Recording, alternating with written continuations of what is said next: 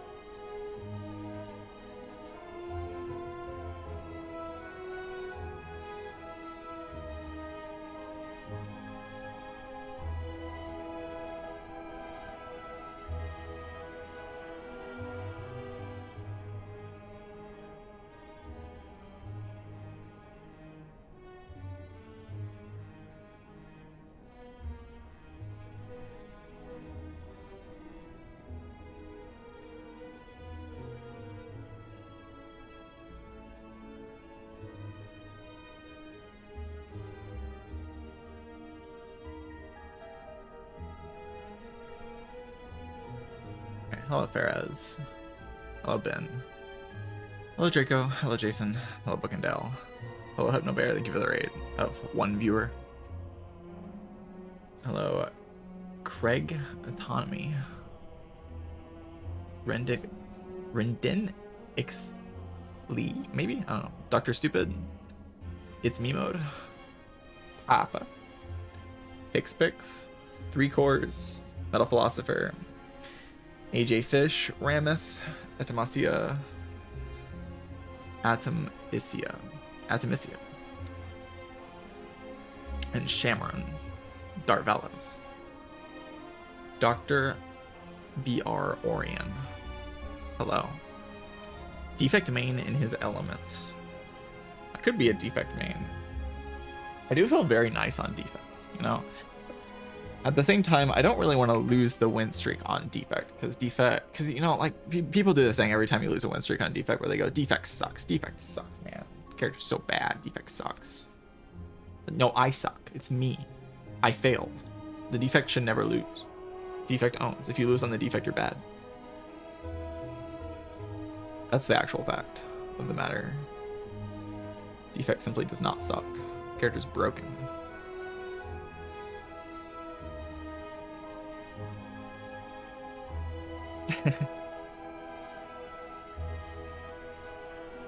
But so I didn't stream yesterday because I got busy with like family stuff.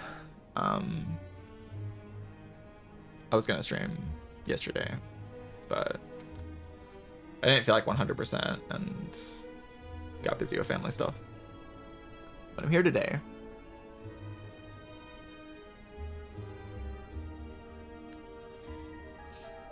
I've seen a lot of excitement around the 30 streak, and I'm excited as well, but I'm already very happy with this win streak. If I lose this run, or lose any run before 30, it was like fine. I'd like to get 30. It's like it'd be great. I'd be very happy with it, but you know, I was happy with 22, or 23 was when I was like very contented already, because I beat my off-stream PB, and that's like really the main thing I wanted to do. Getting 30 is like really cool, but beating my off-stream PB before Spire 2, I'm like, I'm pretty happy. So regardless of what happens in this run, I'm just looking forward to streaming more and preparing for Spire 2. Like streaming more and preparing for Spire 2, which is coming pretty soon. Getting ready for that game, and because that's gonna be like a whole reset button to the whole, you know, world record categories anyway. So I'm definitely mostly looking forward to that. It would do rotating streaks of Allspire 1, then Allspire 2. Maybe as like a gimmick for a little bit, but I doubt that'll ever stick as like a thing people do consistently. Someone will probably do it at some point, but I imagine it will be Regent sucks. I can't wait to see the Regent's death animation. The death animation on that character is gonna be so extra. It's gonna be amazing.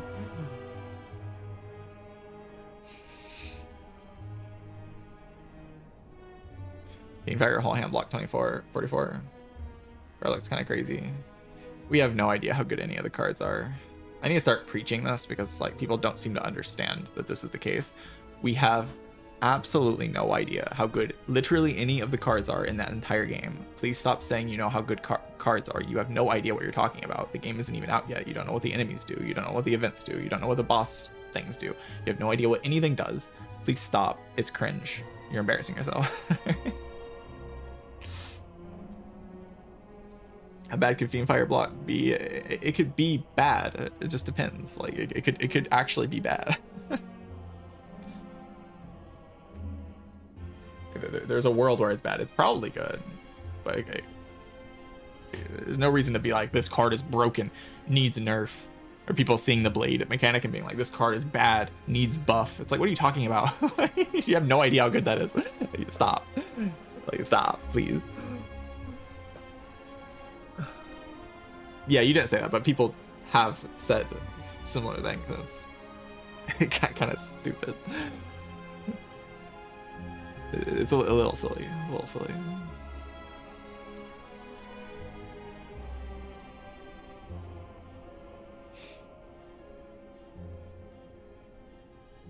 Yeah, also the cards, like a lot of them will probably just have different numbers, like when the game releases and pretty immediately after release. Like things are just gonna be getting patched all the time. We have no idea how good anything is my point. We just don't know. But yeah, that's enough about that. The main thing is the defect. So far in this win streak, and just like the defect streak I'm on like an 8 defect or something. We have inserter, no inserter, inserter, no inserter.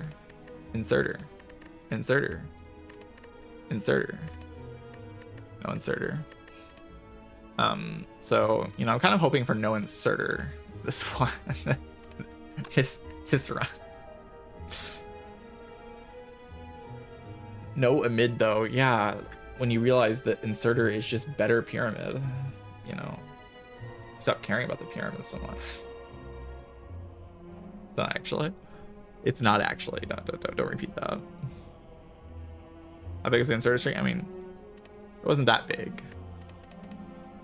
Cause like I didn't get it this run. So like 1, 2, 3, 4, 5. But I was already commenting on it, and then like I got the run without it, and then I got 2 more runs with it. It's kind of funny. We're gonna cap a less than inserter. I'd put it more like this.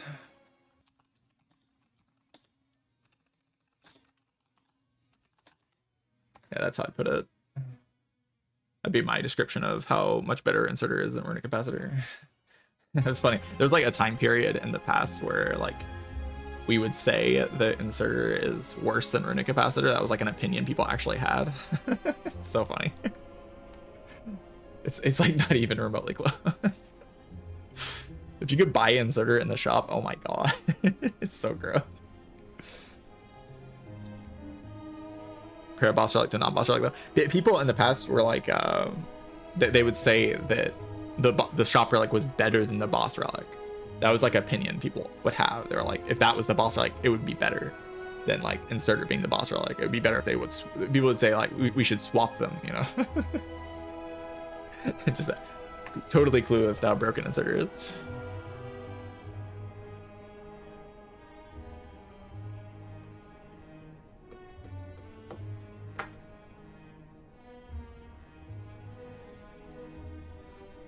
Seeing people hate consume. No, this was like everyone's opinion back then. Like, guys, inserter used to be considered a very bad relic. Like, it wasn't even like that long ago. Inserter was like bad. Like people thought it was just bad, and people always thought runic capacitor was like OP. You know, It's like a relatively recent development that Inserter's like an S tier relic now.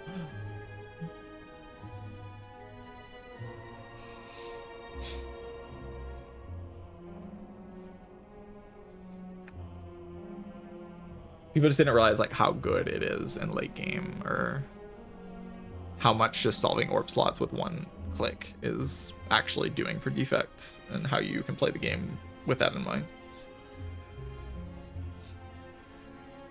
Is it so bad as a swap? No, Inserter Swap's very good. Inserter Swap is very, very good.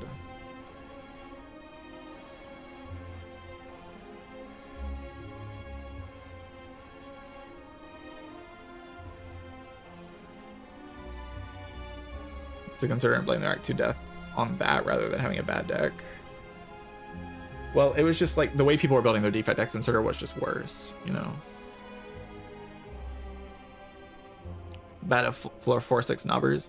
Yeah, I'm just not worried about that low roll anymore, with because like the way Inserter makes your deck worse into like the early game isn't really different from other swaps as much. Like, oh, you can't evoke your orbs, but if you don't see orb cards, you can't evoke your orbs anyway, and if you see orb cards, the Inserter is broken. Like so like if you don't see orb cards, you can already play like Zap into dual cast, and that's the only way you can evoke your Zap anyway. You're not playing 4 Zaps in Knob. So like any other swap has the same problem basically. And then if you see orb cards, the Inserter's not even bad. It's like because, and Runic Capacitor would be bad, but Inserter's like not fast enough to be like truly terrible. The main place Inserter is like kind of bad is like Beat of Death in the Heart. If your deck isn't broken, but if you have Inserter from Whale, it's like probably broken.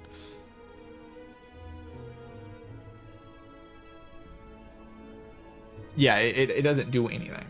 It doesn't like help you kill Gremlin Knob basically, but you just have to think about it like from floor 0, I've solved orb slots. Like I've solved boss scaling for the whole run. Like the boss scaling is just solved on floor 0. I swapped into solved boss scaling. So like I go to an early shop and I just have to solve everything else, you know? And just having that immediately out of your mind, like I have boss scaling for the whole run. You're not going to die to bosses. You swap into Inserter, you're just not going to die to bosses. It won't happen. I mean, it could happen, but it's probably almost certainly not going to happen. So you can focus on like everything else. You can just put your energy into killing Knob or just dodging elites. You can just dodge all of Act 1 and Act 2 and then walk into boss fights in Act 3, funny Defect, and win if you have Inserter. Or like it opens up so many different ways to play the game because like if you high roll or low roll, it's a very good swap. Not the best swap in the game, but it is a very good swap. All right, who's deciding the seed? Next post decides the seed. Jason. Jason's just not afraid at all of getting banned. He's just fearless in the face of the ban. Just fearless. All right, I already swapped. So we got a moment here, guys. We got a moment here because I'm swapping in this map. So what is gonna be the swap?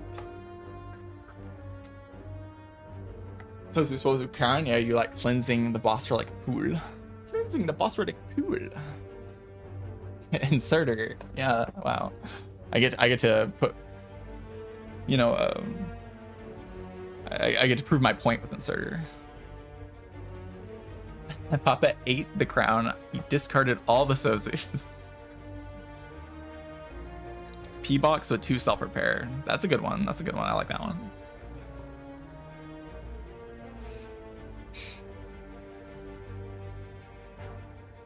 The house, the tiny house. Bookshelf says this is Labe. I kind of believe in Bookshelf, you know. Bookshelf kind of might go like Bookshelf predicting Labe. The swap kind of has bad vibes though. I'm not gonna lie. Getting like stinky vibes from the swap. The house. Ooh. Hey. I like that. I like seeing good cards with my tiny house and a good upgrade with my tiny house. This swap is amazing. I get to chill. This card's like broken. You know, I was recently saying in like Papa's chat or something that chill is like the best card in the game or something. I still kind of like, you know, it's like the best card in the game or something. It's like something around the best card in the game. in that area. Like the best card in the whole, I mean, of course, that's what I'm picking. Like, the card's insanely broken. Disgusting card. Disgusting. Vulgar. Nasty card. Like, when your focus on defects shifts to, like, I just need to be good in Act 2 hallways, like, chill just becomes so gross. chill just becomes so disgustingly good. It's so disgusting.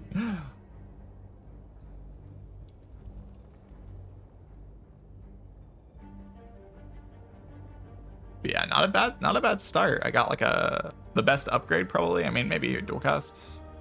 Could argue. I mean, Zap's not like amazing, but it's nice to have the energy. Every time you draw this, you just have energy. Obviously, Chill is one of the best cards in the game, and Ancient Pot can block the knob, I guess. Block knobbers. Of course, with the swap, I am very interested in like a high value path. Hello, Nave. New to the stream. Congrats on the world record. Good luck with today. Thank you for the good luck. I appreciate it. I mean, I'm already getting kind of lucky. This is a good start, but it's not like over by any means, but this is a good start. I think I will go to the floor 2 shop. Because like it opens up the super elite, which I would want to do if my deck is strong enough to do it.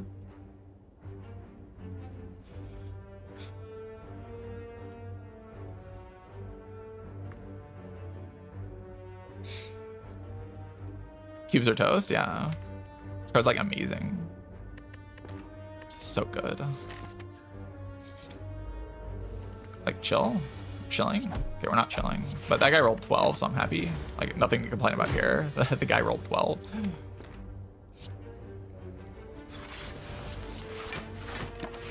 Chat, the guy rolled 12. I'm thrilled. I'm not upset at all. Nothing to be upset about. You can always block next turn.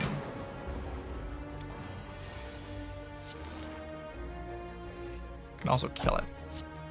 Lethal. Death. 20 gold. That's actually pretty amazing, because that massively increases the chance that I can buy something good in this shop.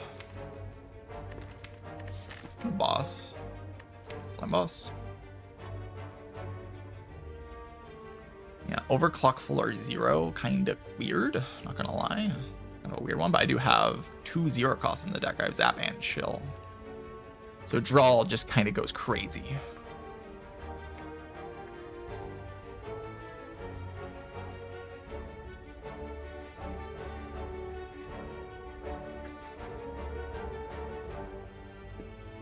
Overclock's just kind of a good card.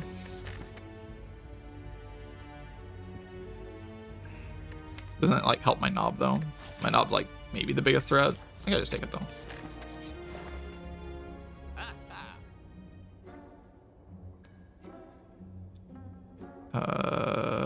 Frozen Eye.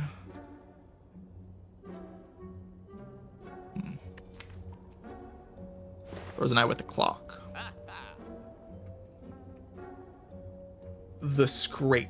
Oh my god. The Scrape. Giga. Ain't no way. It's so good. It's not actually good though.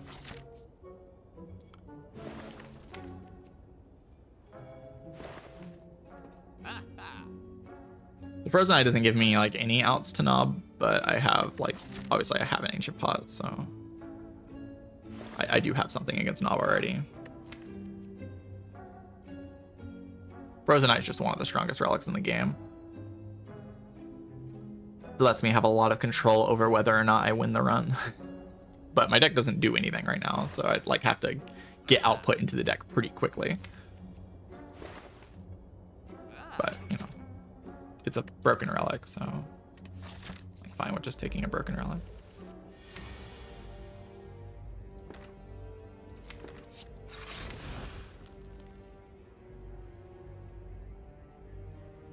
I'd like to deploy Zap next turn. It's just like a good overclock.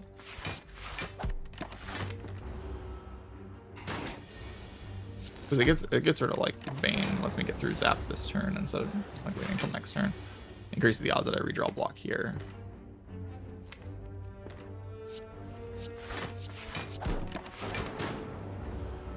I'll play it attacks this turn.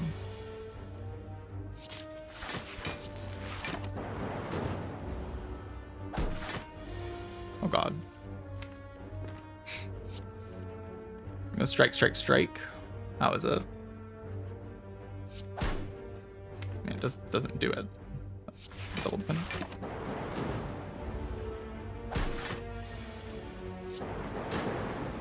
Okay. Give some output in the deck. Thank you. It's not output. I mean, I can take a barrage here, honestly. Chill, zap. I want my A deck to actually do something. Barrage is here to actually do something. But opens up even more low rolls.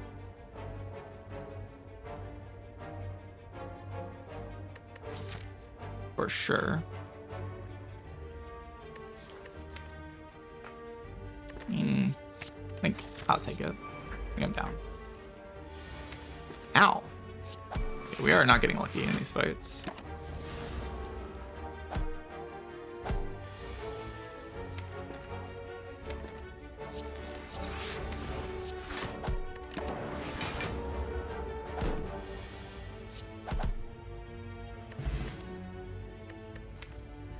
Doom and gloom. All right. That was really, really, really bad, by the way.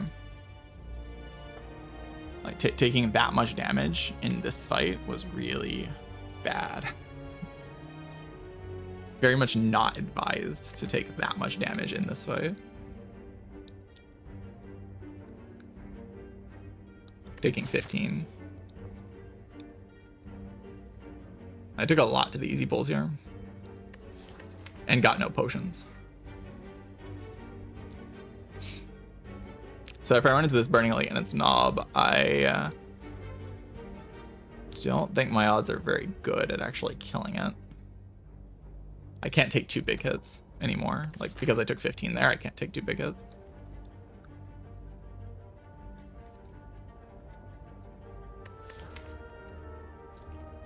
Sentry's fine. Sentries might not kill me. That's the most I can say about Sentries. Laga certainly wouldn't kill me.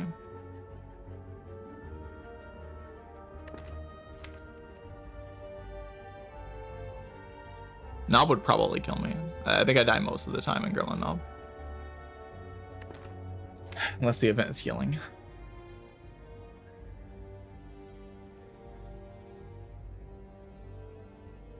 So, do we take a hallway fight is the question.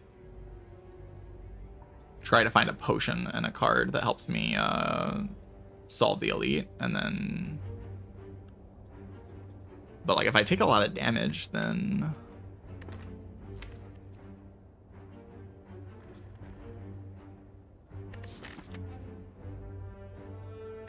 Doom and Gloom just has to get on. Doom and Gloom's kind of weird here, but it has to get on. Helps me kill Slime Boss, and I can see this. If this is so bad, then I can't just go this way and rest a few times. I really don't want to do that, but I think I have to suss this out, because like I just died in Knob here a little too often.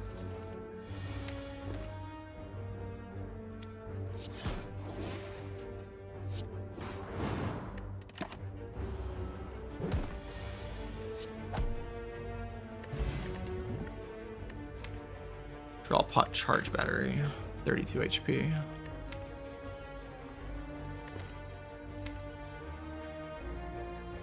I mean, draw pot's very good.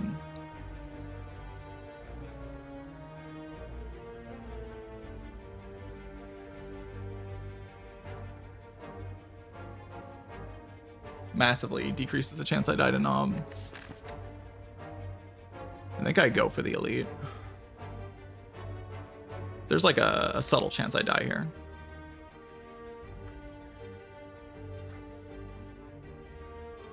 It's like present. With the draw pot, I expect I wouldn't die, but there is a chance. Okay, it's not Knob. We're probably fine.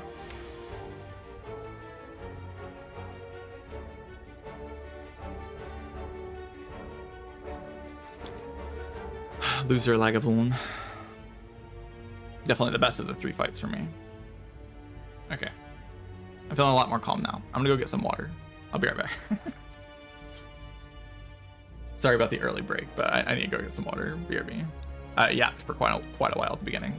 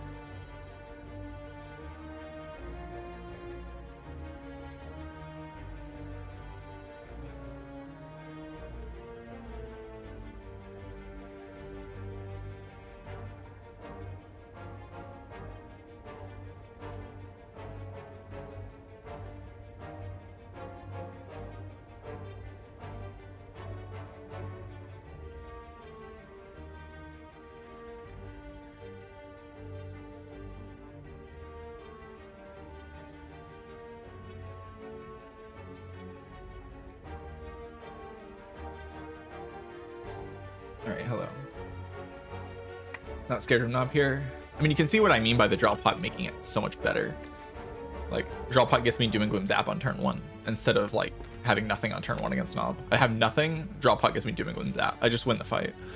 Like the difference between the going into the Super Knob with like no potion knowledge and because I didn't get a potion and having the draw pot is just gigantic. This draw pot just buys me a whole turn basically. It makes me a turn faster at getting the good cards.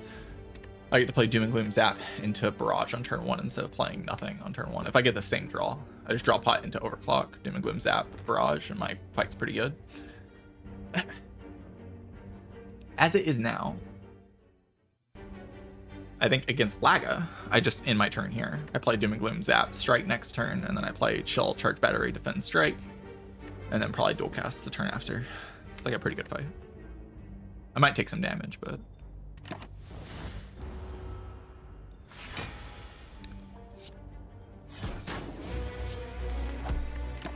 knowing your draw piles is like pretty cool.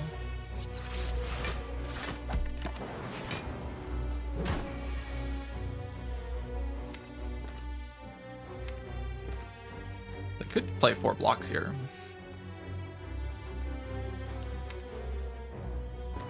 And then doing Gloom next turn. Like, I want it to die. We should do some damage math here.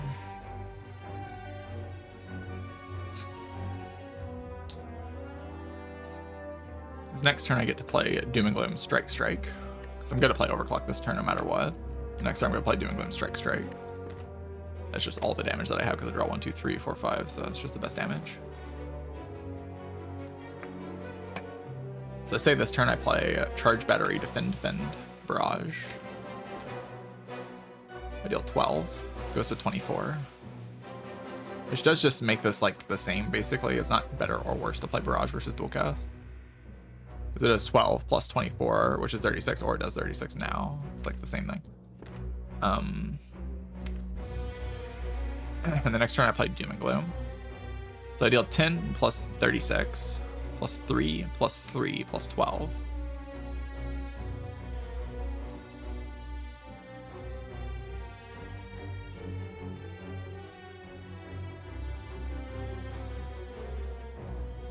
So I deal 64. And then on this turn, I guarantee have 11 plus 8.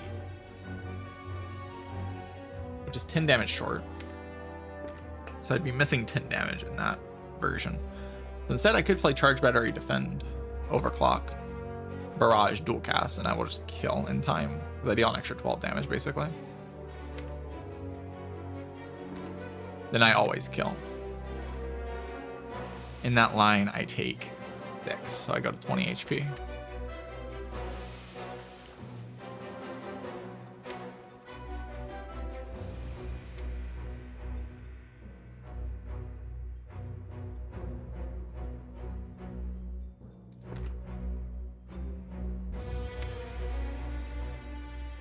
I don't really want to use the draw pots, the thing. Overclock's always getting played. Charge Battery's always getting played.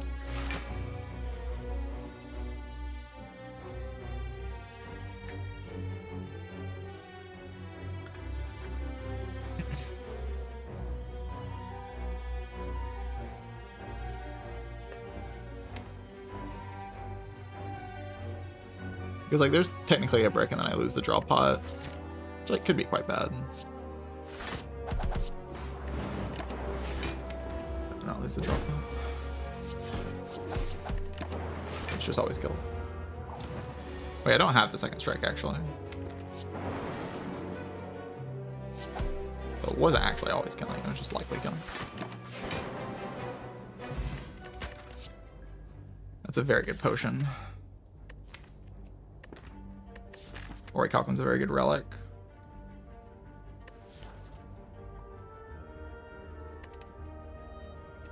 I think I would discard Ancient Pot. Top 3 pot's just way too gross. And we're going for the rest. And reboot with the Frozen Eye is very good. So I think I'd go for that. You know, I kind of want a Ball Lightning.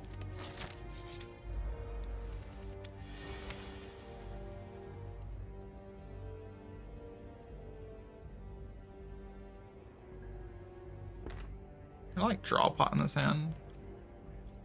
The 3 potion just doesn't feel valuable enough.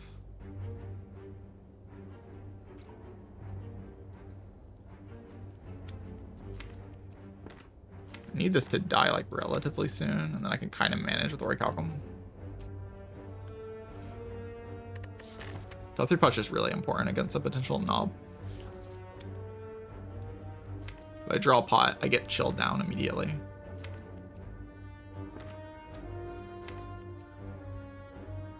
Reboot with the overclock's kind of bad, by the way. I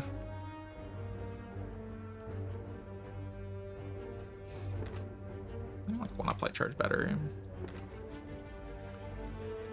Only blocks 1, unless I play the defense.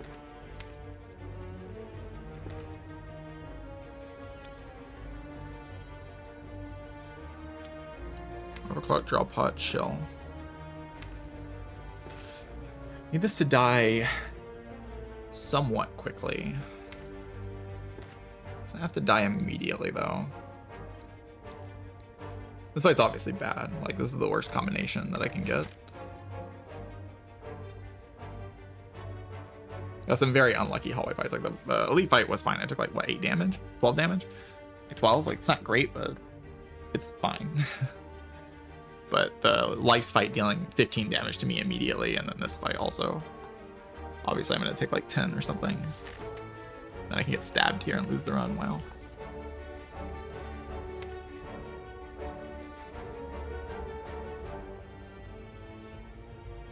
But I definitely want chill turn 1.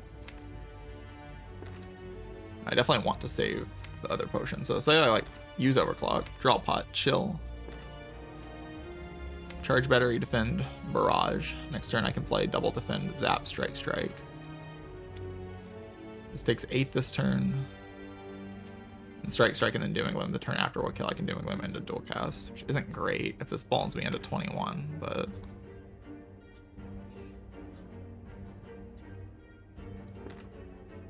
you know, I'm not just like dead immediately or something. Then I perfectly reshuffle. Actually, no, if I draw 2 right now, draw 1, 2. I draw 5, and then 5, and then this. So the dual cast is out of the draw. Like the reboot's still around. Be playing charge battery, defend. So I block 12, 14, 16. Take 6 this turn. Next turn, this is going to attack for 9.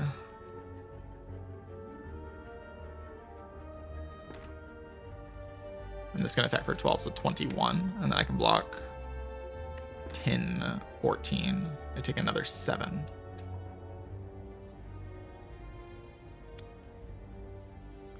It's just kind of unacceptable, isn't it?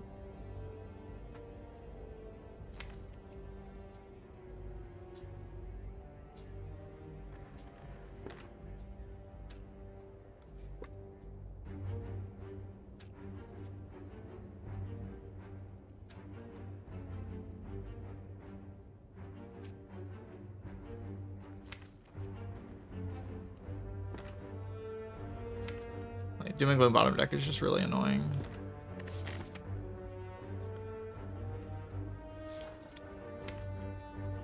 But I can't really afford to like play charge battery into reboot, because then if I draw badly, it just, the fight's just unplayable. I will actually just die at that point. Main thing I'm afraid of is just losing both pots. Which just does seem like kind of likely at this point. But I think it has to be draw pot into chill, and then I play for that line. Can I die in that line though?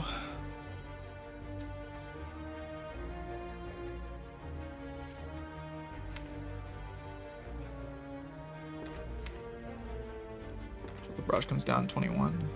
Strike, strike next turn. Into Dooming Loom lethal. I guess unless it weakens me.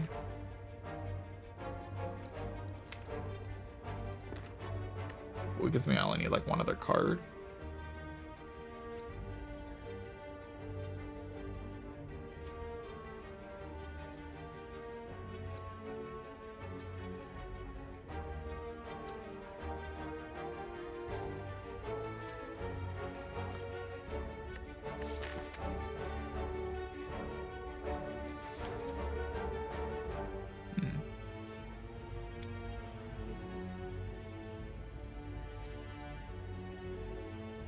12, 14, 16, take 6. Next turn. 4, 14. I can take it for 21. I'll take 7. So go to 7 plus 6, 13. 7 HP. 7 HP. Guy dies that turn. Then I'm out of frost. And this can be attacking me for 14 again.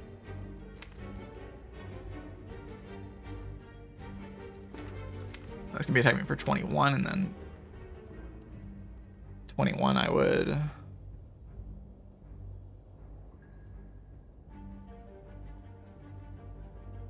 It's all just kind of unplayable, weirdly enough.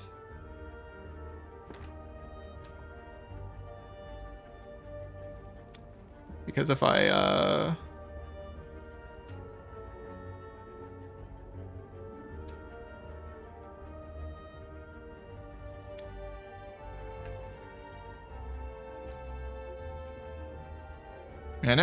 shouldn't die, but I might bleed the potion, and then the act is just kind of cooked. So I have to be afraid of Knob, suddenly, like very afraid of Knob. Instead of having the relatively simple Knob fight that I had before. I think I should have taken Ball Lightning over Reboot. Yeah, I actually kind of think I should have taken Ball Lightning over Reboot. The Reboot with the eye was like kind of cool, but it's actually just so bad with Overclock that I do think it was a mistake. The average case, there's just so many different attack patterns they can do. Is the issue here. But the average case is that I would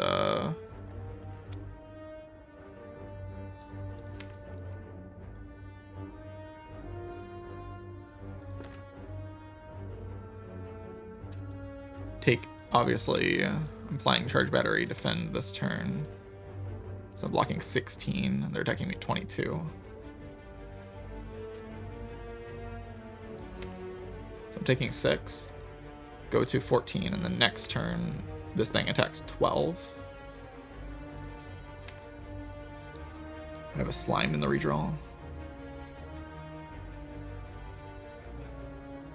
And this thing attacks 9. I block 10. 14. I'm taking 21, I take 7. So I go to 7 HP. Turn after, this thing dies, but this thing's attacking me for 21 and it's taken basically no damage.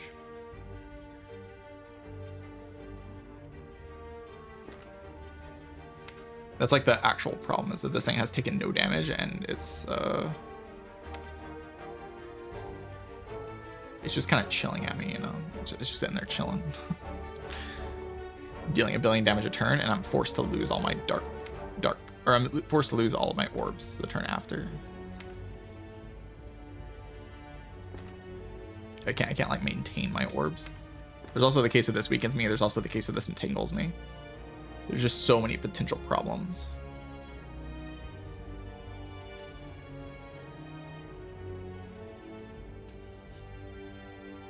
So there's like the open option of, on this turn, top 3 potting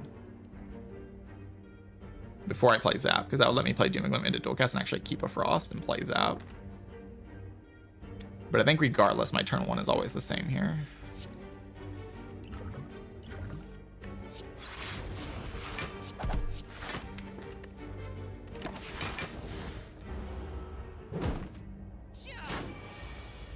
But yeah, if they do this, I might top 3 potion, because top 3 potion, it gets me this dead this turn. And actually deals meaningful damage and pushes the Dark Orb to the middle. Instead of me having to wait an additional turn. And gives me reshuffle information immediately.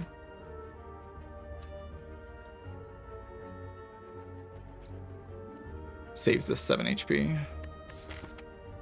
Scary though. I think it kind of has to happen. Let's think about this deeply, because this potion is extremely important.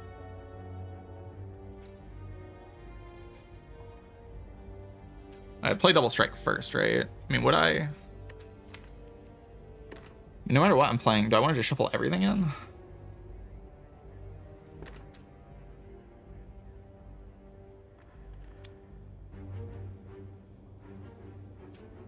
I'm taking 7 damage this turn, but the main thing is that this isn't dead yet.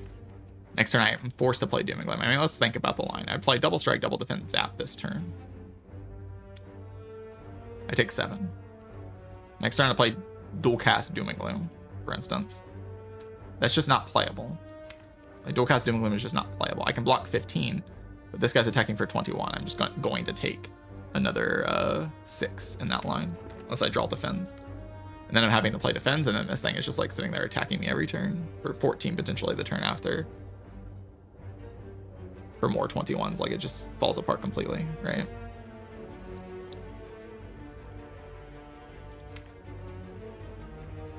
We do have to play Double Strike at least first, because there's a chance I play Reboot on top. If I top deck exactly Reboot and play it, then technically I could not draw into lethal here, and then I just lose the run.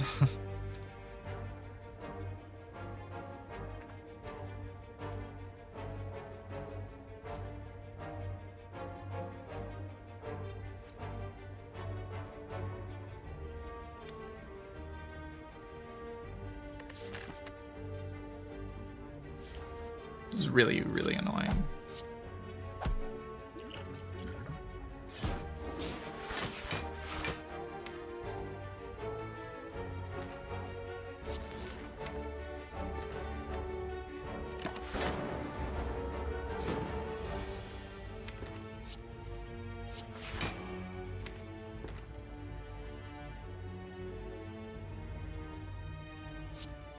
Could draw a double burn here and die, but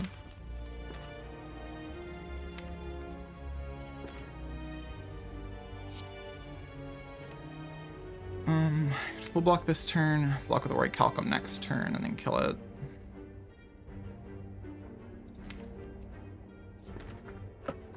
I mean, I'm getting an extra 2 energy, so I guess we go for it.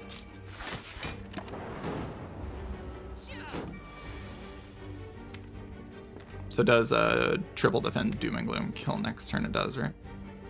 Yes. I just play Zap next turn instead.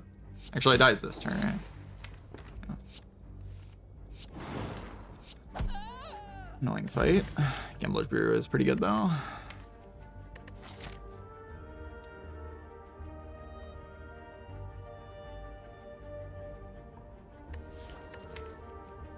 The Potion replenished. Don't like this is the time for an aggregate.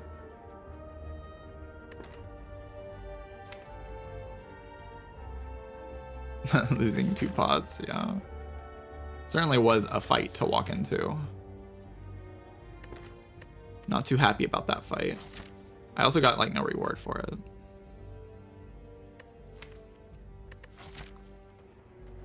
Rich.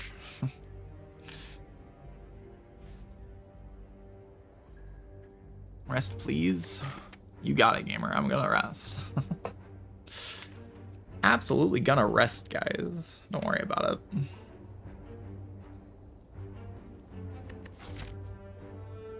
So how much is rest for right now?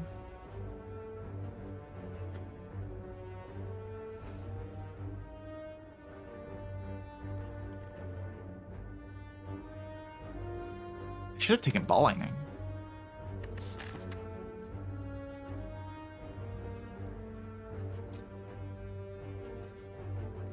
I know that this fight's like kind of free, so I kind of want to fight this.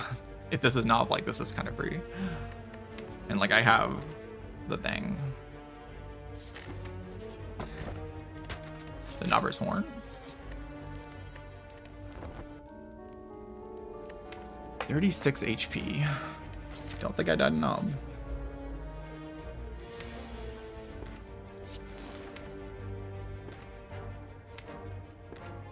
Play this strike? I think so.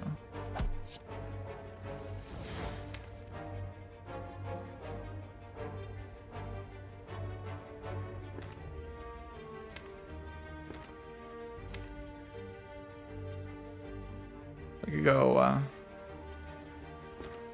have to do some math here.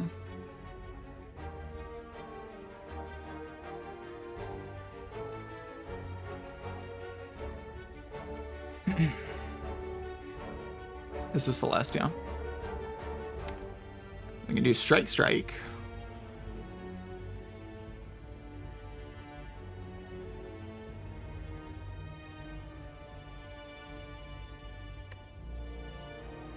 It's like a pretty interesting potion though. I can strike into Gambler's Brew 3 and play Chill. And then I draw 1, 2, 3, 4, 5 next turn, and then I shuffle on 4, which is like actually really good. But I miss a strike here, but I play Chill. And then next turn I can play like Doom and Gloom Barrage in turn. And then I shuffle out like all my block. The Chill gets deployed immediately, which is actually like really good. Because then I can just Orichalcum like 8 block next turn, take 0, and then Orichalcum again the next turn, block 8. Barely take any damage. And then try to kill it the turn after.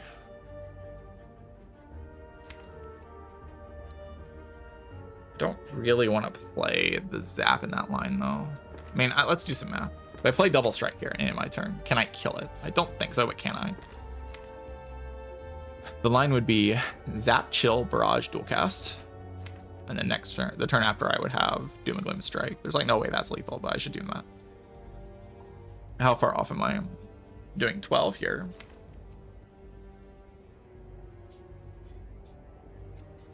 The 12 plus 3 plus 12 plus 16.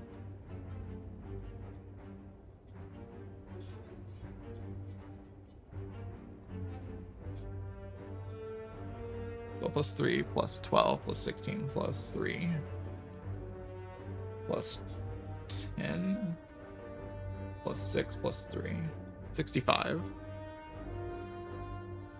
It's not even close. Like, that's what I expected.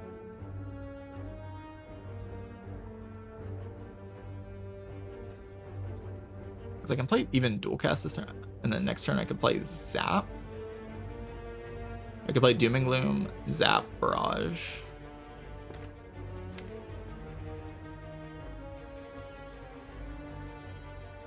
Just like a really good turn. Like, I should do math on that as well. Like, if I do that line, I play Strike and I would deal 6 plus 16 plus 12.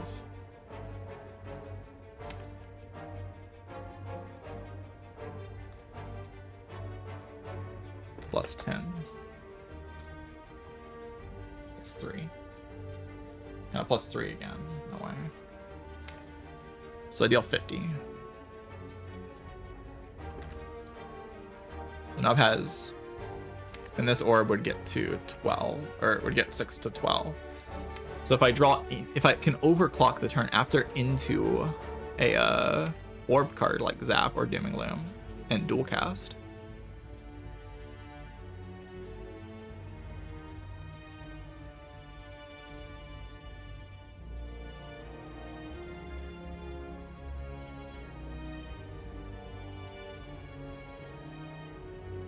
Like, if that's the case, why keep the Ascender's Bane? Like, don't I just sacrifice the damage now? I could also not play Zap. Yeah, before Zap over Strike. Yeah, it's kind of like what I'm thinking about. I could just not play this Strike. And just, like, don't spend the extra energy. I was, like, trying to spend all my energy, but, like, I can just play Zap this turn. Then I draw till here, and my reshuffle's, like, it's kind of the same, but maybe a little bit better. Then I played Chill and Zap this turn. Probably Zap in front. And the next turn I just played Doom and Gloom Barrage, and that's my turn.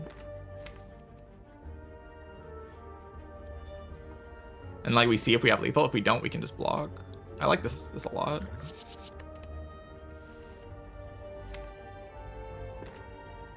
And I do play Dual Cast here, right? Play Zap. Dual Cast Chill. Plays for fun. Right, the Dark Orb Revoke? Yeah, that's fine. My plan is just kind of to block here.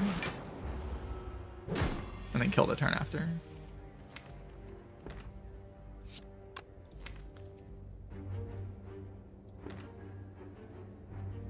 Orichalcum's just better block than playing these, right? I have 12 here. And I have 16 plus 12, which is just lethal. It is not better to play these.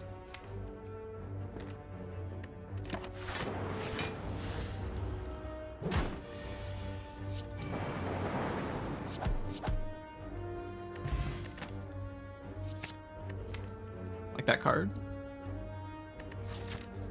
You do have to survive these hallway fights. But with Gremlin Horn and Orichalcum and the fact that it's not Exordium bullshit, like the next 2 hallway fights cannot beat that fight. This fight can't happen again. Makes me feel okay about my chances. I have Gremlin Horn. Doesn't mean I can't die, but it means my odds of dying are quite low.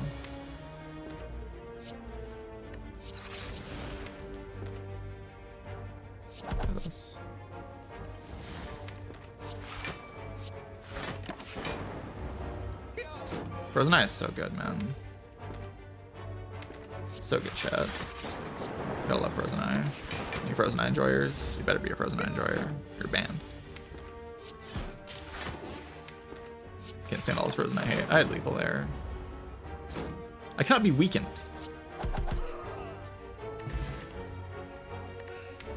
Want the Sunder for the Nubber. I already killed the Nubber.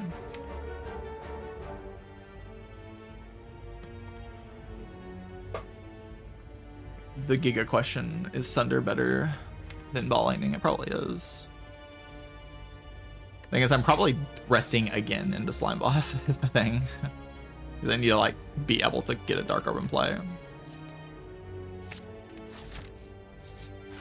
course I fight the Elite, no question about that. Good Sunder next turn. I think it's better just to open with the Doom and Gloom and then play like Glacier Defend. There's like no point in even playing those.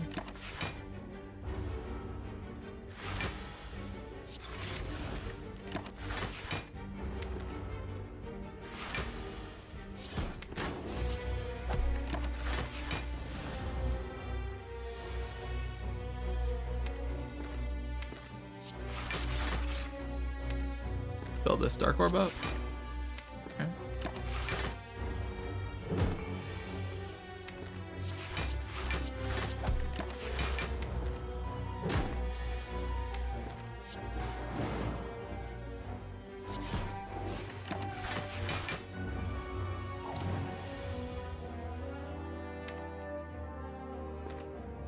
Am I playing Reboot here after a charge battery? Oh god. Well, couldn't have drawn worse than that.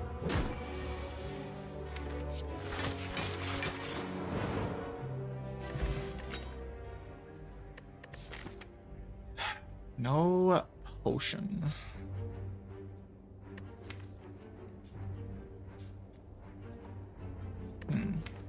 Did I misplay that Laga fight? I wonder if I misplayed it. Of course, it's just fine.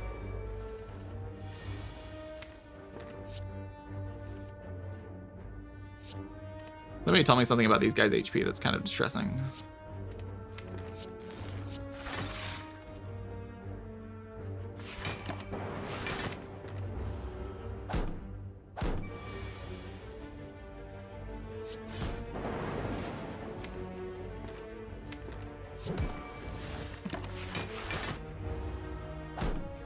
Sure. Okay, Slime Boss is not risk-free at all here, especially... Okay, we did get a potion, so that's pretty good.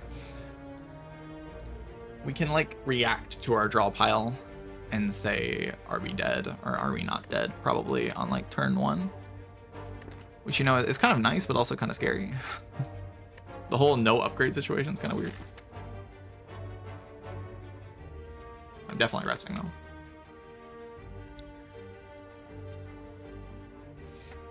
Insect one was really interesting. I feel like the Frozen Eye pulled its weight.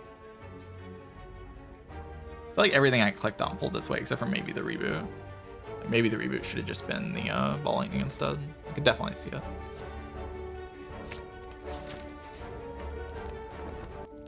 $30 HP is like really hard for the Slime Boss to kill, but maybe not impossible.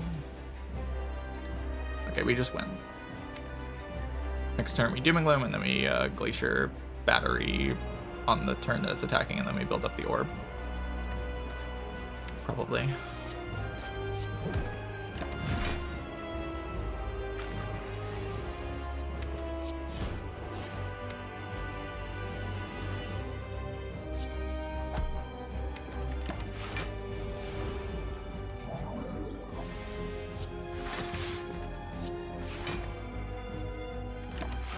I get to react to my draw pile.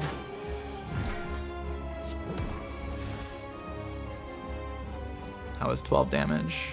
It doesn't split. 6 damage also doesn't split, but it doesn't let me play FTL. It's probably just not worth it.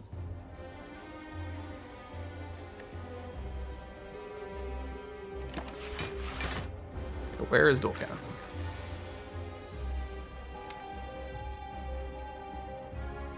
Not next turn.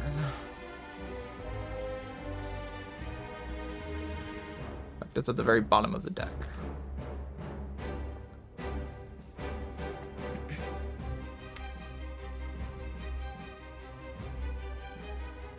So we can split normally here.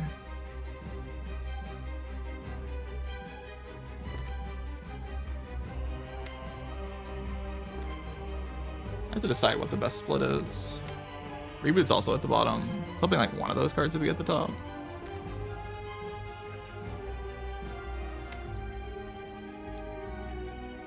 Having Glacier next turn is pretty cool, but not like this part of the draw pile is the thing that's killing me, right? Okay, I can't survive this. I have no damage next turn. Okay, I have a better split this turn than I do next turn.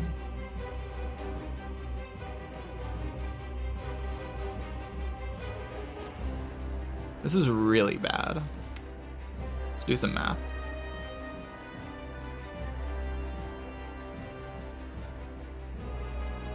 So I can play this in kind of an interesting way. Ah, why is the Dual Cast so far? Okay, I can't access that. I can draw 3 next turn, and then I draw 5. 2, 3, 4, 5, and then I draw 5 again, and then I hit reboot, but this hand is just nothing. This hand is just empty.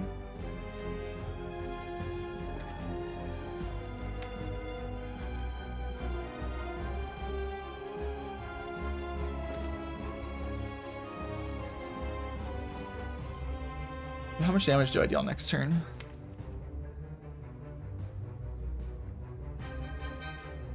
If I was 1 card deeper, I would have it, right? Yeah, I'm like 1 card not far enough. I can just like play Dooming Gloom Zap this turn. And then next turn, if they both 18, I have Glacier in hand.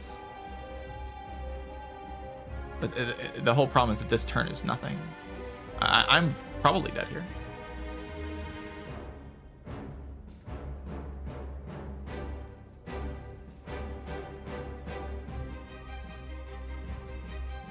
Because this turn, I mean, I have to rely on reboot. I just bottom decked all of the orb cards. This is Ball Lightning. I'd be fine. Which makes me want to just play 2 Slimed here. Okay, let's think, because I have 2 Frost. So can I split on that turn? There's like a few different lines here, because next turn I can play FTL Strike. And just don't play Glacier. I would draw, but then I even shuffle a Burn-In. I'd be playing a Slimed in response. I draw 1, 2, 3, 4, 5. And I have to be like Sunder and Explosive Potion, which does 34, which is enough. Because yeah, it is enough. I have to get it to 68, which I do, because I deal 12, 70, plus 5, so it's at 65. So I can play Sunder into Explosive Potion. And then I draw 1, 2, 3, 4, 5. Then I draw 1, 2, 3, 4, 5, and I just have to reboot into something, or I die. That line is not my favorite. I would never evoke this orb. And I just lose sometimes. Alternative is Slime this turn. Next turn, play FTL. Probably play the clock, and then play Glacier. Strike. I have 3 Frost Orbs in that line. I deal 30 plus 11.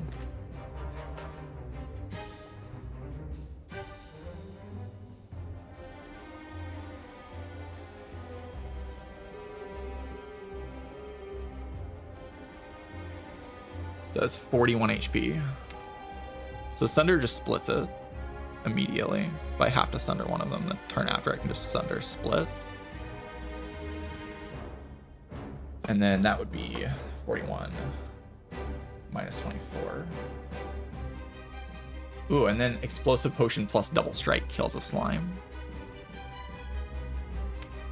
Which gives me Gremlin Horn, which draws me into Barrage, which kills another slime. Okay, okay, we're fine. We're actually fine. That's actually perfect.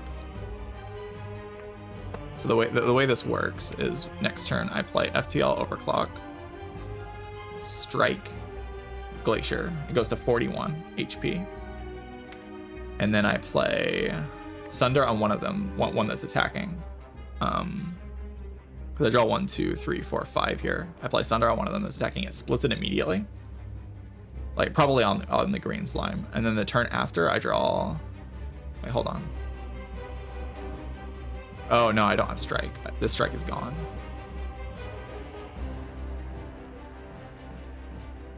I could play Overclock first, Strike, Glacier. But then I'm not deep enough, yeah. I draw 1, 2, 3, 4, 5 at that point.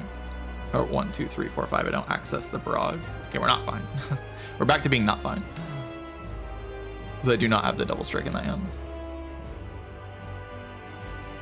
So I can't kill one of them. So if they're attacking me, I just have to rip the reboot and hope that I don't die. Which is likely. I'm likely to not die, because I just have to draw like any card that does anything.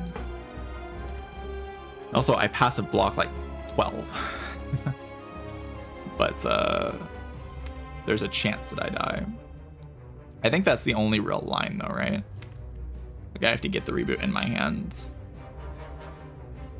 Then I don't even have like orbs to deal with the... Like how do I kill the big slime? I mean, I'm just trying to block the big slime, right?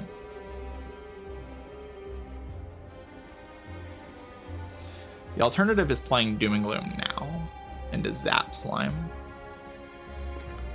I deal 10 plus 24. It's 3 plus 3. It goes to 42. And then next turn I can play Glacier. Yeah, I'm gonna do a lot of math here. I need to go use the bathroom real quick. I'm going to sit here for a while and like figure out the exact correct line to play. That gives me the maximum odds. BRB.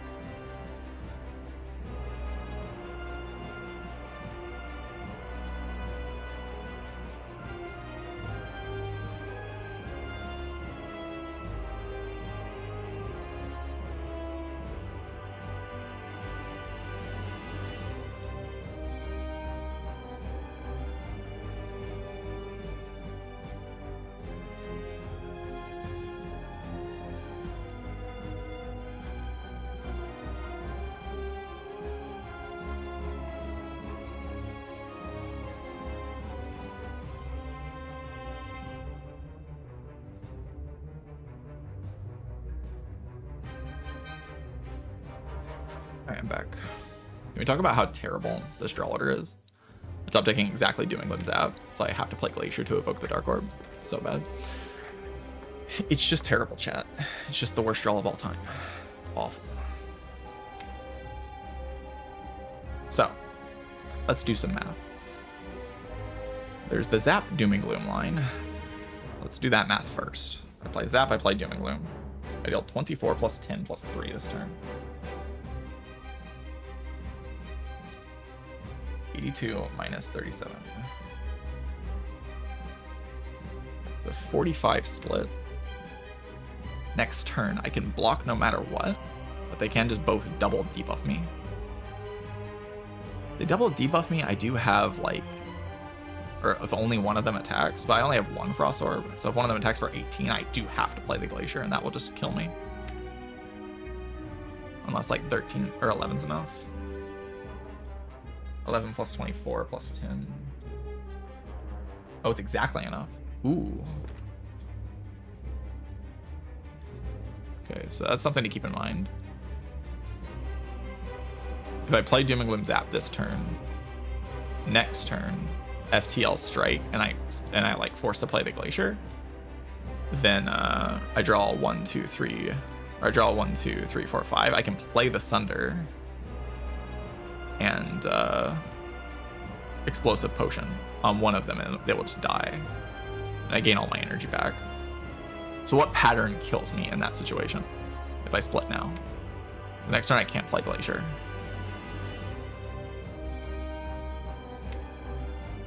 I block 7 plus 5 plus 4. 16.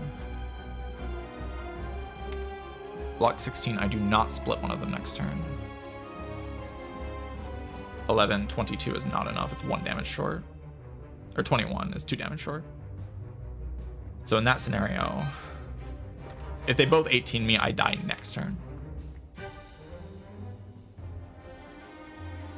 If I play this line and they double 18, I always die next turn. There's no surviving. Actually, that's not true. I can put the Zap first. No, that wouldn't be good. Because it's still a 50-50 regardless. Right? Because then it would be... Yeah, and then I deal 24, and I full block the other one. So I'd be living on a 50-50 if they both 24 me. Because I would have to Explosive Pot next turn, and then put all the damage on one. The Lightning Orb would have to hit that one to split it. And then the turn after, I'd have Sunder to kill one of them. I would be drawing 1, 2, 3, 4, 5. Really, it's that bad? It's really that bad, isn't it? Wow. Having 10 slimes in your draw is kind of bad, huh?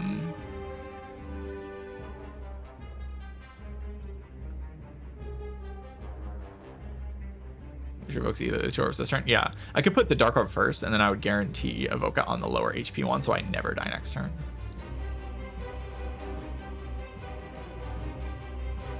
But then I lose the Dark Orb. But I would never die. And in that line, I would never die next turn, because I could play Glacier, evoke the Dark Orb, and then Explosive Potion with the FTL Strike to split one of them, and then I never die. And that lets me be reactive. The reason I kind of like this line is because it lets me be reactive. If they both don't attack me next turn, I can just chill and wait a turn. Can I? I do have an artifact. But that would only block Frail, and weakness is by far more important because I need the Sunder to hit. If one of them attacks me, which is the likely case. Oh, I have Ginger, yeah. So Ginger means that I will never get weakened. So the Sunder always hits, even if they both double debuff. This is complicated. Sorry about the frozen eye, guys.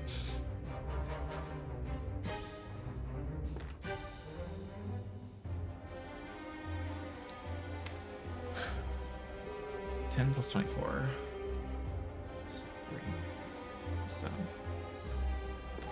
82 minus 37 45. Next turn, I have FTL, Glacier, Strike. That doesn't split one of them if I don't use Explosive Potion, so I can react. If only one of them is attacking, I can put all the damage on that one. And then the next turn, I can Explosive Potion into Sunder. Does that kill? I did the math earlier. I think it kills.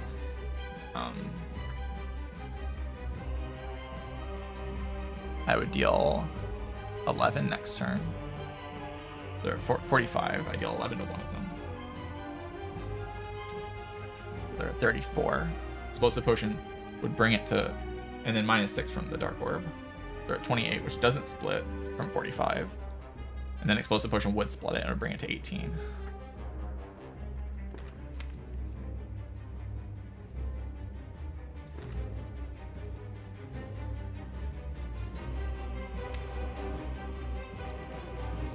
It would bring it to 18.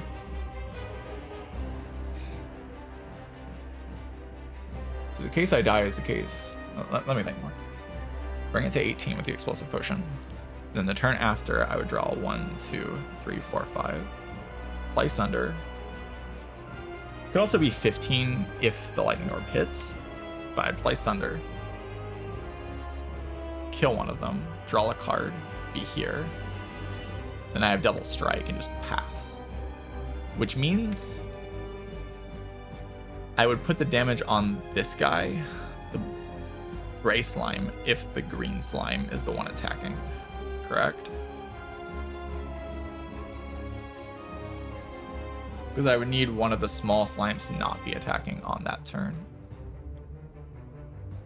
And I would have more reactivity to decide if one of the small slimes attack. The problem with that is it does leave like a pretty healthy green slime around for a long time.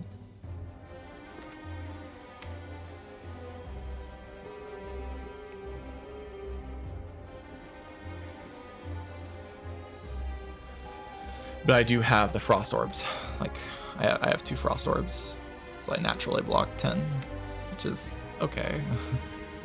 The gray slime can actually attack for 12, which means I like almost full block that by default. That's if the gray slime isn't the one attacking. And the green, which is the likely case. So the likely case is the gray slime isn't the one attacking. I would kill it, or I would punch it a little bit. Then I would split it. And then I would sunder the one that's attacking if one of them is attacking. How much damage do I take in that line? I full block no matter what next turn because I play Glacier.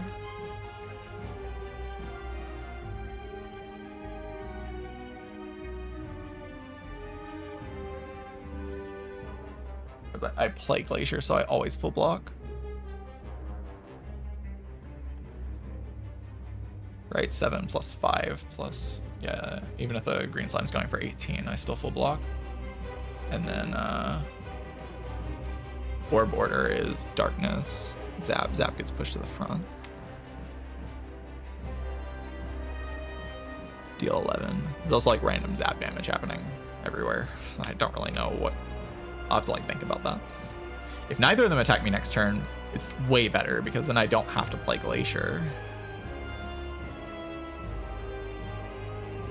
Which means I can keep the Dark Orb around, have 1 Frost Orb in front, and just play FTL Strike on that turn.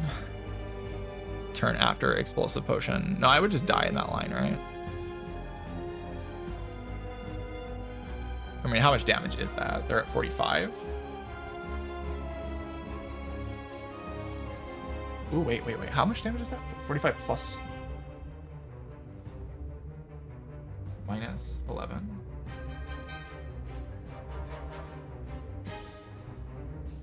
And then minus another 6. 28. Yeah. And I can Explosive Pot into Sunder. So I can just like kill one of the big slimes on that turn. If they both don't. I mean, that's like the whole idea, right? Is I can kill one of the big slimes on that turn. So how do I lose in this line? Let's think of loss conditions. If I play Doom and Gloom, Zap. Slime. It brings it to 45. And then next turn, let's just play through all the scenarios and see if I win. Next turn, they both double attack. If they double attack, then I need to split one of them immediately because I cannot block that much. Correct? If I play Glacier, then I block, which is the bad case. Like, this would be really bad if they both attack, right? For 18. Play Glacier. I go to, I put 6 damage on this one. Then I play FTL Strike Explosive Potion to split it. And then the turn after I have Sunder. So I have like 6, 45, minus 6, minus 6, minus 5, minus 10, so they go to 18 each. And then I can sunder one of them that's attacking me, kill it, right? So that's what would happen if they both attack. They both attack, I sunder one of the... and they don't have to all three attack. Basically, it'd have to be double attack into triple attack after splitting this one for me to die. Is that true? Because next turn Glacier would full block this guy, or at least nearly full block. I like 11. If it's attacking for 18, I take 1 damage. But then next turn, if it attacks for 18 again, I block 6, 10, block 10 total. So I am just chilling. If only one of them attacks. See, that's kind of a problem. The problem, one of the problems of this line is like, if only one of them attacks next turn. That's like weird if one of them attacks next turn. Like if one of them attacks for 18, because I can't in turn. Actually, can I? No, I can't. I can't. I have 10 HP, so I have 6 plus 2 plus 2. 10 damage. Or 10 block. So I would go to 2 HP. But then the next turn after that, if one of them attacks, can I split it? Or if the same one attacks, like if the green sign attacks 2 turns in a row, basically, like the likely case, which is this one debuffs me, this one attacks. This one I set up for the kill, I kill it. And then this one, say it attacks again for 18. It has 45 HP, it goes to 35 with the explosive potion, and then I have 2 strikes. Plus the zap. So it's minus 15, it's at 20, which does split. So it would split on that turn. So even if it attacks again, and I can react. If it's not doing anything bad, then I can just exhaust slimes and chill. I think this is the right line then, right? Because that means no matter what happens, I'm like I always have like a good line. Like say this one attacks and this one debuffs, then I'm giga chilling. Because the next turn I can play, not really giga chilling. I go to 2 HP, put all the damage on one of them, explosive pot into sunder to kill the big slime. And then I can still split the other one with the strikes. And then I'd have 2 small slimes to deal with 2 frost and a lightning. And it splits like okay. 18 dies to that glacier. No, it doesn't, because I block Orichalcum. Oh no, I don't have 2 frost orbs. Yeah, I don't have 2 frost orbs. You're correct. Yeah, that's the whole problem here, is I don't have 2 frost orbs, so if it does 18, I do have to play Glacier. Yeah, that's what I was getting at earlier. Because I only have 1 frost orb after this turn. I'm playing Doom and Gloom into Zap, so I only have 1 frost. So if I end my turn, I block 18, I exactly die.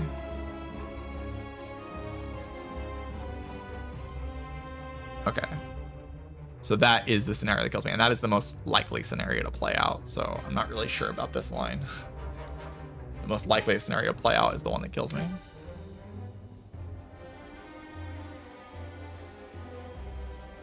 Which is that this one attacks for 18, this one attacks for nothing, or just like debuffs me, and then I kill that one. I mean, I can't. Can I even kill it? Because I'd have to play Glacier. And then this would just be taking 6. I guess this would take 6, and then I can make it take 11. So it takes like 6 plus 5 plus 6. 45 minus 17. Yeah, and then I can explosive pot into the sunder. And it just kills the big slime, because the big slime goes to 18. And 25 is not a bad number, so the zap can never screw me over. Actually, no. Yeah, 25 is not a bad number, because they're at 45 on the split. An explosive pot into sunder kills that one and doesn't waste the orb, and then I can play 2 strikes. So I can still play the Glacier next turn. I guess then the plan is just always play Glacier, right? The plan basically is always the same then, assuming if they both attack, I play the same line. If this one attacks and this one doesn't, or if this one attacks and this one doesn't, I'm always doing the same thing. I'm playing Glacier and then I'm attacking whichever one's not attacking. And I never die over 2 turns. Does that mean I always win the fight? That's the question. If they both don't attack, then I can just play like an even slower line, right? I mean, we can think about it if miraculously they both don't attack, but...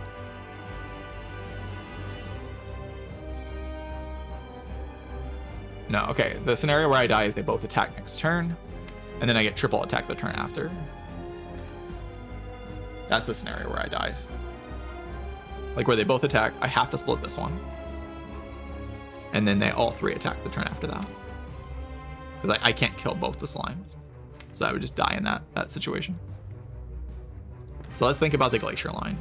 I know the scenario where I die if I play Zap Dooming Loom into Zap this turn. The scenario is exactly they both attack next turn, and so they all three attack the turn after that. I mean, okay, let's like finish this real quick because we can continue onto the logic. If the most likely scenario plays out, this one dies on the Sunder turn, and then this one splits. What does it split at? Assuming the bad case, which is the Zap hitting the green or the gray slime and wasting damage on the next turn, the turn where I just chill. It'd be wasting damage. Then I'm playing double strike on it to deal 12 and explosive potion, and it still takes 3 from the orb. So it's taking 12 plus 3 plus 10. It's at 45 on the split. 45 minus 25 is 20 HP. Right, is that correct? 12 plus 3. It's only taking, and then plus 10. Yes. That is correct. So it would have 20 HP going into the turn after. The turn after, next turn I'm drawing 5. 1, 2, 3, 4, 5. Overclock draw. 1, 2, 3, 4, 5. What? 1, 2, 3, 4, 5. I don't get into this strike. Did I like struggled against this logic earlier, right? Is that still split? No. No, it would be 26 at that point. It doesn't split. But I have 2 frost orbs. So even if I in turn, yeah, I don't have to split at that turn, right? I don't even want to split at that turn. So in the most likely case, I play I just end my turn after the Sunder, basically. Or I put the strikes on it, but it doesn't. Or I put the single strike on it, but it doesn't split from the single strike, even if it took the lightning orb damage. It would be at 45 minus 10 minus 6 minus 3 minus 3, which is 23, which is 1 damage off of splitting, which is actually great for me, probably.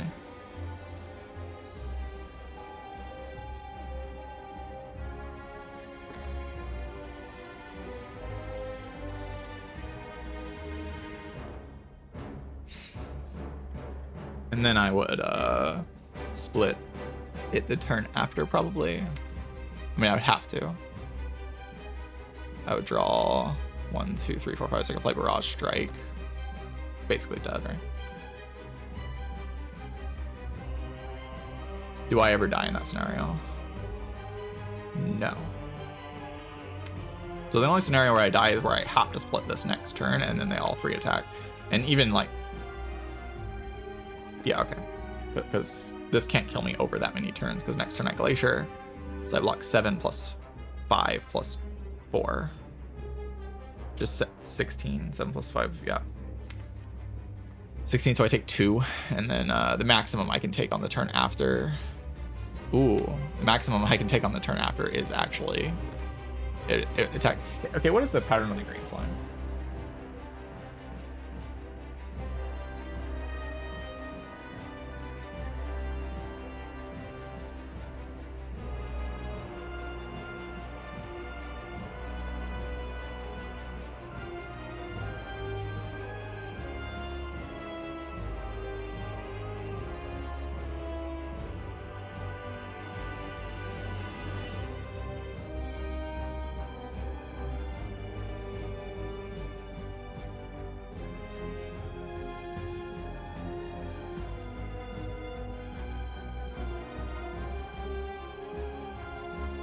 Tackle and like twice in a row. So I can't 18 2 times in a row, but that doesn't really matter. No, it does matter because I would take 2. Okay, so in the scenario where it does the where I do the split, and then I enforce to split this one, basically. and one of them's not attacking. We're just like assuming one of them's not attacking, because if they all three attack, I just die. But if one of them's not attacking, then I can play Sunder on that one, on the one that's attacking. Nope, don't kill the one that is attacking, or the one that's not attacking, and then I'll play like Strike Barrage to kill that one, right? And then this one can attack for 18. I'll take 2, but then the next turn it can maximum attack for 12, so I never die. Okay, so in this line, the only way I die, I think I'm pretty convinced at this point, the only way I die is if next turn they both attack for 18. Or I guess if they just both attack. Because then I'm still forced to split this one, right? I don't survive. Right, I block 17. Yeah, I would just die. So I'm forced to split. They both attack next turn. Like whether it's 18 and 12 or not. Actually, no, okay, yeah. If it's 18 and 12, then the scenario would be I split this one, and then it splits into 2 slimes, and they both attack the turn after. Very unlikely. And this one also attacks. So they'd have to both attack next turn, and all 3 attack on the turn after that. And in that precise scenario, I would lose the run. There's like no controlling for that, because I can't split the green slime on that turn. So I would just, because I don't draw this strike, so I would die. Now let's calculate the glacier line. But we finished one line. We know that we die in one exact scenario that's very unlikely. Now let's calculate the glacier line to see if we ever die. Because if we never die in that line, then that's the better line, because it never dies. The glacier line deals 11 plus 30 next turn.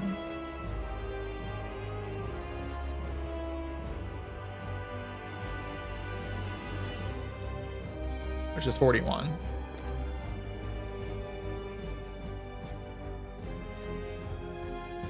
$82 minus 41 is 41. Wow, crazy.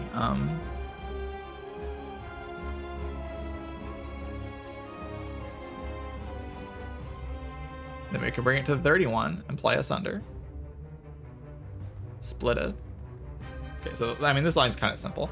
We split it next turn at 41. The turn after, depending on what they're doing, if they're both attacking, then I can just I can split one aggressively, right? Because it has 41. And I draw the Sunder, so I Sunder it, and then I Explosive Potion it. Explosive Potion into Sunder. It goes to 31, goes to 6, which is a good number, notably. It goes to 6, and I would draw 1, 2, 3, 4, 5. I could even like 5, draw 2, and then I could even like play Glacier Strike first, and then play FTL and leave this strike in the hand.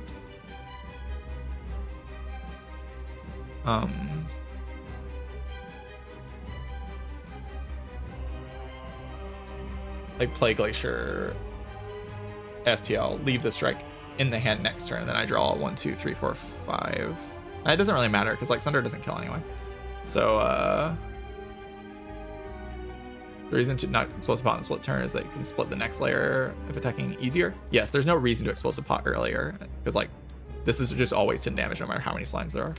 So you might as well wait and react so you can like control the split.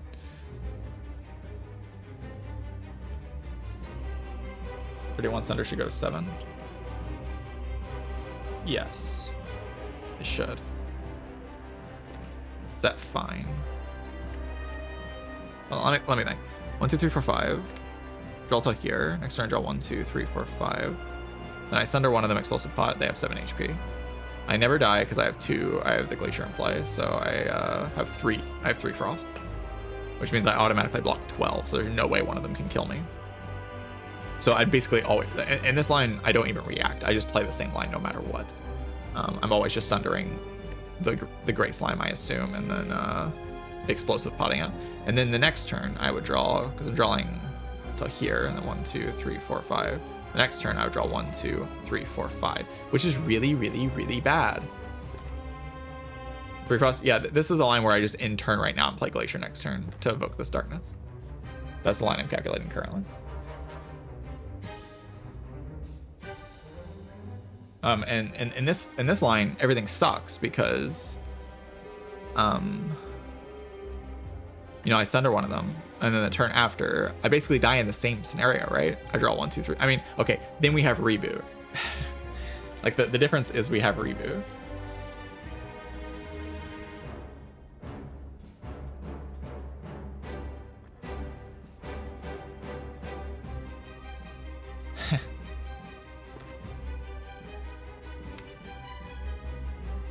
That's the only difference, is that we have Reboot. So like if one of them attacks, I can just die because they're both at 7, right?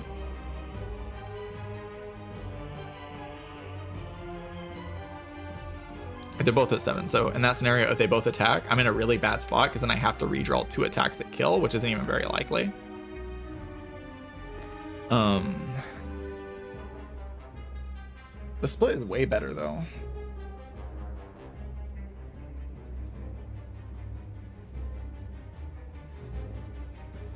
Yeah, I don't really like it because then if one of them attacks, and like the green slime's likely to attack every turn.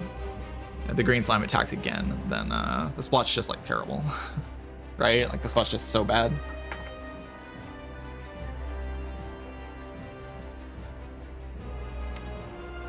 There's like no playing it, I just lose.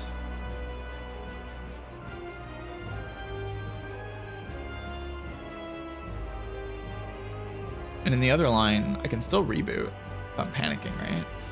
So I'm still sundering to... Oh no, that wouldn't be the case, because I would be dying on this turn. Like in the other line, I die... Because I'm forced to split and then I die on this turn. That's right. Because I failed to draw this strike. But then the turn after I have like barrage to chill. But like, what about the green slime? How often do we die to the green slime? I guess it's a good question.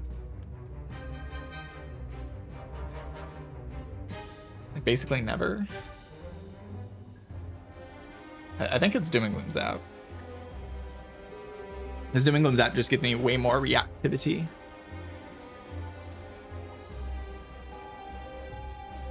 I only die in the one pattern, and the other one, basically every pattern I die if the reboot bricks. But it might just be like my psychology of like being afraid of the reboot brick. Like not wanting to play for the reboot brick.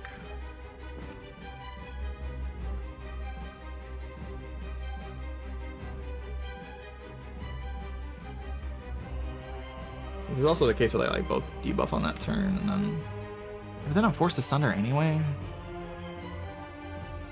I don't even get an advantage of like a good pattern.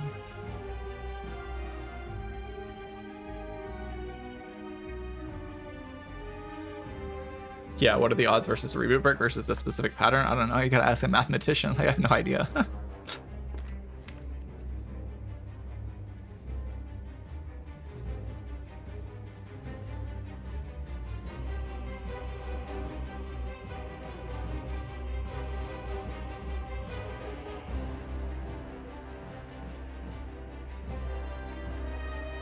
I think I go for the Doom and Gloom Zap line. If we die, we die. But we're like almost guaranteed to not die. I have to get very, very unlucky.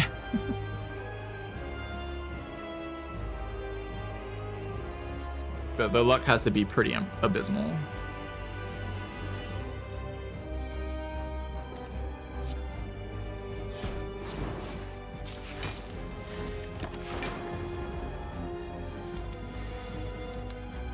Okay, we did not get the double attack, so we always make it out.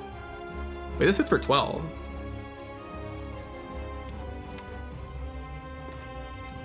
I didn't account for that hitting for 12. I calculated it as hitting for 6. Is that okay? That's fine, right? I don't have to split this still, and I can always like put it into range of the Sunder. Yeah, it's fine. Okay, we're living. We're not dying in this fight. Whew.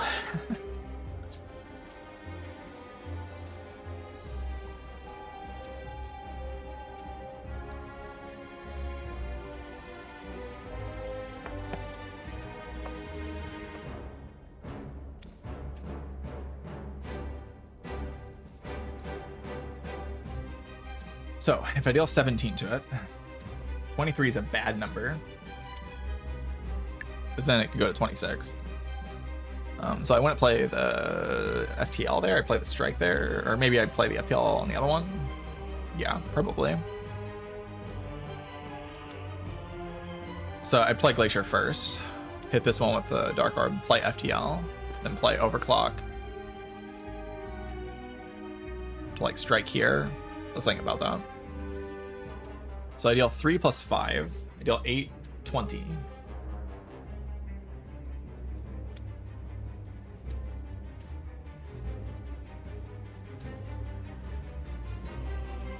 If the lightning orb hits, I deal 20, which is bad. So I definitely want the strike there, right? We want 6 plus 6 plus potential 3. Oh, but then what if I?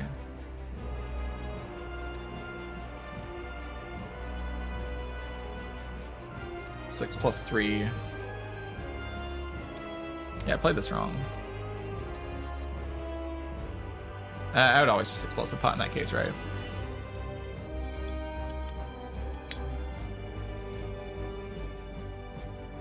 Dark Orb hits left, yes. So if I Glacier first, Dark Orb will hit here. And the idea is FTL here, strike here, what happens? I deal 18, 45 minus 18. It's at 36. See, the problem with that line is explosive pot into Sunder next turn doesn't kill, but like, it basically kills. Because I draw total. Like, it splits it at 2. I can even just like play the Sunder and not explosive pot and then save the explosive potion. So it should always be fine. But does the 1 damage ever matter? Because I can just put an extra damage on this guy. I don't think the 1 damage ever matters, right? I'm dealing 17 instead this turn. Like 36. If the lightning orb hits, it goes to 33, which is a good number. But on the 5, it goes to 34, which is like the same exact number, basically. 36 versus 34 is the same number.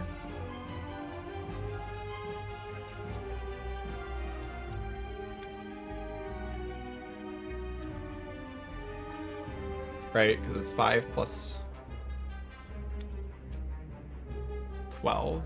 Assuming the lightning orb misses, I deal 17 this turn. 45 minus 17. 28. Oh no, if the lightning orb hits, in that case, oh no, because I can always just explosive pot.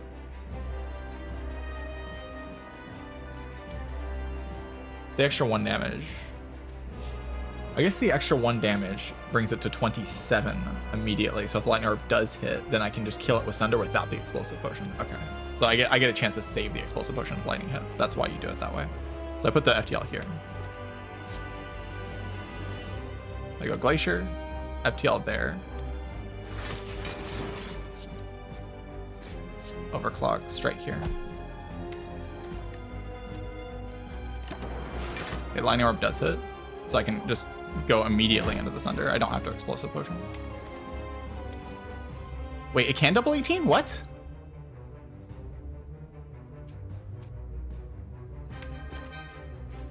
Wait, it can double 18? I read on the wiki it said it couldn't double 18. What?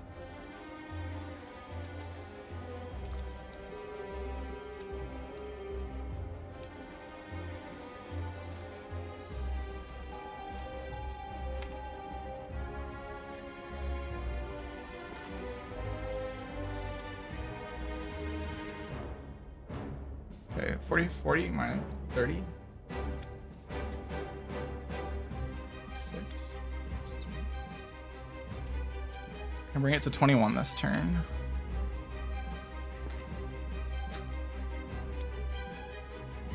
I do put the Sunder here, right?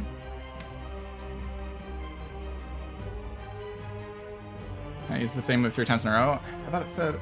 I already closed it. I thought it said it cannot lick orbs punch twice in a row. Like it can't lick orb. I thought that's what it said.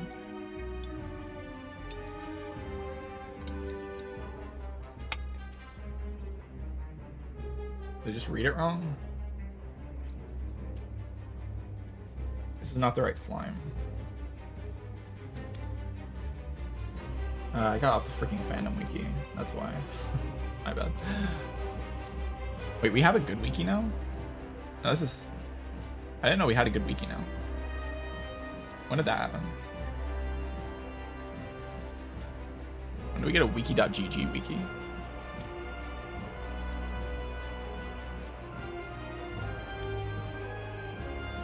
What's the math here, though?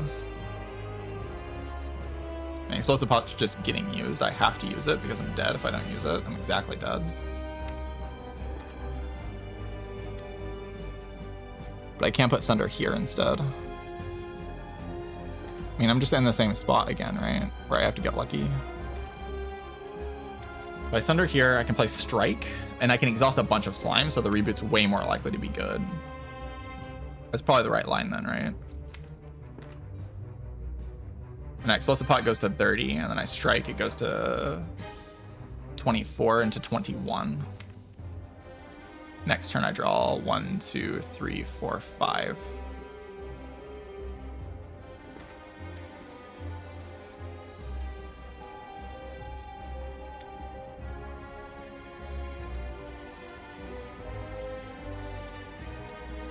Yeah, probably just do it.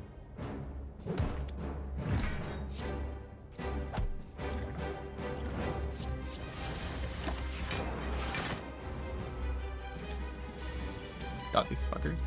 All right.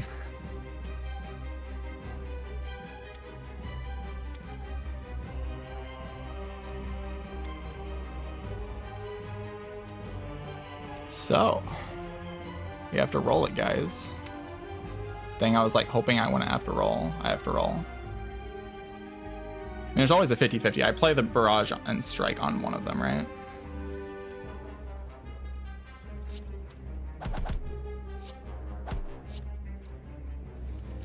Okay, we're fine. Jesus Christ.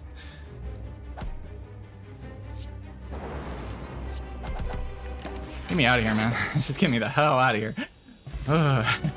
Echo farm. Sure. Pyramid. Okay, we win. Let's go. Oh my god.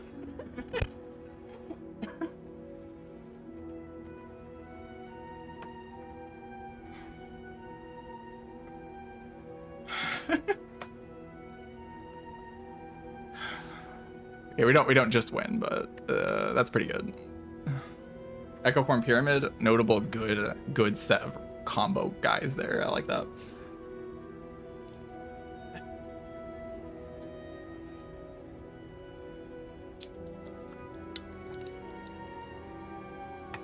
I like that set of guys.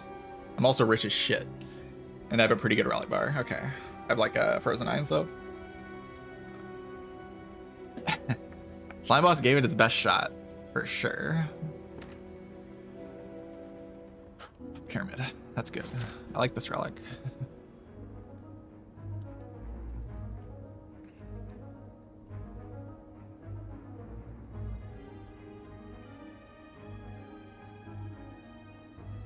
I have no potions, so like this act 2 is not free. I'm just glad to be alive though, you know? You know when you're just like kind of happy to be here?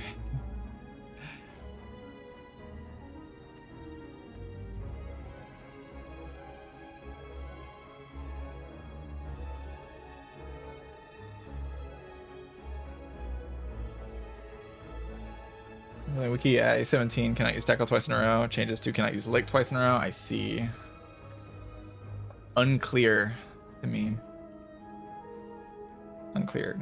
I kind of felt like it could. You realize, like in the early portion of the fight, I was calculating as if it could do 18 twice in a row. I was like thinking about it that way, and then I was like, I'm gonna make sure that it can do that because maybe it can't. I feel like it can, but I'm gonna check. And then I was like kind of surprised when I saw that it can't. I should have just trusted myself. Trusted myself that it can't do that. Yeah, this run is not over, but it's in a very solid position.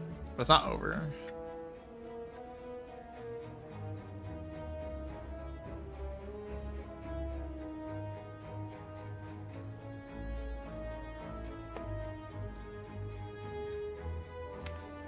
Somehow this run is already longer than almost every run in the entire streak.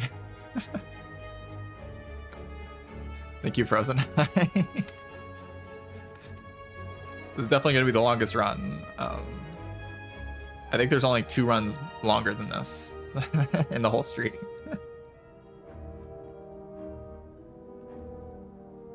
What Final Fantasy do I think has the best music? God, I don't know actually. I have no idea. I'm not actually like a Final Fantasy fan, really. I've played 9 and 6, and that's it.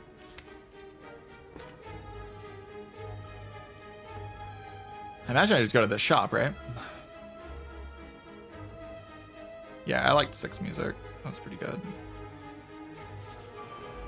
Time to get robbed. Lord. Any good cards in chat?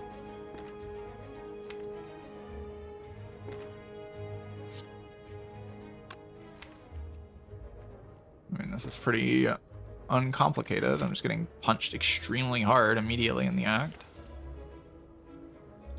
I do play Echoform this turn, though, right? Just gotta. I play Overclock. I draw till here. I draw 1, 2, 3, 4, 5. Then I block next turn, and I draw 1, 2, 3, 4, 5. I block again, and then I have like Sunder stuff. Disgusting, but it's actually the best I've got.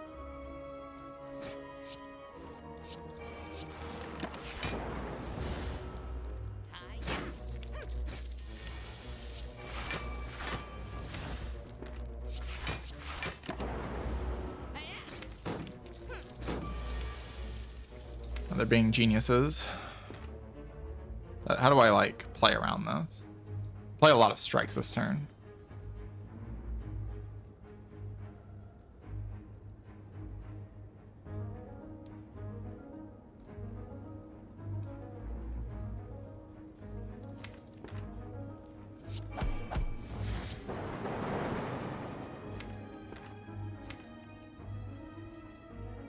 $17.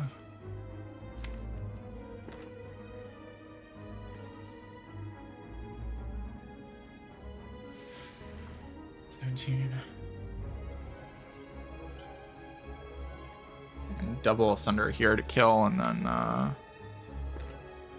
kill this one.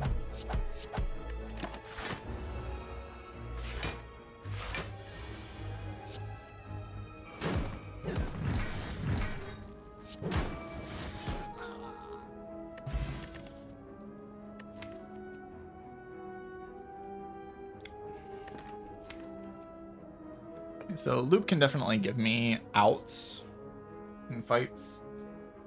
Like Loop on Dark Orb can give me like a way to deal damage when currently like my damage output's just kind of eh. Gives me like a way to handle the boss fight that I don't really have currently. Problem is it's not actually a good draw. Like it's kind of killing me this act. I sort of just want this Cold Snap, I think. I don't like expect to be able to upgrade Loop, and I want to survive the short term. I will keep top decking Echoform happily, though.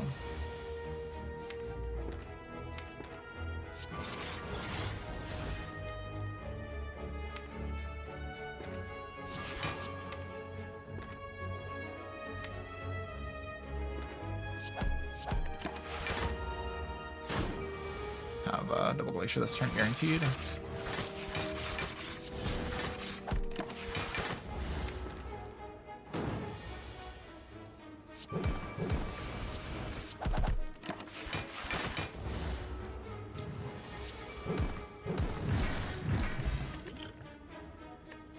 Energy Potion's pretty cool. Card's like, alright.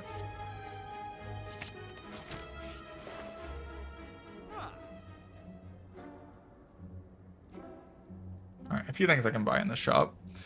Bandage Up looks like something I will be buying. To Echoform Bandage Up in every fight.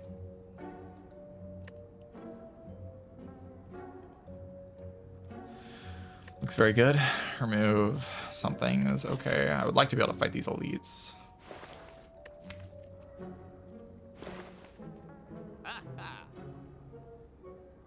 This is a broken relic.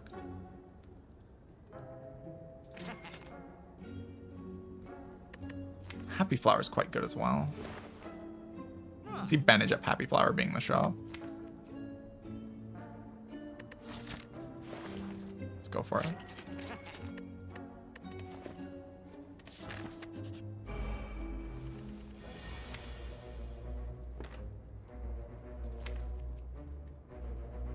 No Echoform top deck this time.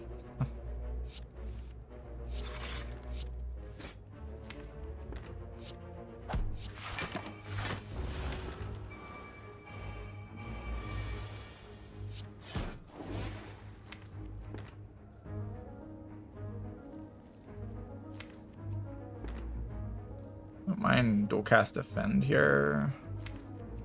I just want to be able to chill into the center next turn. I can also do double defend. Keep the dual cast in hand.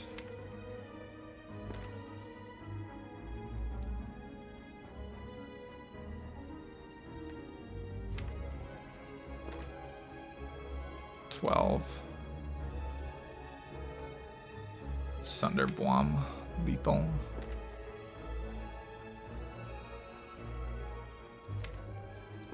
Best defend is the most amount of block, and then I chill into center next turn to start my turn. Just looks good enough.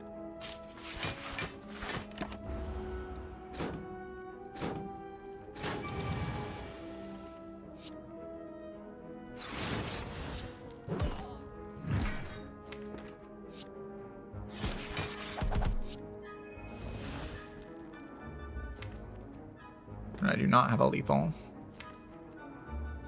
Reboot is super weird. I probably just want to set up a lethal on this guy, right? And just block. I don't have extra energy, so I like need to play 2 strikes. Which means I'm taking quite a bit.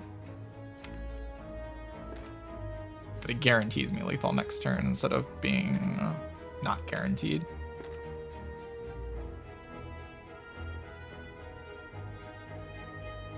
Right, I can play strike, goes to 20. I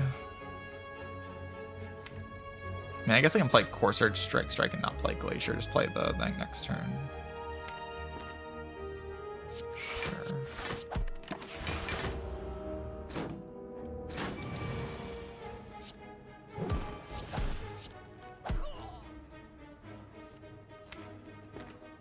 I can play like zap defend. Hold the glacier to play glacier next turn.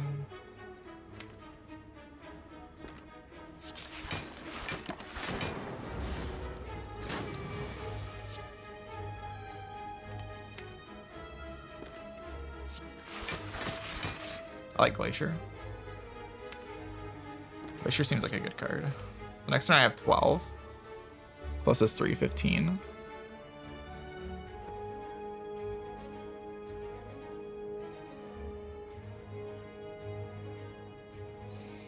It's 1, 2 energy. I only have 4 energy. So I have exact lethal. Okay, I can play Barrage, dual cast. I deal 3 this turn. Plus 12. Plus 16. Plus 12. It's 43. I have 4 energy next turn. I play Barrage, dual cast, strike.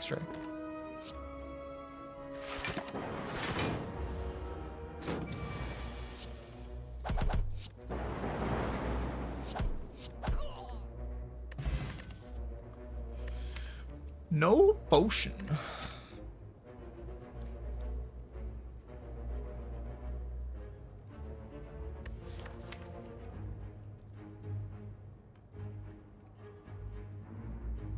I like don't hate my Grim Leader and Slavers matchup. I don't love it, but I don't hate it. I do actually kind of hate my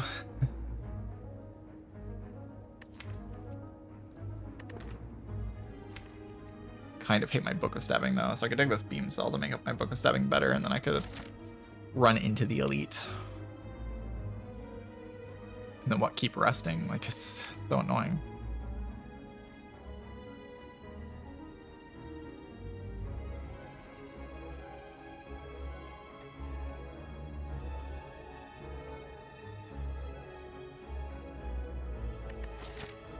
It gives me information immediately instead of having to like wait forever to know anything. I can rest, but if I rest, I'm forced into another elite. I just don't think I die. Fan with Rory Calcum. A lot worse, but still probably not worth keying. Is it worth keying? Probably not. It's definitely my worst fight.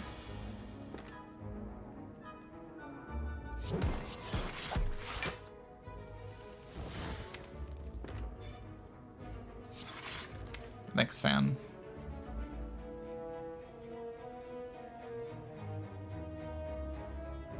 have to like play Echo Form next turn, right, with the energy potion.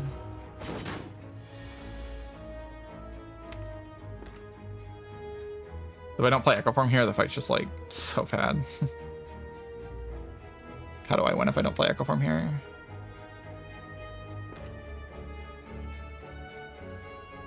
Energy Pot like plays Dim and Gloom for me, I guess. Yeah. Here, we need to do some math. I have Doom and Gloom in play, which is like kind of cool, I guess, but damage is still tight.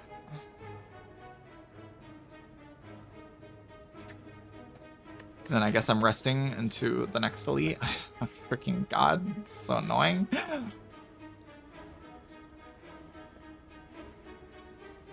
Not get tilted though.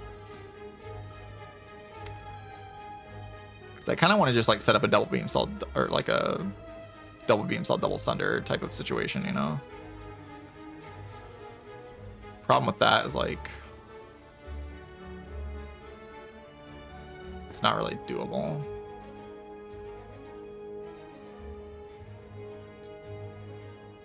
I kind of want to just block. Play like, and I have to have Glacier. The Doom and Gloom's never coming down.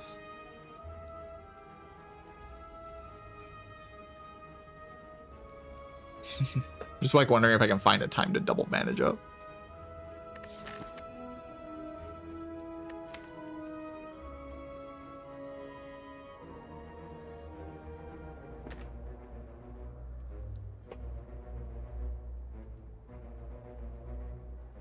Because the HP matters, or like every HP matters here.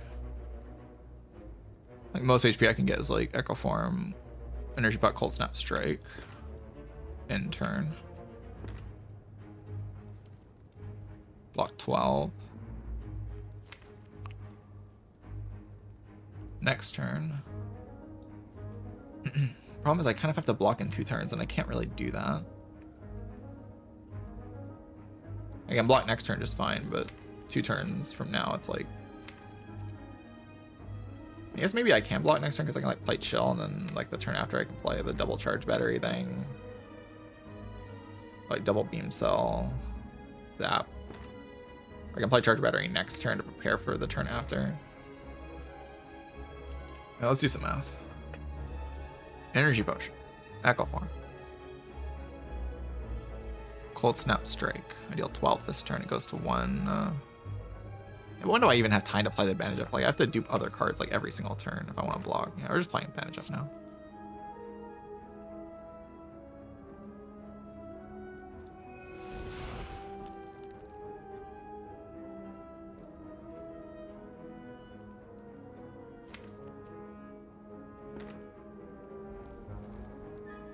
And if I play Cold Snap Strike this turn, I go 12.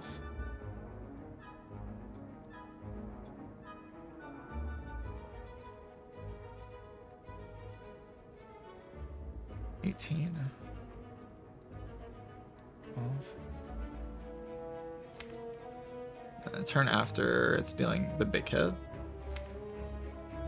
So I want to set up for block, but like how do I do that?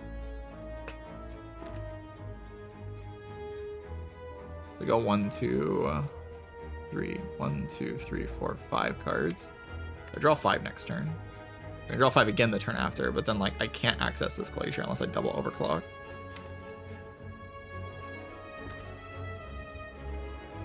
So I just kind of can't block it.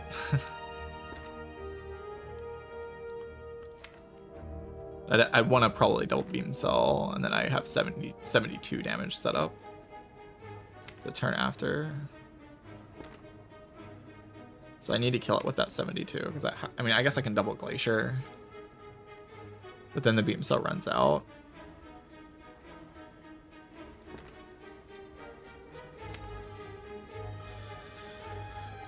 Next turn is second move for 24. So if I go Core Surge, Core Surge. Doom and Gloom, Chill.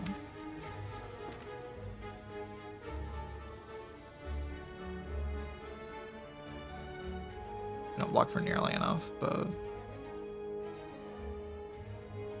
build 22. Doom and Gloom, chill. I have the dual cast in hand. Or chill Doom and Gloom. Then like next turn I access Overclock into Glacier. Into Charge Battery.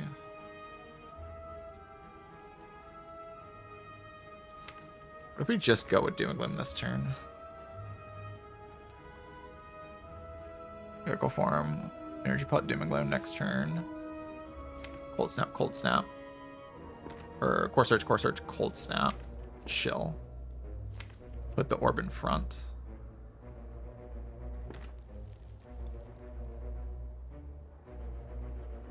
Then turn after Charge Battery, Charge Battery.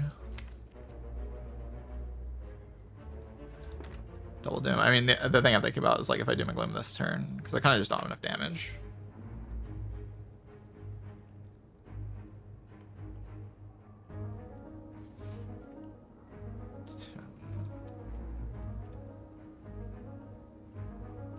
Goes to 12 and then goes to 18.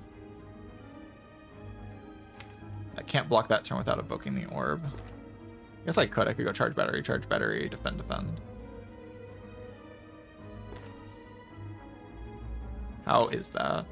Like next turn I full block. This turn I take a hit. Next turn I full block.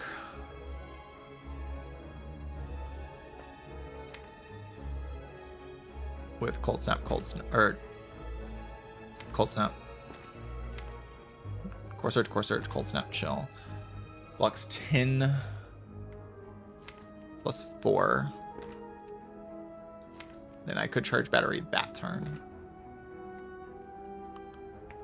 The full block. Then I have Dark Orb in front. And I have 4 energy on that turn. So how does that look? I can start with double dual cast, which is on 18 at that point, so I'd be dealing 36.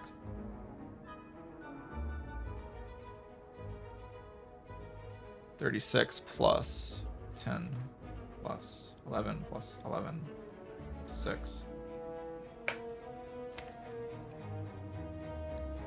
And then I can, but I can't access it. That's the problem. Like I can't access Glacier unless I double Overclock.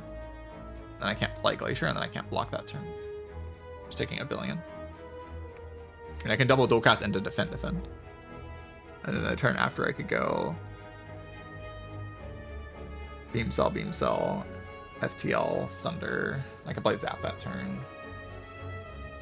So I have like 6 plus 3 plus 4 plus 7 plus 36. Then I have no energy, so I can't play Barrage. Is it complicated?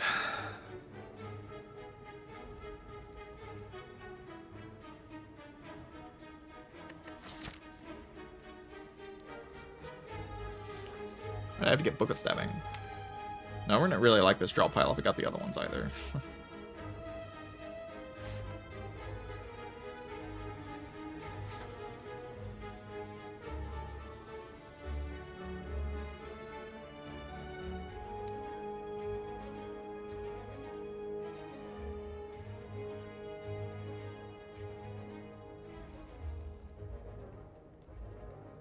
Like block normally.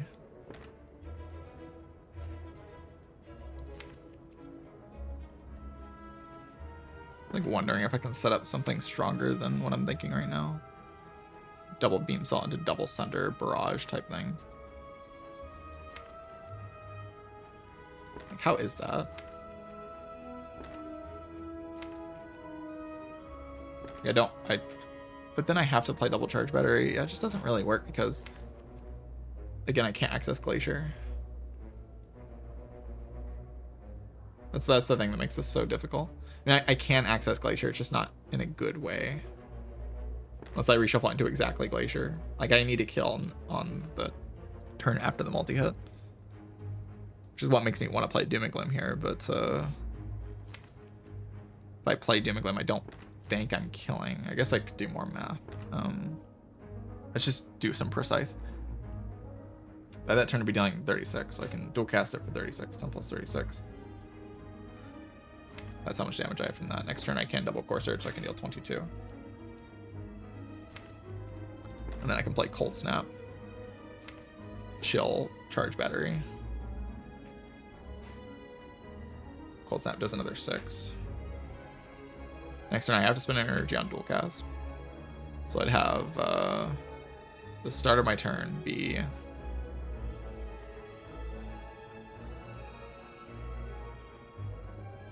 Beam Cell, Beam Cell. No, I can't even access Thunder. I can't even access Thunder on that turn. I can do Beam Cell into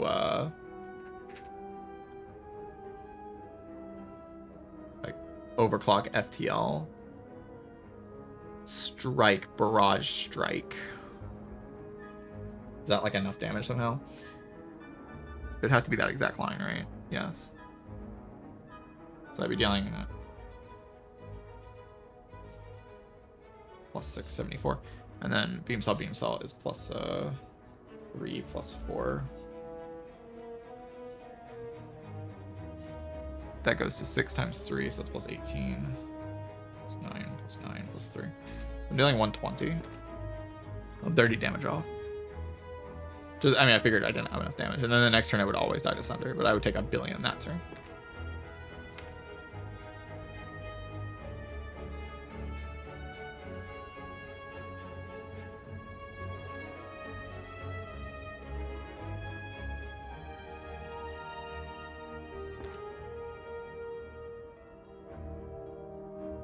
So that means I should probably focus on blocking and then play double beam saw on that turn and then double Sunder for lethal because that's just 72 damage.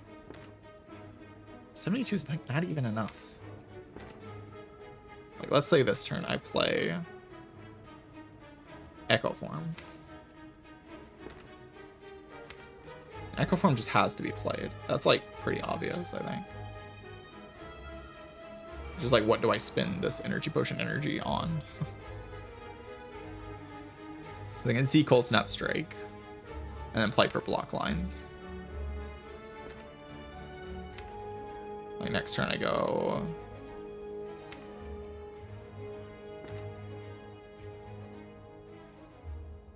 You know, some... I just play to block and then double Beam Cell into double Sunder. I don't want to play Charge Battery next turn. I want to play it the turn after that to block that turn. Because I want extra energy on that turn. So, like, next turn I want to play defend or something. And then the turn after I want to play double Beam Cell, Charge Battery. Into, like, Zap, Barrage type thing. So is that enough damage? I deal 12 right now. Next turn I deal... The idea is, like, double Core Surge.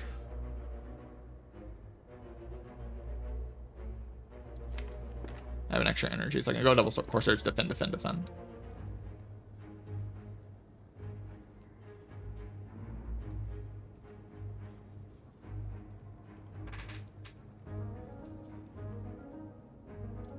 So I can deal 22 next turn. Then I can Beam Cell, which deals plus 3, plus 4. And then I have plus 72 on that. It's not even close to enough. This enemy is so gross, guys. So I have plus 6 from the Zap. And then plus 18 from that. Yeah, to 137. I also have FTL. I can also just double Glacier that turn. Right? I mean, I want a double Sunder for lethal.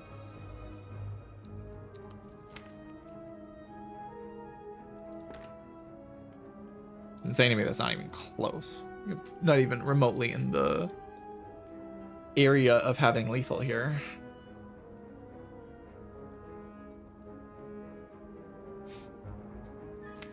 How much damage do I take? Because this turn I take block 12, dealing 21, so I take 9. Next turn I block 15 plus 6. So I block 21, it's dealing 24, I take 3, I take 12. The turn after I play double Beam Cell. I mean, I have energy on that turn, right? Like that's the turn I have energy to play like extra 2 attacks.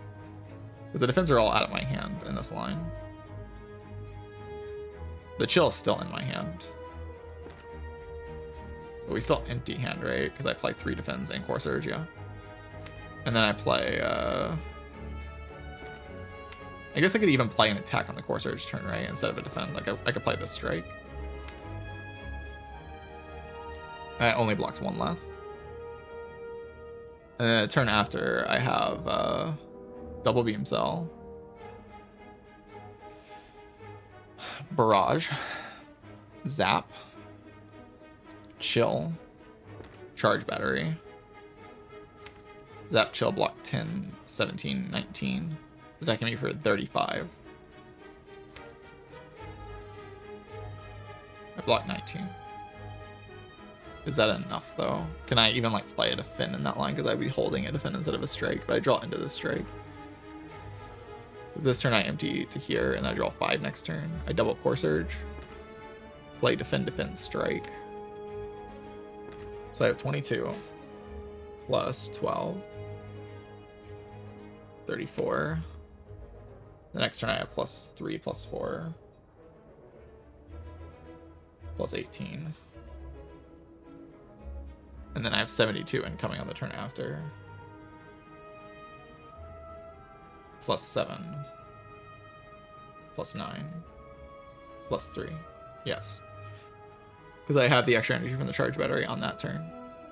So I can play a defend on the turn before. So basically, the perfect line is this turn I play Cold Snap Strike. Next turn I play Core Surge. Into defend, strike.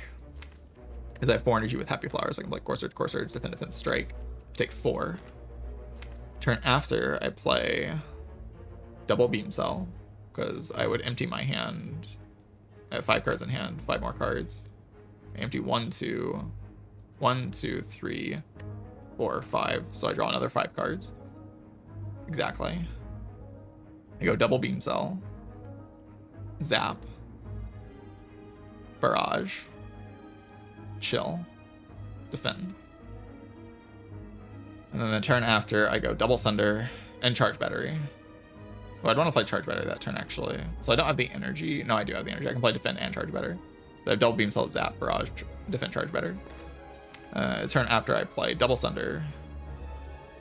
Do I have enough hand space? Because I'm emptying 1, 2. I guess I can just play overclock into FTL that turn, even. That would always get me to Sunder. That's the same amount of damage. So I play double Sunder into strike. And I have lightning damage, so I kill exactly. I have 3 damage over lethal. I don't really see anything better, so that's what we're doing, chat.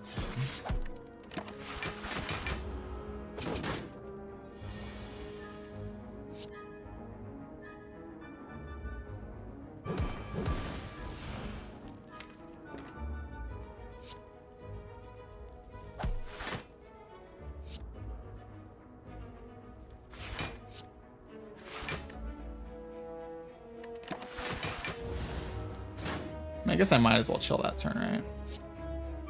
I guess. But it's like the same to chill this turn. It blocks 5 either way.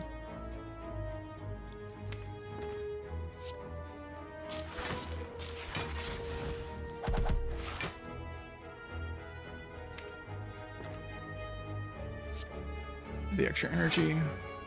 Can I dual cast here, actually? I can dual cast here, right?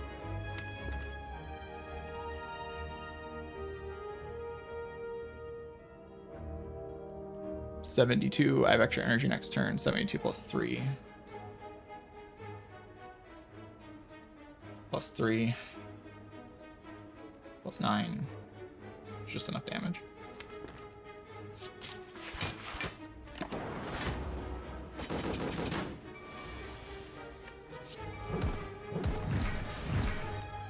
Also sets up Happy Flower. Berry in a bottle. Oh. Berry in a bottle. Berry in a bottle. Beautiful potion. I was gonna Electrodynamics, which is like pretty cool for collector.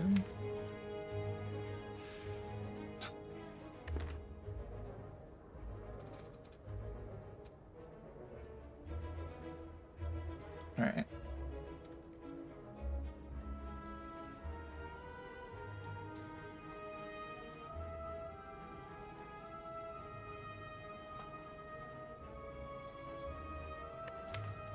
I like this situation. I have to decide if I'm gonna rest or not. My upgrades are pretty juicy, but rest is also kind of juicy. I would like to save this fairy for Act 4, or for like some time in the future. Yeah, Sunder Upgrade's been waiting for a while. I can't be weakened though, so Sunder Upgrade is less important. Please stop saying juicy. My bad.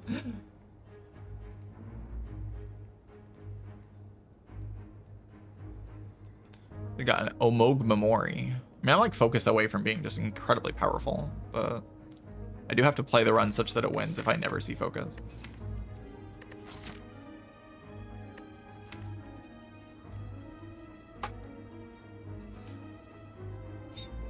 Thunder Upgrade's really good.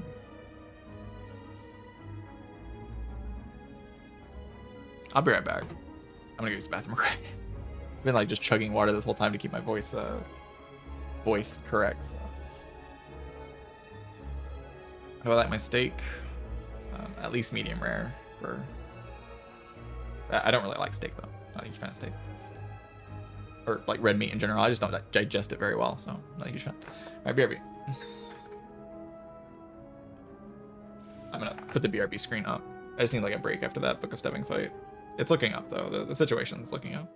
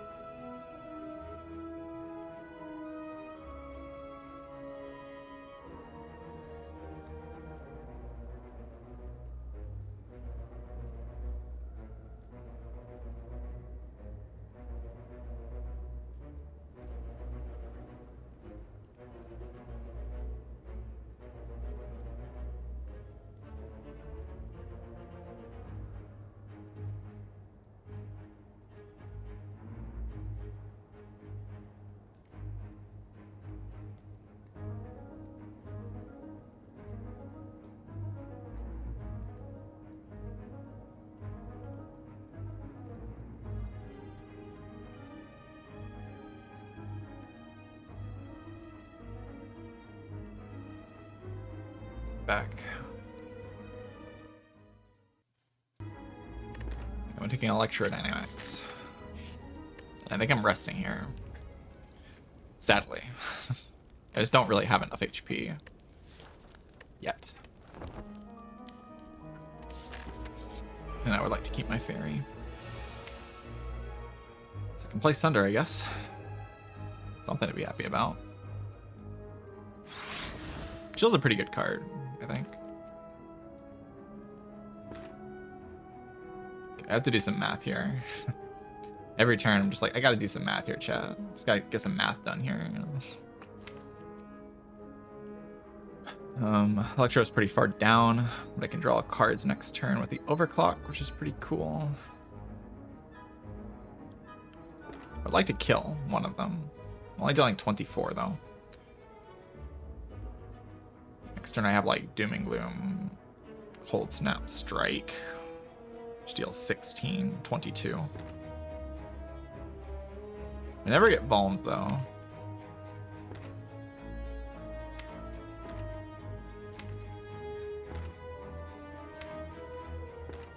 (22 plus 24 is 46.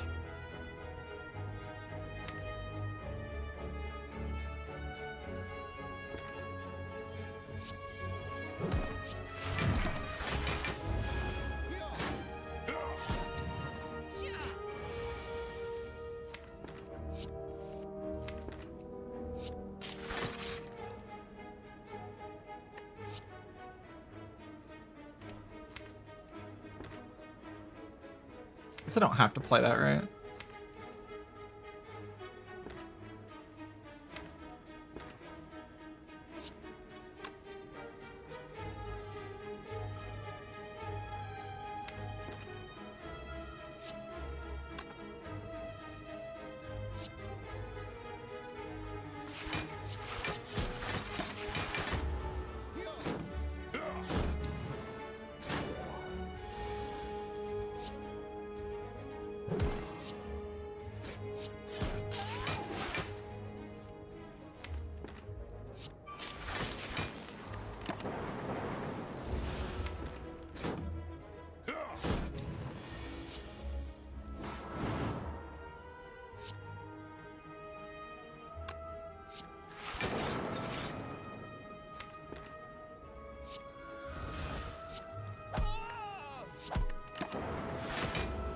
Chill fight. I mean, about what I expected.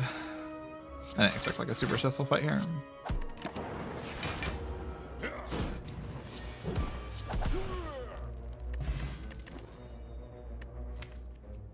Another Glacier.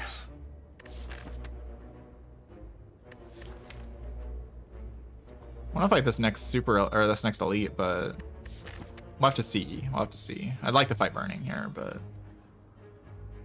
you know, Burning Book of Stabbing is a menace.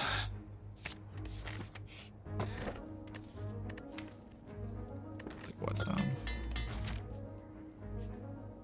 Beam Cell Plus does make it a bit better. Hug.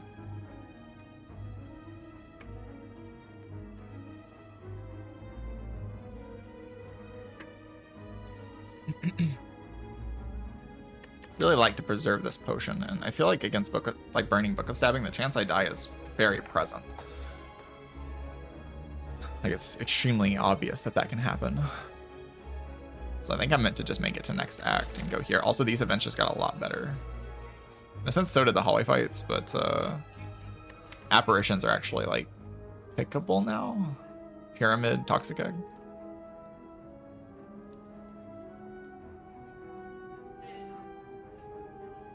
Like actually some stuff making apps decent. I still have Altar Protection. Transform 2, Knobbers is there.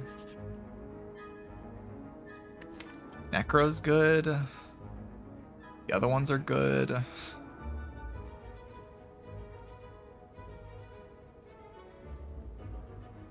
They're good. Should get this value. Nelry's Codex. My favorite relic. Am I going to be taking attacks from here on out? I really don't believe so. Alright, so do I fight this elite? At worst, I think I trade Fairy.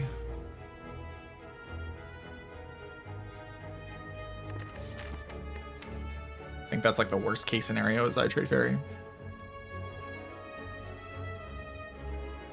Which is bad. Notably, it is bad to trade Fairy. I don't hate the dodge path here.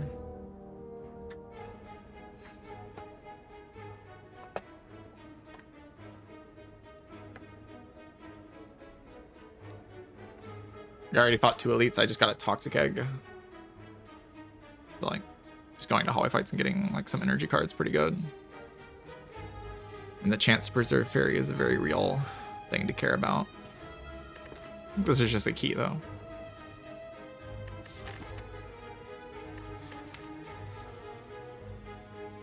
It's like no attacks that I really want.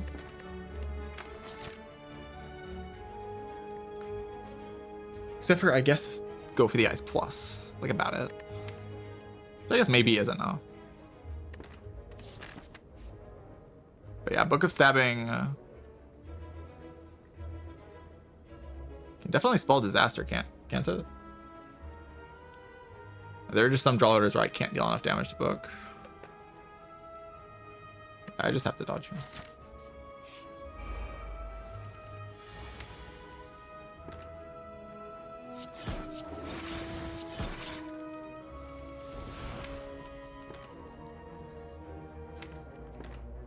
Keep beam still in hand, I guess. This fight should basically always be fine.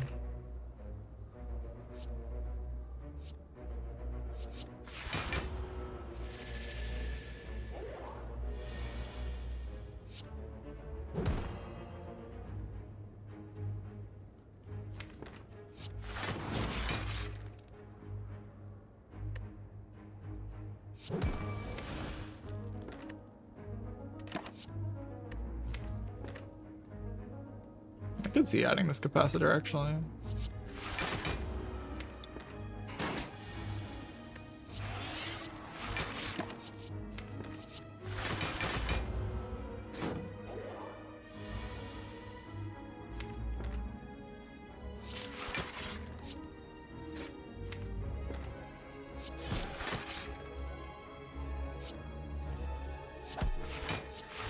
Let it play Echo Form next turn. Can I do that? Maybe? Yeah. I get to double my my guy here.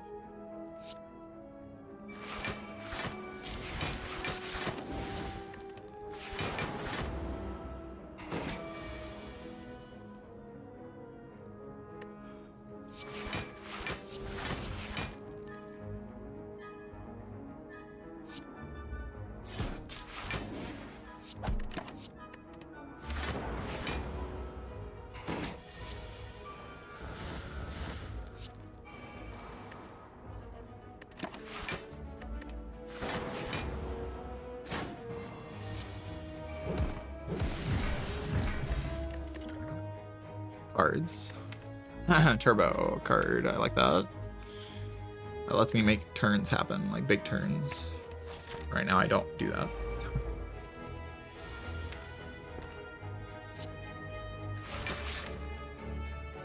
This turn's kind of whatever. I want to put a void in though. I like to play rebound. Okay, that's pretty chill.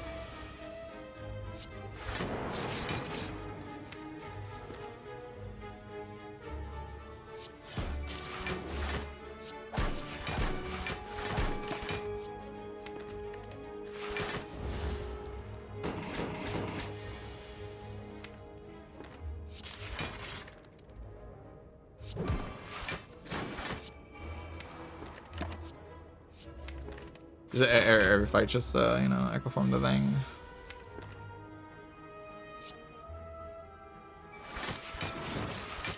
Not really unexpected, but you know.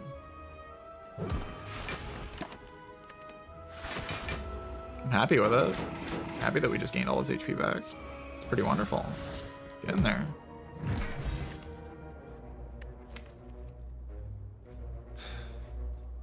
blizzard. No leap. Resting, try to keep fairy. And get Carter Ward. Carter Ward's pretty cool. Okay, we still don't have any focus, so like at some point maybe I should take a reinforced body.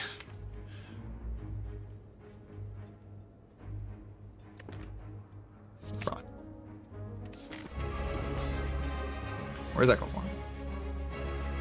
The absolute bottom card, but Reboot is not the absolute bottom card, so...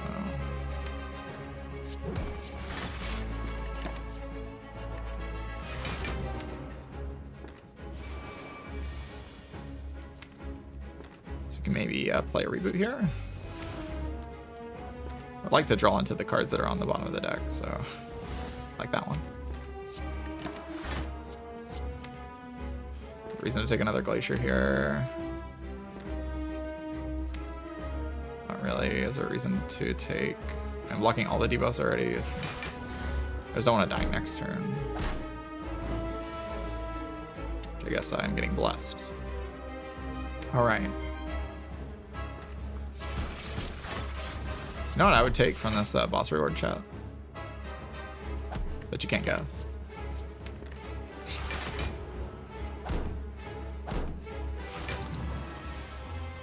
Oh, P-Box. That's the one. Hypno Bear. You got it. I would be happy with a P-Box. I don't know about anyone else in chat. They'd be happy with a P-Box. But I, personally, me personally, I'd be quite happy with a P-Box.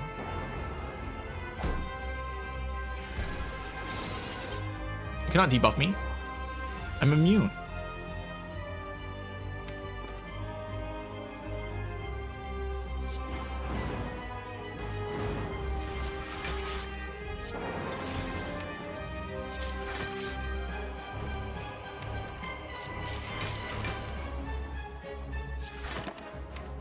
Focus. Oh my god.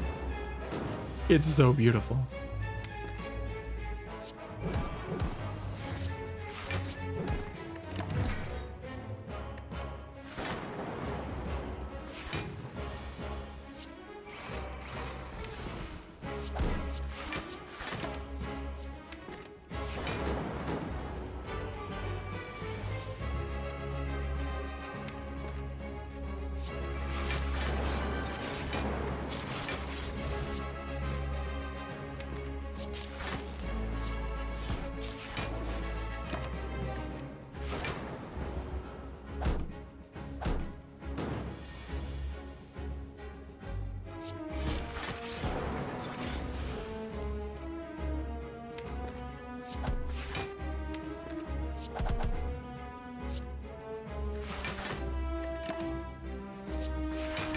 Kill in 2 turns.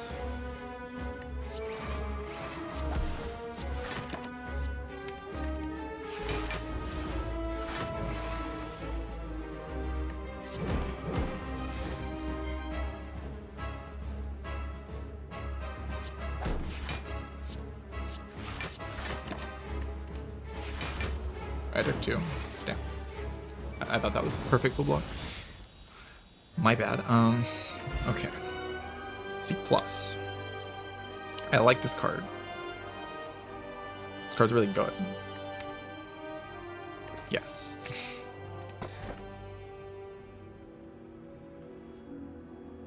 Free energy.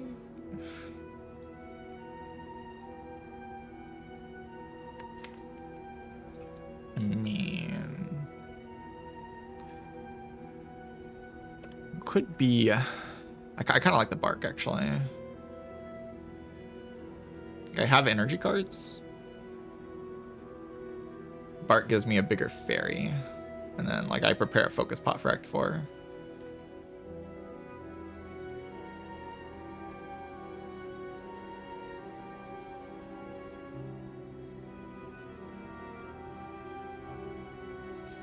And I focus potion my way to victory.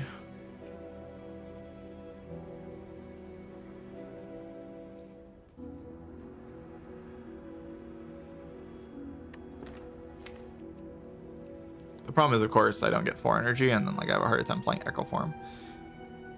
And playing Echo Form is like kind of cool, in my opinion.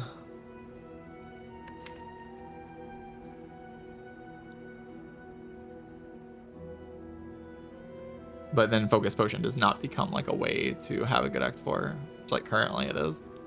I can kind of fix my X4 with Focus Potion.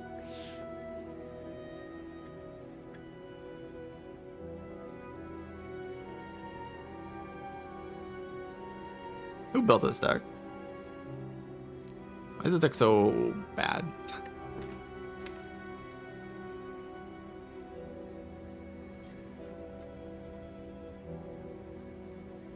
I'm just thinking about Giant Head.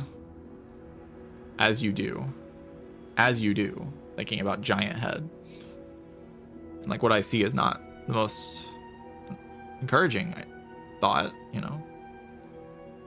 Chances of finding Focus Pot quite high. It's a common potion. You see it pretty often.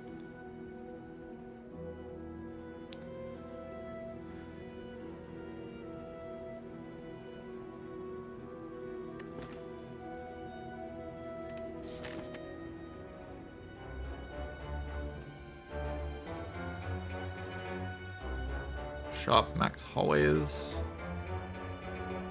3 elites. Sure. Max hallways is kind of scary.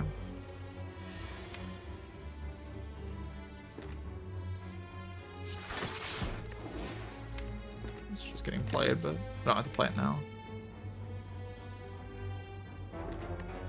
Like in the situation where I don't top deck Seek or Echo Form, my deck is kind of bad.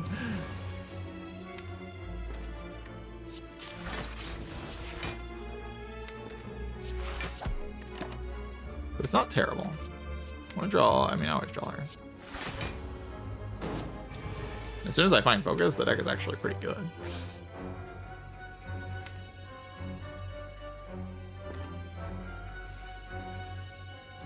Get like Beam Cell. I want it to die soon.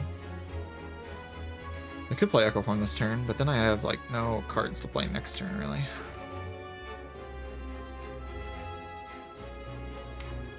I don't really get a lot out of it.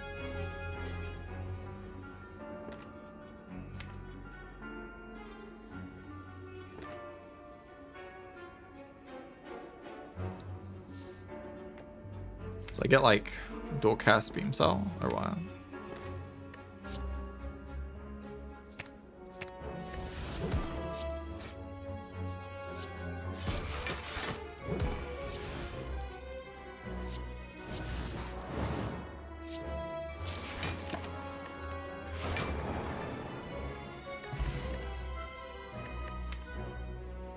Inspiring cards. A storm, that'll fix my problems. Sure.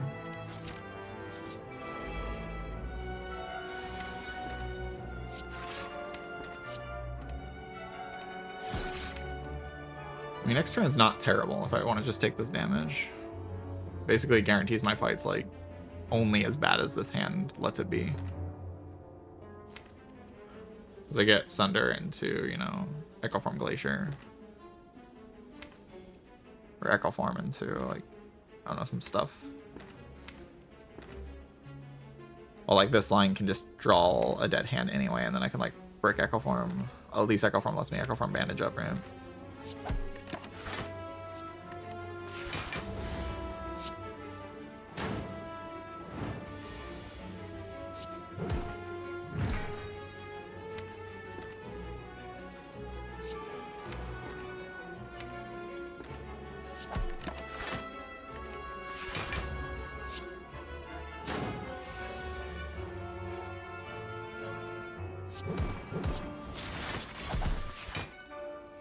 With a bandage up.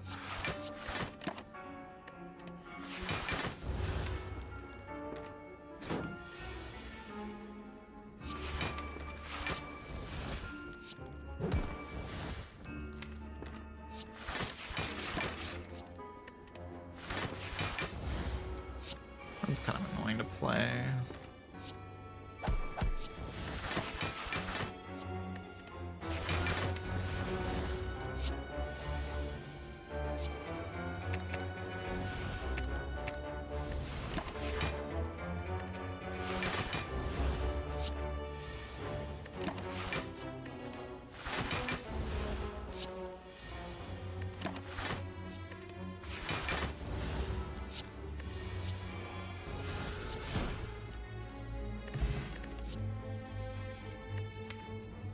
Charter words are just so bad. I have to think about Tempest. Because Tempest can sometimes do something. Like it's your duplicate target. You dupe the Tempest. And it just like kills Spire Elites or something. Currently I don't have a card to dupe to kill Spire Elites. Like my deck just doesn't get anywhere. I really want my deck to be better than that though. Like I want my deck to be better than taking Tempest plus an Act 3, you know? I don't want that to be like the situation. So I don't think I'm gonna allow it to be the situation.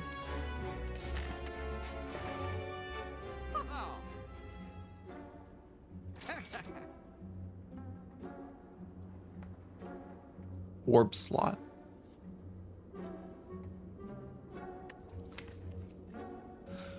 Orb slot.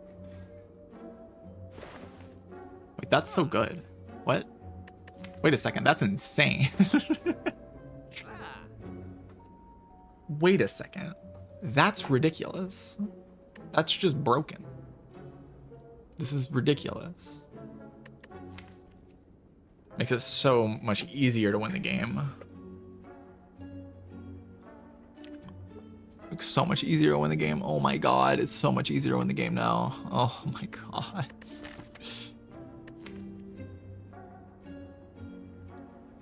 Wasn't really liking how it was looking, but I like how it looks a lot better now.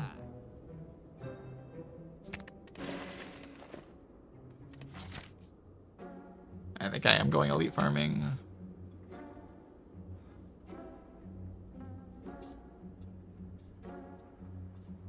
It's like pretty chill.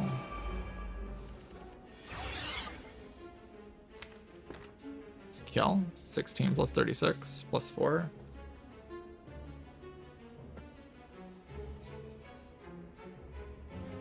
Yes.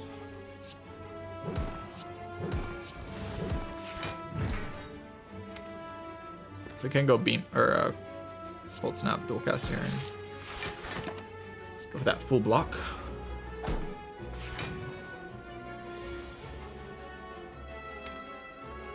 Kind of want some glaciers here. I kind of want chill.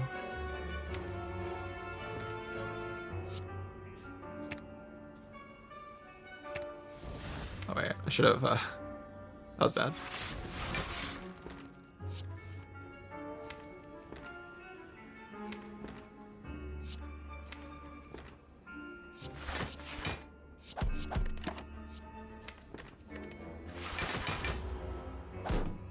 Preventable 1 damage there for sure.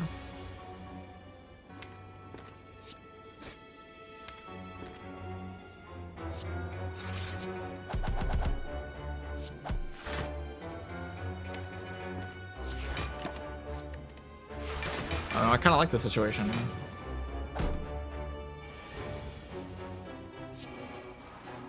Maybe I was like a fan of having orb slots. Oh my god, like it's so good. There's so much output.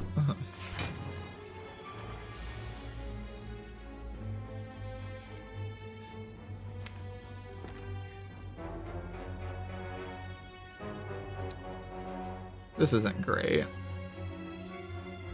I was kind of hoping like I wouldn't draw like a complete idiot. And I'm 1 damage short here.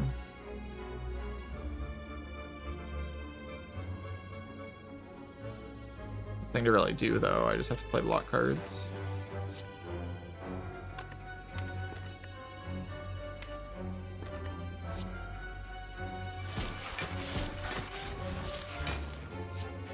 Play this. Like similar block, it's not actually better though. This sucks. Taking this damage is actually just ass.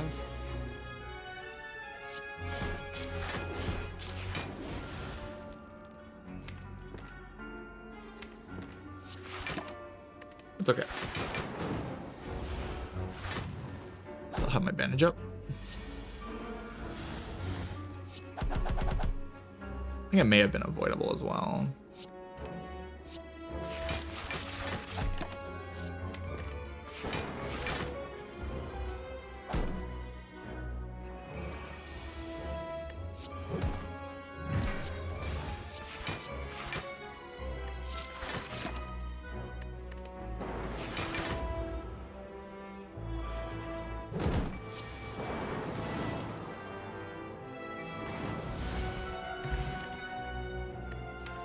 Hologram Plus opens up some things that I can't currently do.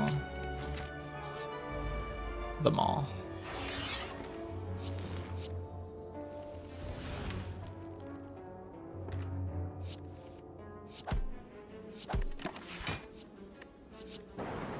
Focus.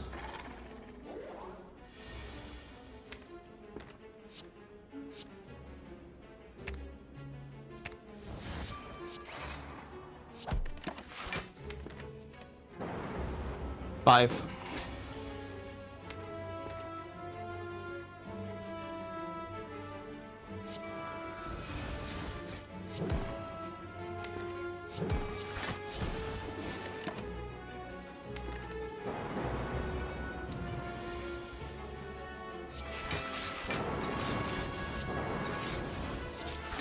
Oh my god, focus.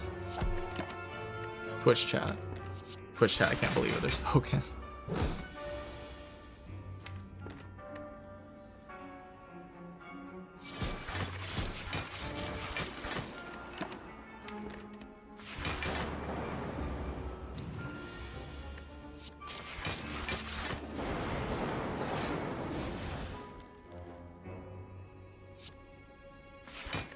Maybe it was just dual cast there, actually.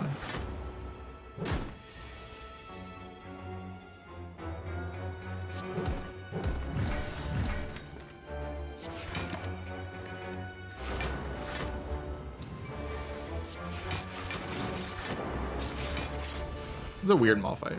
Like, didn't big hit, or didn't multi-hit once.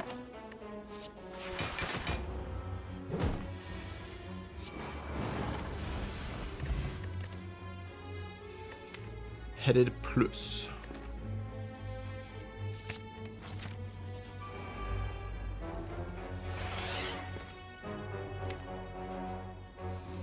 Alright. What is definitely happening? I cannot access. Can I access it? I have a strike. So if the lightning orb hits there, I can, but otherwise I can't. Oh, I should have played Zap first then, right? And dual casted. So now I have to reboot into an attack.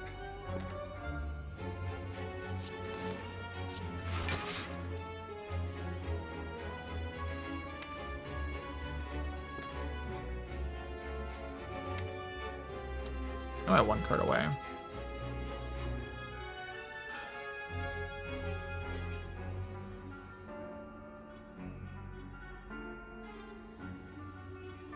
Fine with using Strength Pot in this fight, but I mean I can chill for an evoke next turn, I guess, and then like see what's up. Oh, nice. Thank you, Nox.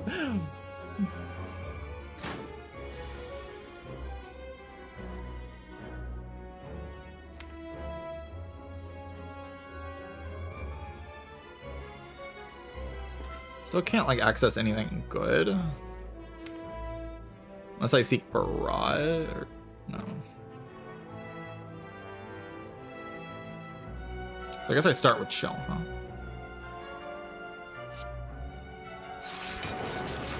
That's the worst possible target.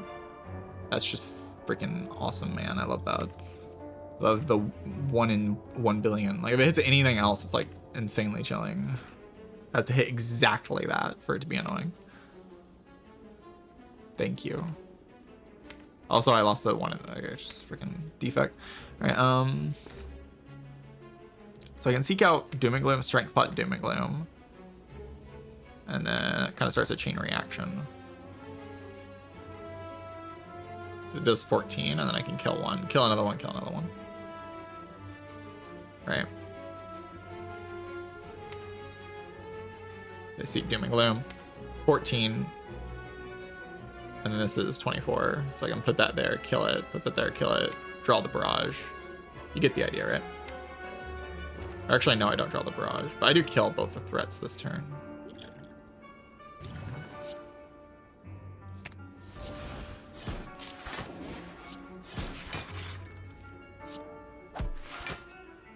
Which is like pretty cool, I don't know.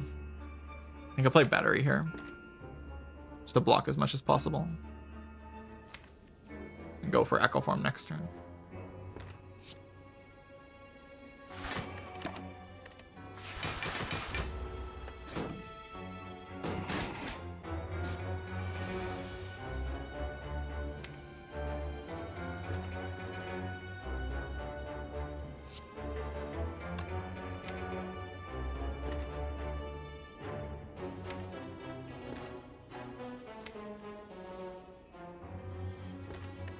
this fight's just over, right?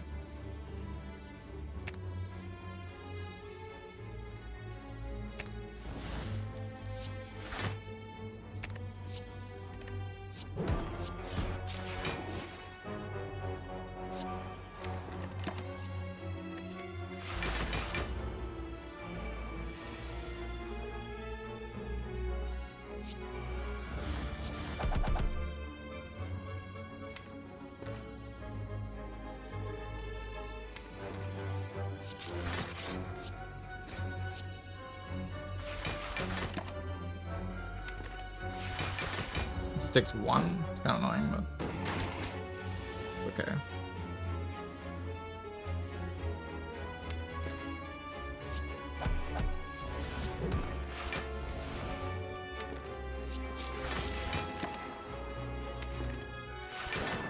I guess Hyper Beam next turn was like actually pretty good.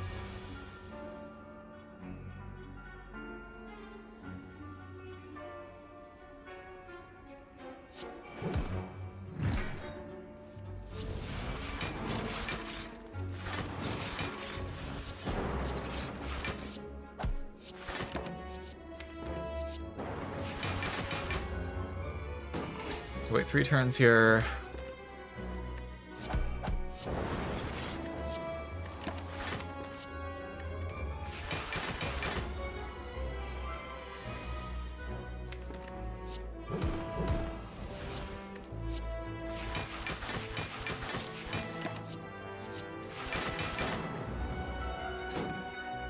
Alright, good relic, please. I lost one of my potions. It's like the not so important potion though. That's good relic.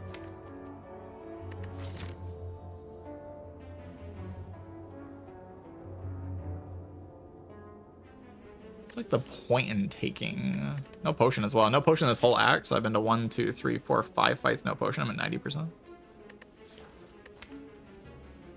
I mean, that's actually a secret downside of Bark. A lot of people don't know this, but when you pick up Bark as a hidden text that says double the effectiveness of potions, your potion chance next act is reduced to 0% at the start of the act. It's like actually a secret little text that's written on it. Not a lot of people actually know about that.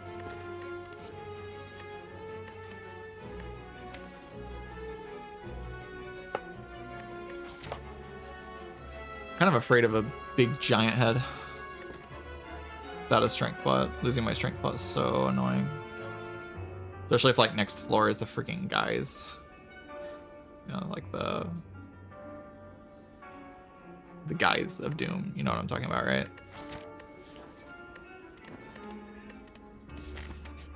Yeah, these guys.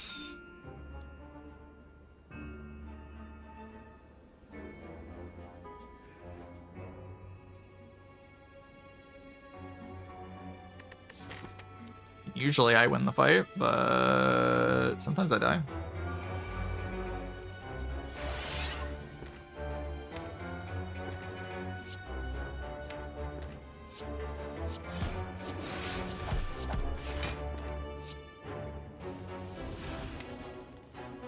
Holy god, what a garbage draw.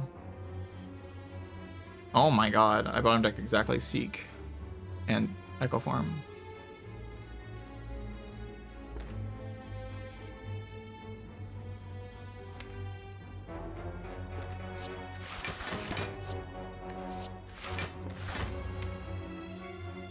I'm not drawing any of these good cards.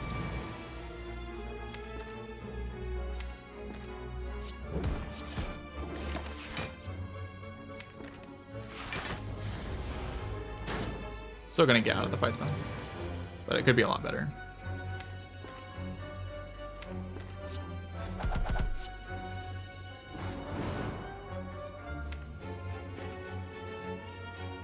This Doom and Gloom is still doing the trick, you know? That card's pretty cool. I'd like to at least play Bandage Up. I mean, you definitely take this fight. Like, there's no debate. You take this fight. You're getting a rare relic, very high potion chance drop as well. Extremely high chance to, like, just get a potion into the giant head here. 90% chance.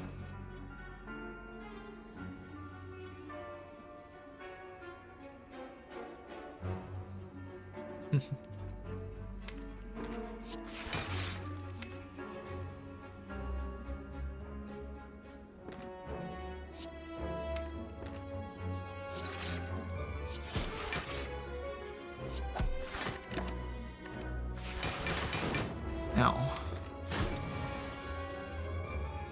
I want to set up a lethal soon. Play Bias Cog this turn, I guess.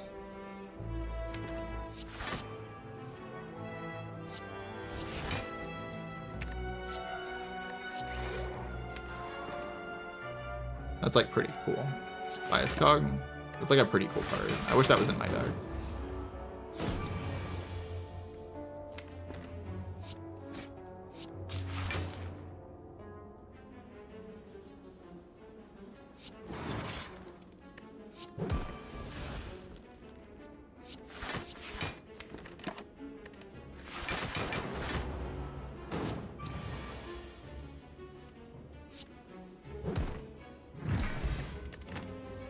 Hoggy Watch 100% potion chance. The useless rare relic. I mean, it's not useless. Not very good rare relic. Into 100% potion chance. I mean, of course, it's not actually 100% because, you know, this reduces it to 0, so.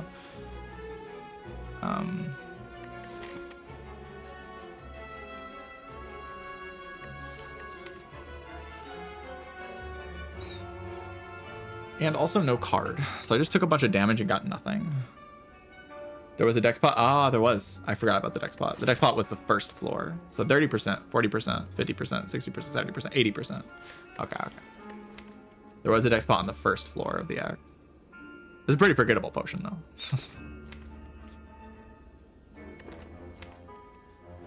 I think I usually beat Giant Head here, but it's not a 100% fight. Okay, I always beat this guy. Even if I get punched. I'm not gonna die here. Do I play this to Pocket Watch next turn? I think I try to get my HP. Okay, that's a pretty good card.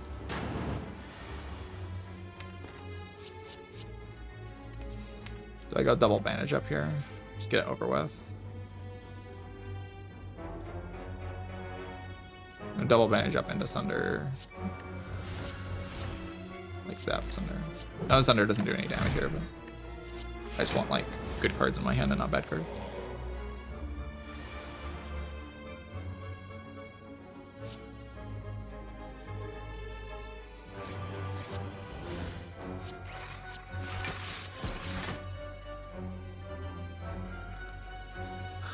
Or 8, 12, 16.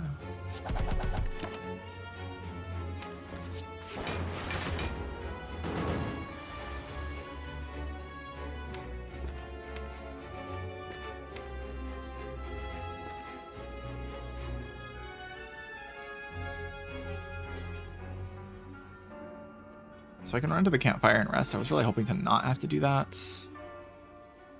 I was hoping I'd be able to upgrade. But this fairy is the most important resource.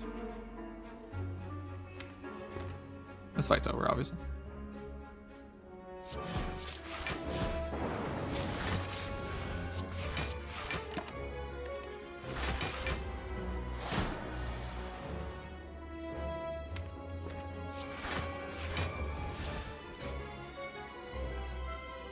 Fuck, 4 more plus 12. It's not actually enough. Glacier here, though. If I Glacier here, it's like fine. Stop this.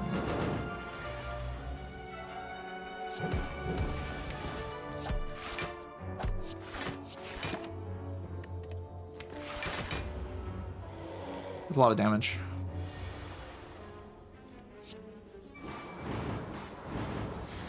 I can kind of kill it when I want.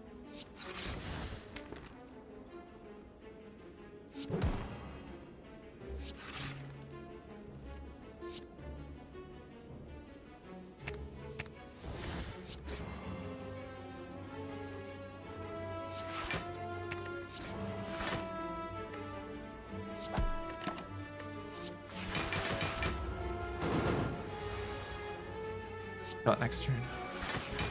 Actually, probably want it on this turn, actually. Yeah. Pocket Watch. I do want to be able to play Echo on turn 1 no matter what. Art of Warrior is reasonable. Is it too late? 1, 2, 3, 4, 5. 6 block. I mean, there's a Meteor Strike next to it. I'm probably taking Meteor Strike. Okay, let's stop memeing. Card's pretty cool. Oh, strike dummy Meteor? Meteor Strike dummy?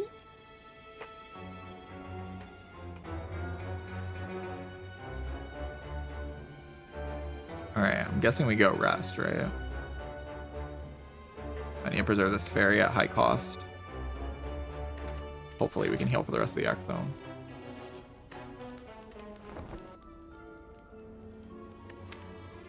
Another body. Meteor Strike's in the deck now. It's all, like, kind of stupid, right? Where's my focus?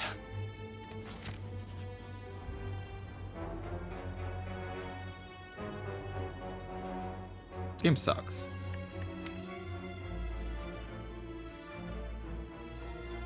All these cards are good, but I mean, like, it's obvious which one's the worst one, I guess.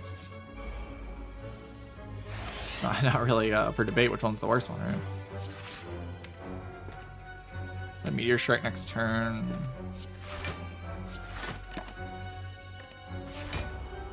I don't even know if I'm, like, allowed to do that. Probably just, like, not allowed to do that.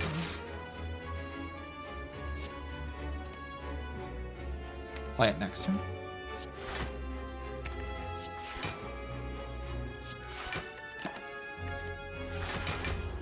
Then we get Infinite Energy. Giga. I mean, I probably should just play Core Surge Echo Form, right? It's probably just a bit. Echo Form. Wow.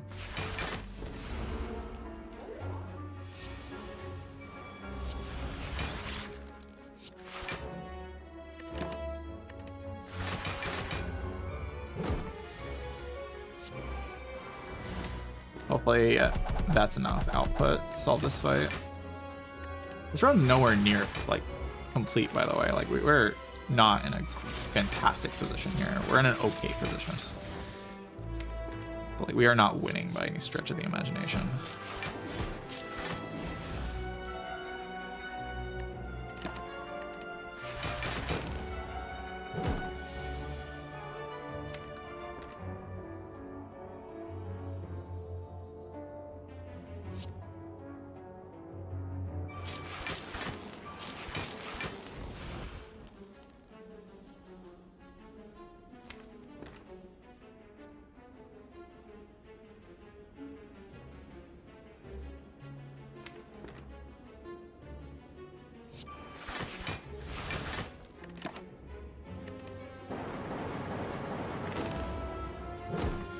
It would be nice to have a beam cell here.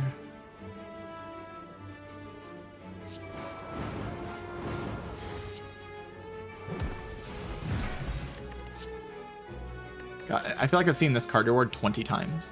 I feel like I've seen this exact same card reward like 20 times.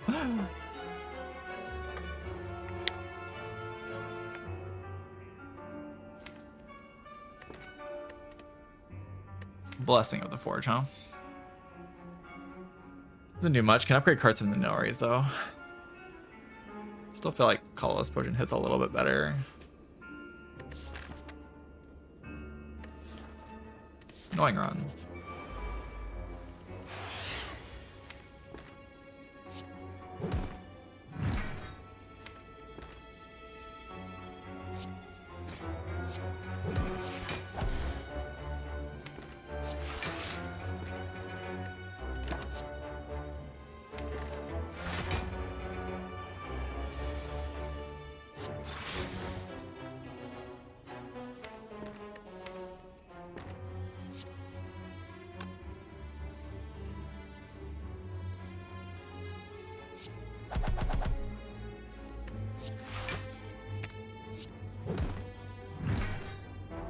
I'd like to play Echo Form here.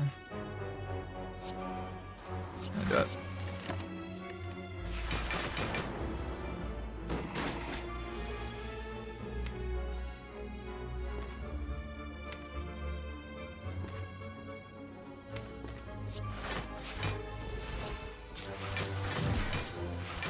You like playing that card.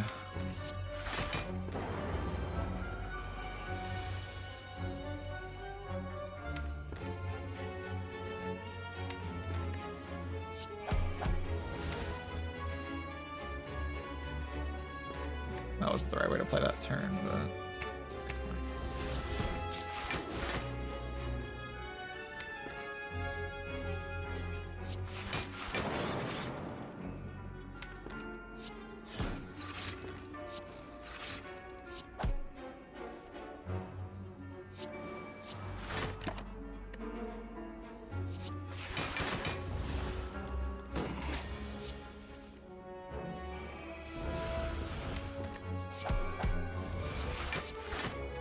It's so like close to being broken.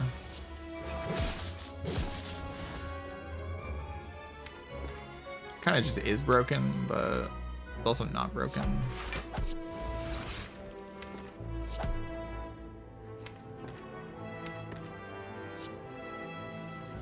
It's kind of not great. I'd like if it was more powerful.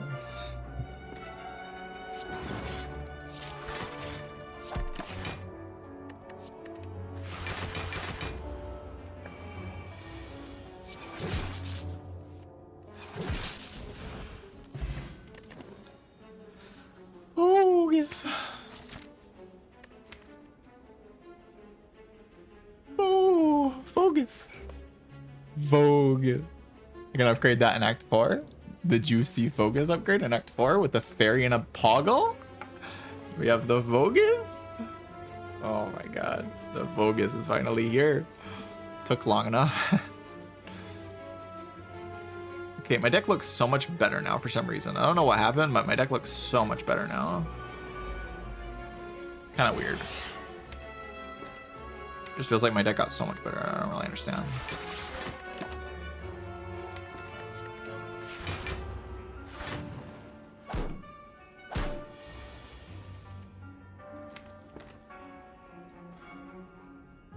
What's the math here?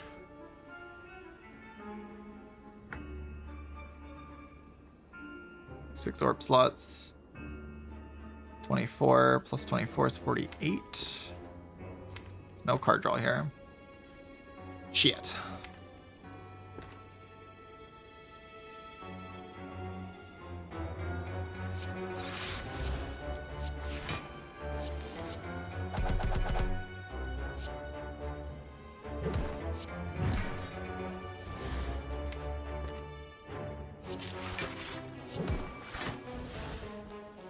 Get in there.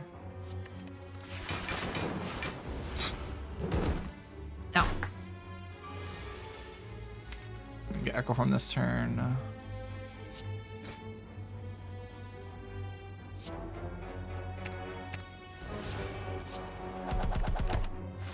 This is so beautiful, Twitch chat. We have Vogus. The Vogus. Look at it. Oh my god. Vogus. I block extra with my glaciers. I get more block than my glaciers. Look at this Vogus. Oh my god. Oh my god, it's so beautiful. Vogus. Look at it.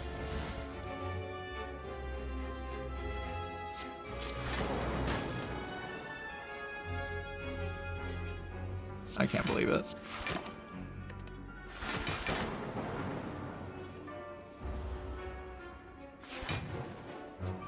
Okay, this run's looking solid, right? Like we're in a great spot. I'm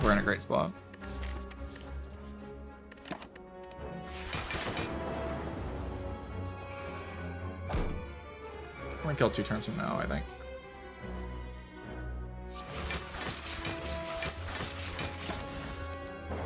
I think I care more about the Echo Form being like guaranteed on turn 1, and I have like the Art of War thing.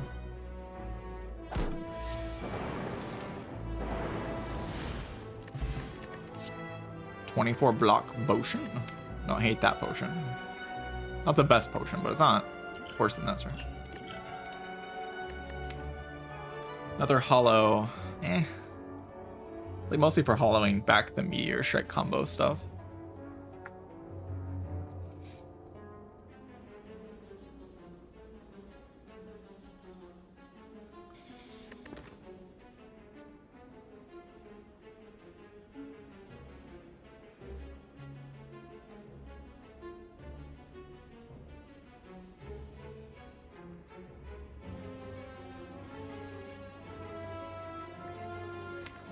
I don't really love the hologram. It's just such a bad draw early in the Spire Elites fight. I mean, I guess it can let me assemble combos. Like I can start to assemble like Meteor Strike Giga combos for Giga damage. I do have to find a way to kill the heart. Currently, my damage doesn't really exist. I'm like playing Barrage or something. Aside from Meteor Strike. Meteor Strike's kind of a lot of damage, but...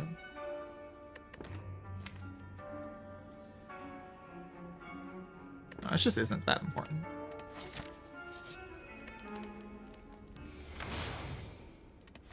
Okay, 63 HP into the boss. Shouldn't really ever lose Fairy here. Okay. So we can go Reinforced Body, Echo Form, stuff next turn. I'm not getting Volunteer. I want to dupe this, but I don't need to dupe it. Yeah, I don't need to dupe it. It's just kind of good to dupe it. I don't need to.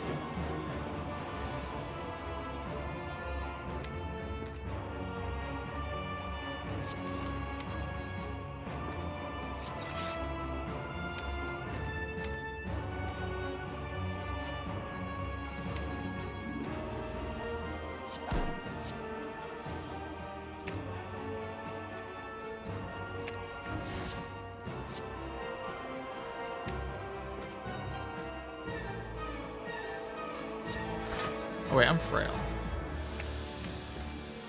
Well, that probably wasn't a very good line, though. Oh, that was a terrible line. I got confused there for a second, sorry. That was weird. I got really confused. Let's not do that again.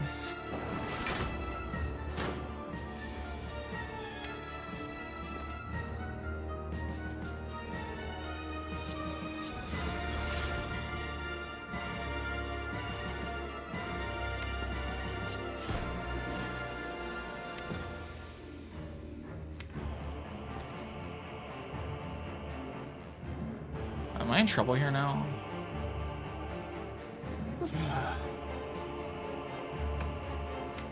Kind of want to wait for Bias Cog or for like a more dangerous turn.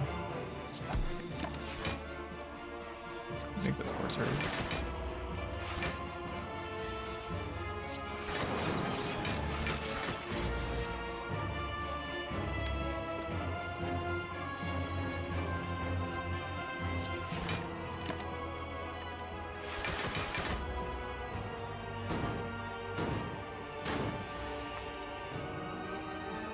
I really don't want to play Glacier, because, like, unless I just think I can,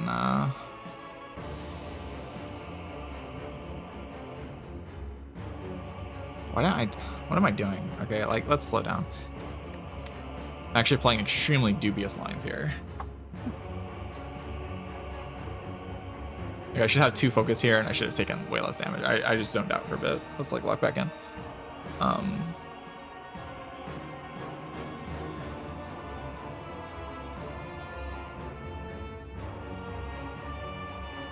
Glacier can't be played. This Dark Orb is kind of like all I got.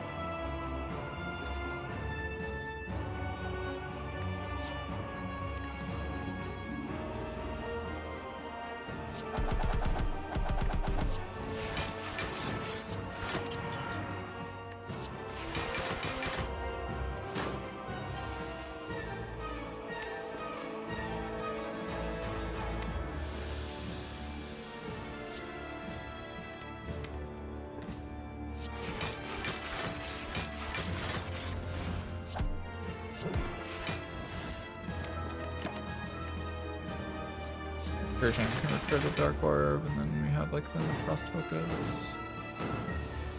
to at least like wait for Norris to win me the game. This is definitely the right time to reboot. Looks like I could roll these. If it's Hello World, it's really bad though.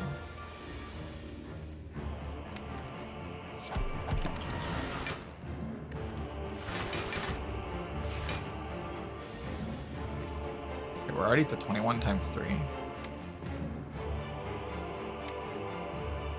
We'll get into the glaciers soon.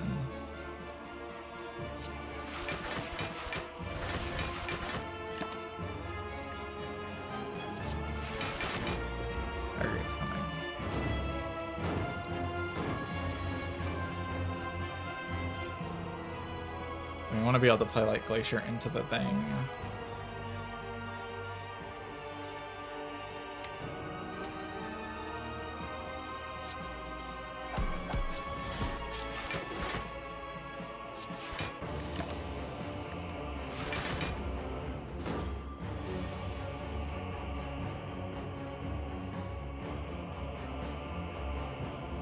Yeah, we can't like actually keep it around, huh?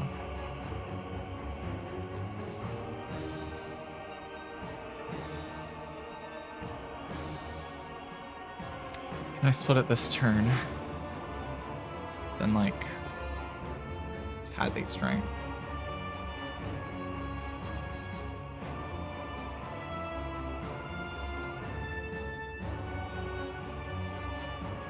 It's like Electro, Aggregate, Strike, Barrage, Recursion, or Dual Cast.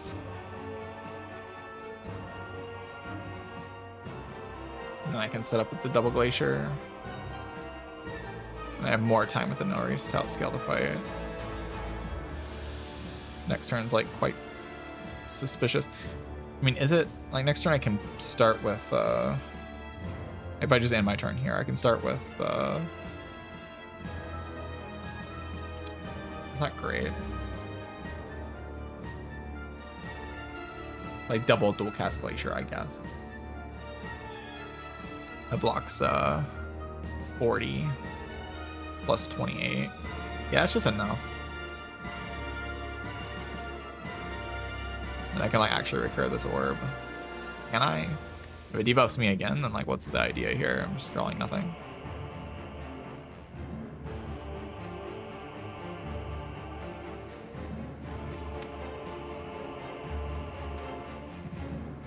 I guess I could aggregate this turn.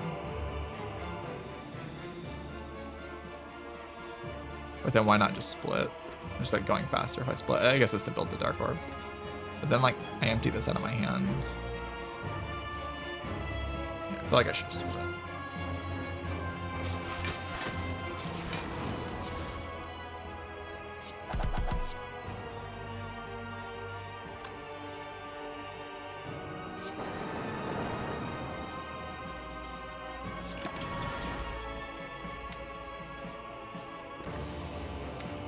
Albert? Too slow, right?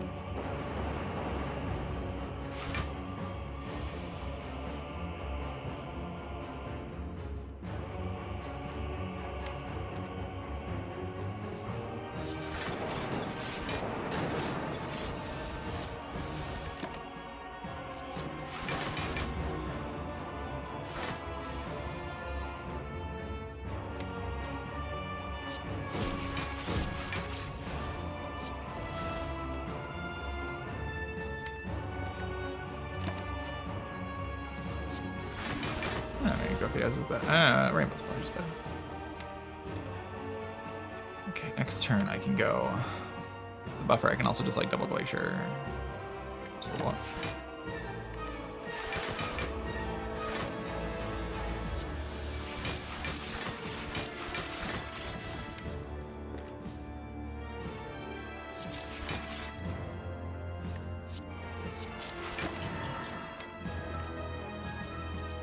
Blizzard's actually doing a lot of damage at this point.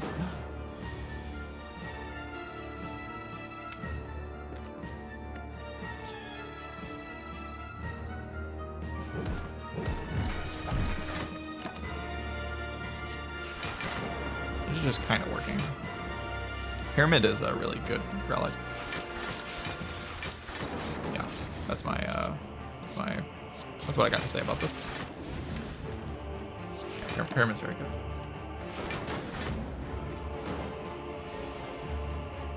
Can you calm down? No.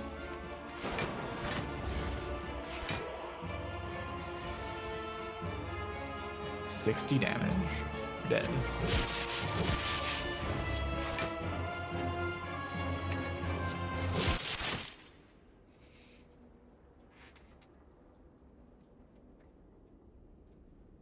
All right, I locked out at the beginning of that fight, like hard locked out.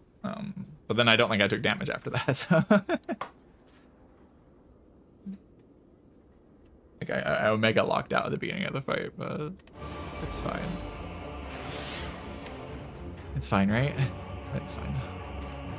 I do think I will reboot here. Drop pile is not very good. My bottom deck microform and my that's better. That's better. Capacitor could get involved later, but like right now, yeah, maybe it's good.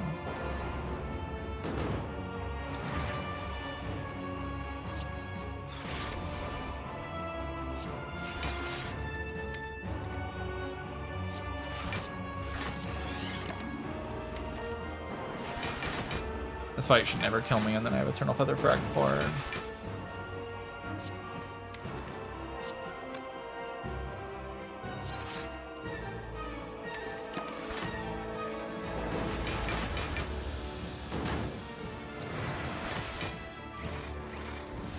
Have these orb slots. Orb slots are kind of cool.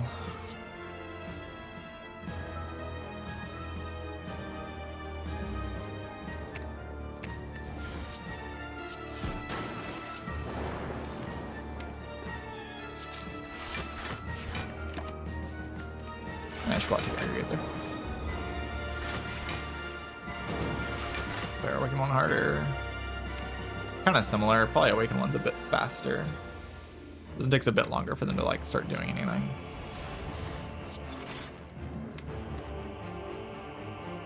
It's probably a little bit easier.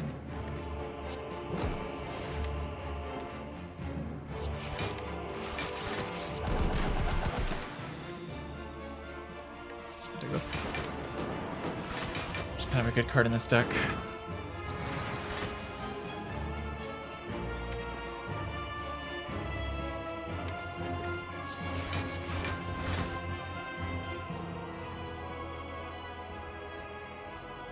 I guess I could top deck exactly the Void here, and that's like pretty bad. I didn't though.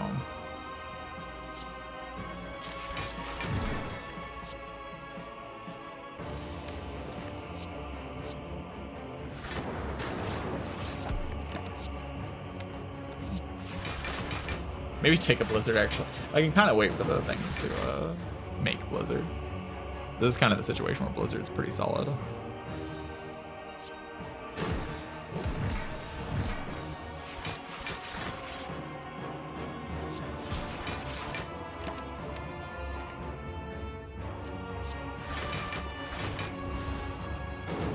I block next turn actually.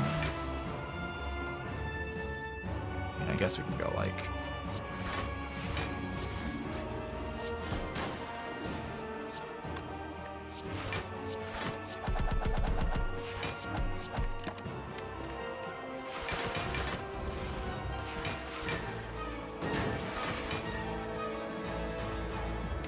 deck is definitely a mess.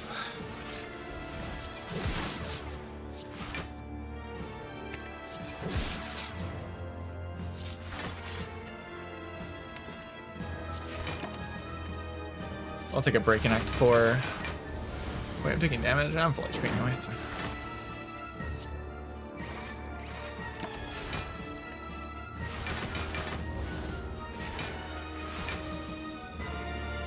I think I want this on 1.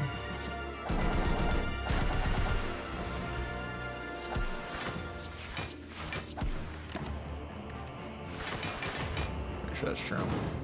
I like to kill this turn. I don't think I can. But... do some damage, I guess. Yeah, maybe Meteor Strike Zap Dual Cut? Yeah, Meteor Strike Zap Dual Cut. This is fine. Fine. I would like one of those cards.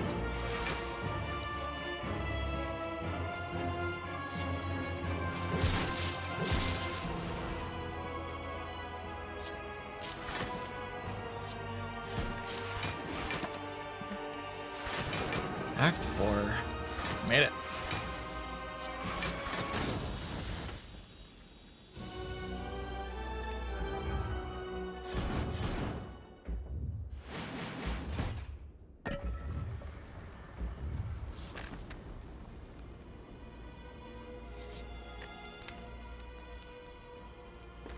My upgrade's pretty clear. Focus.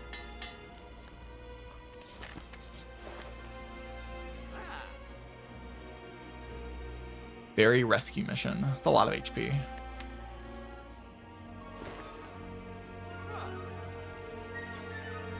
The double fairy is like, how does the heart kill 2 lizard tails, you know?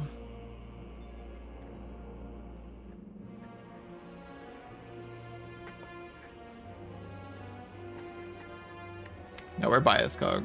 We're bias cog. Alright, I'm going to take a break. I think now's a good time to take a break going into Act 4. BRB.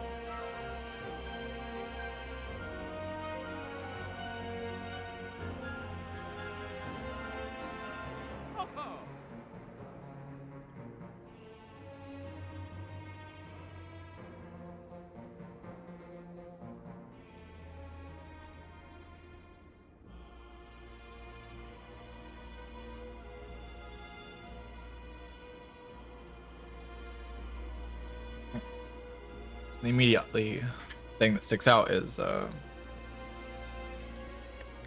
fairy in a bottle plus double energy. I think that's just what's going to happen. Double fairy's a little weird, but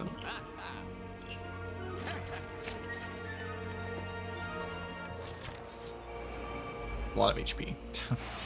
A top deck Seek. Oh my god, a top deck Seek. Let's go.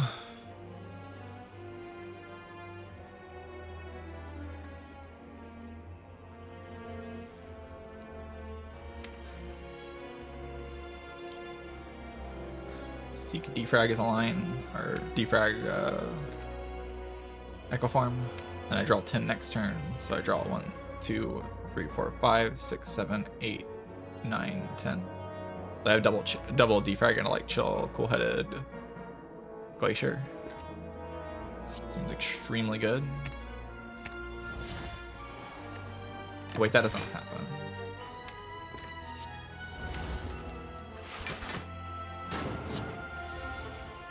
I mean, it's still good, but wait, it's not good. I'm one card short. Well, it should have been chill then.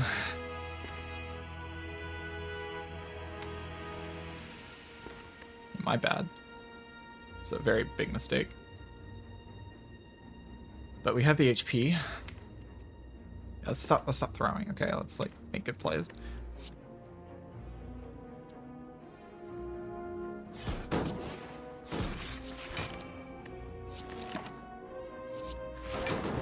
Okay, let's stop throwing. That's last throw of the round. Final mistake.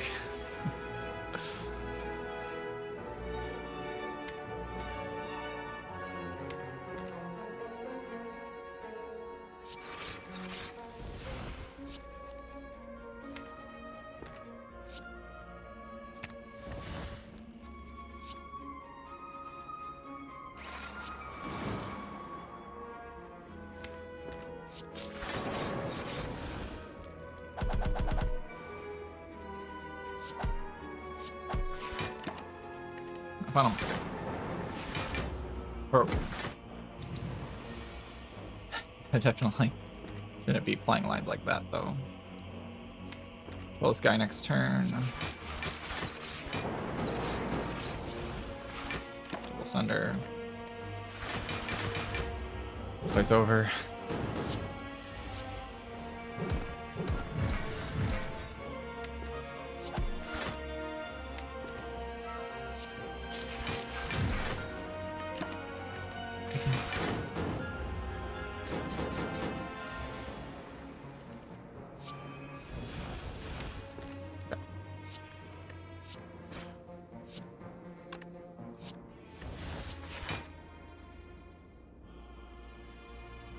I probably shouldn't go too crazy, huh?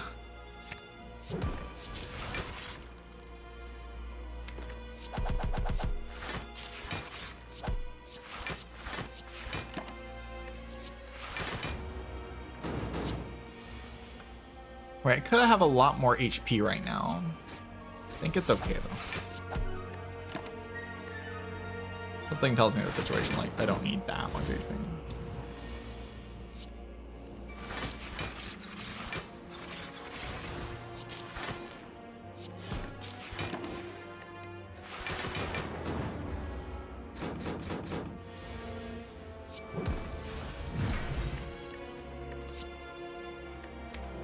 Iqui's not good. I could consider Ball Lightning, but I don't really think so.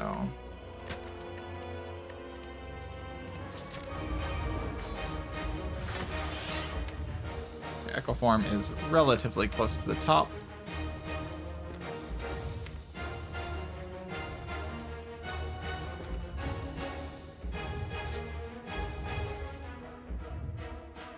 I like to play an attack here, just to get it out of my hand.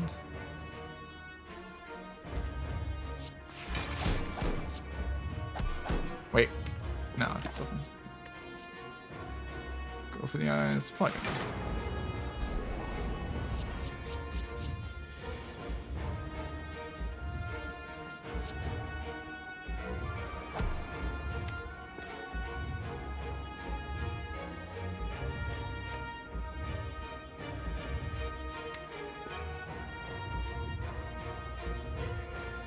So if I go charge battery, FTL, chill, and then Orichalcum blocks 6 plus 6, I block 12. I don't die this turn.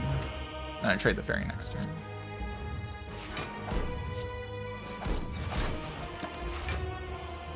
Probably.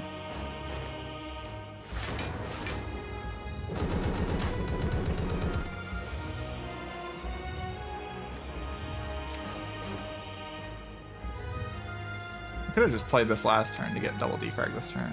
I need to think more. I'm just tired. Could double this to keep the fairy, but then like the fight's going really slowly. And like eventually I need to like go faster.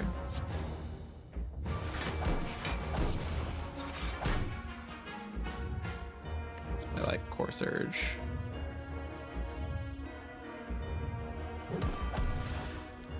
Strike here.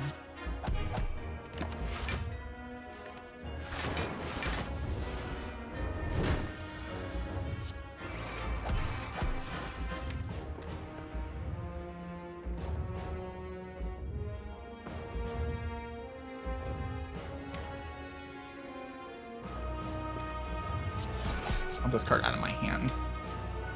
I'm just gonna get it out of my hand.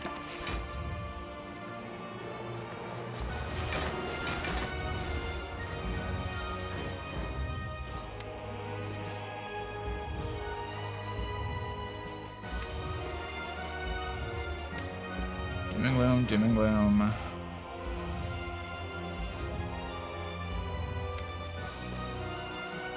Cool-headed. I need the dark orb now, right? We gotta start cooking these dark orbs.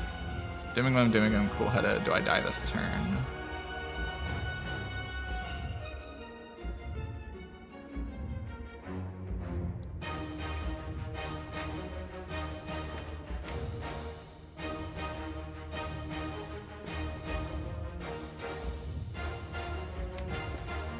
No. Block 24.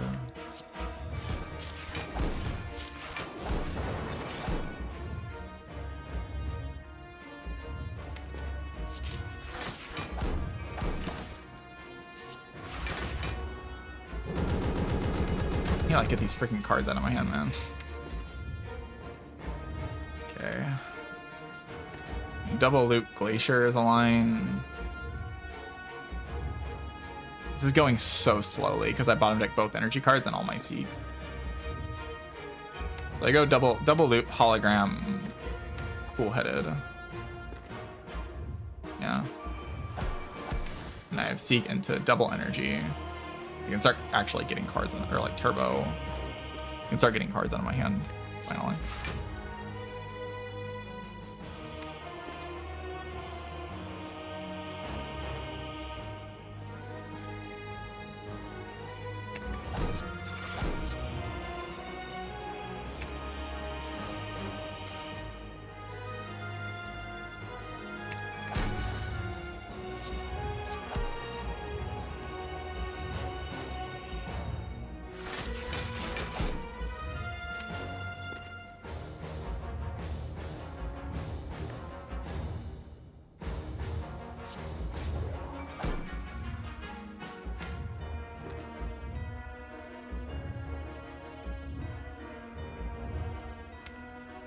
This is terrible.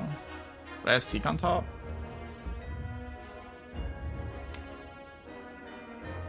I don't want to play Overclock. I can let these Dark Orbs cook for 2 turns, but then, like, what am I doing?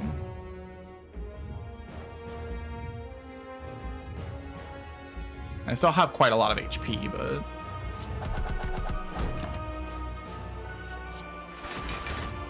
really don't know, like, where we're going with this. Don't I need to reshuffle next turn, and I'm just not reshuffling, and it's attacking me for 90? Like, what the hell am I doing? Attacking for, I can't block 90.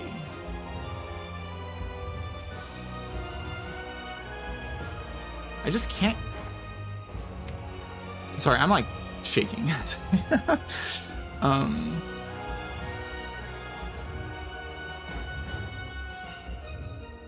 Go double loop into Electro. Okay. That's like an actual line.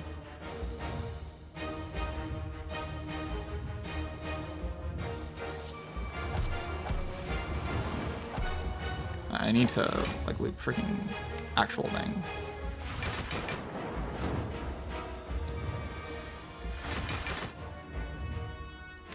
I can't access, I'm dead. Okay, sorry. I just can't. I can't pay attention.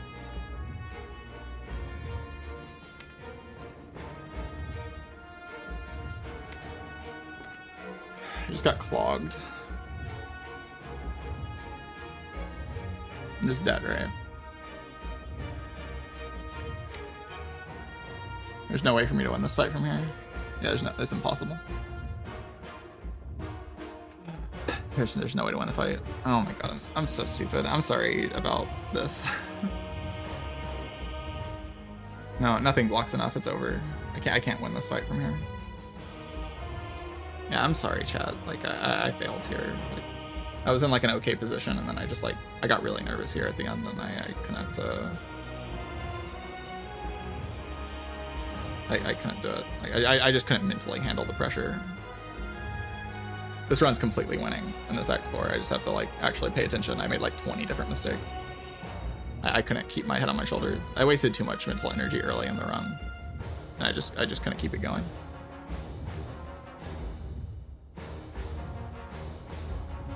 Like I just spent all my mental energy early in the run, and then I couldn't keep the situation go. Keep the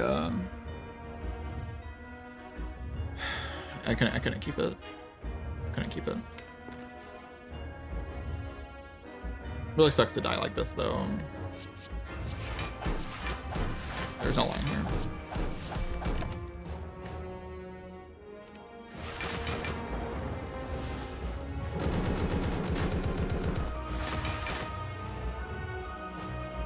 I do not believe I can make enough damage before the next cycle of the fight.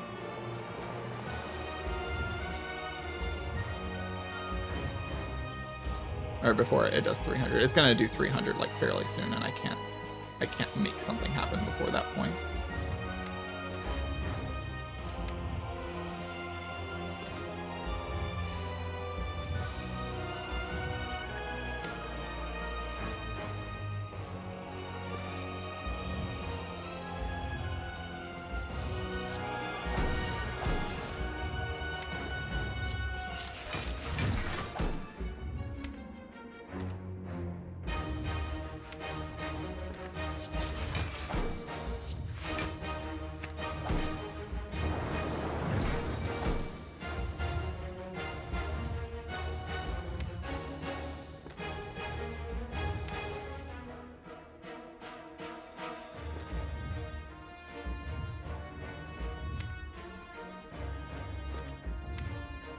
Go if the eyes is bottom decked. Potentially do double glacier things though. But 120 is just so impossible.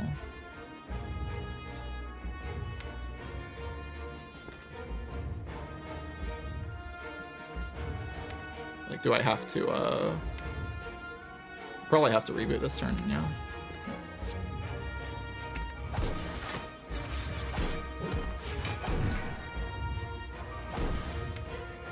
I'll go for the eyes, okay.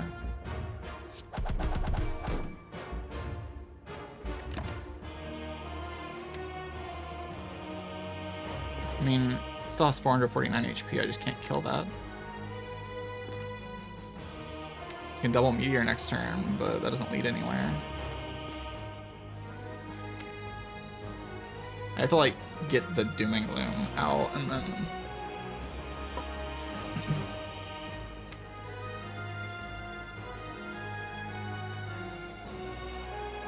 I just died at 300 here. I can't block 300. And I do not have enough damage.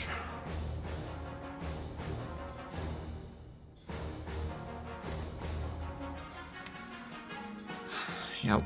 Can I block 300? It's like I can do it like a big Meteor turn into Glacier. Meteor is going to be how it has to happen, right?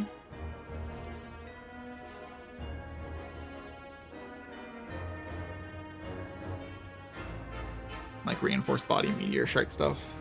Like next turn I double Meteor, and then I have Reinforced Body the turn after.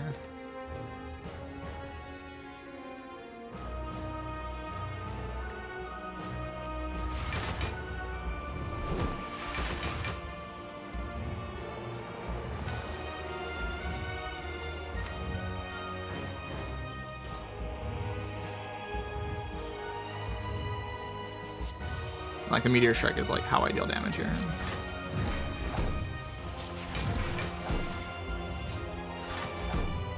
Oh, that freaking Beam Cell, man.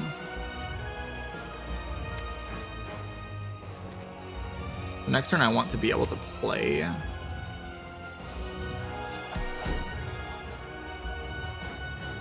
I want to be able to play Dooming Looms because I need to get them in the front.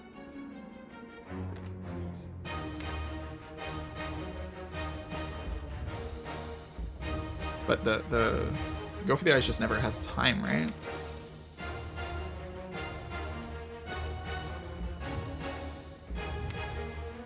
Glacier even worth playing? I can do double Dooming Loom into Glacier into Reinforced Body stuff. The Go for the Eyes just never has time. But like next turn I could play if it's big hit, and then I have Hologram Go for the Eyes. Dualcast is in hand.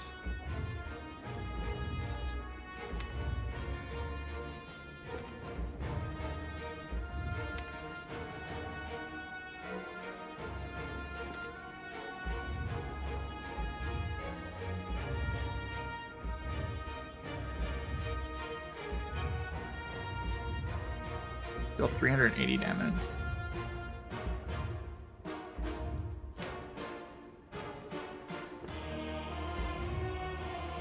I mean, this is always just like playable next turn.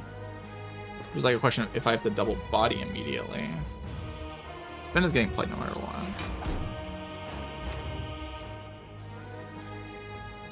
Like the Doom and Glooms have to come down like kinda soon.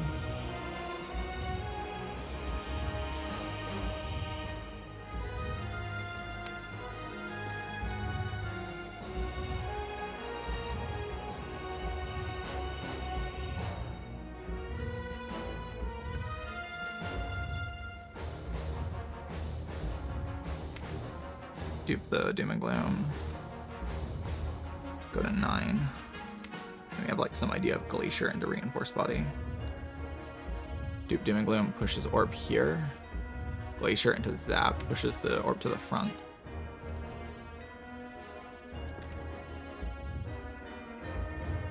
So yeah, I'm never like taking time to hollow this Go for the Eyes, right? You just have to kill before 300, unless I can block 300. It's like I just don't think I can unless I like pull a miracle off of the thing. Yeah, then I can push the Dark Orb to the front and start looping it.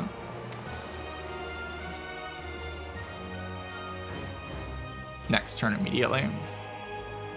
But is that even blocking for enough is the question. Probably, right? I do Glacier. I start with like 1 billion energy and then I mean, it's blocking for enough. But is Dupe Glacier blocking for enough against the big hit, like by itself?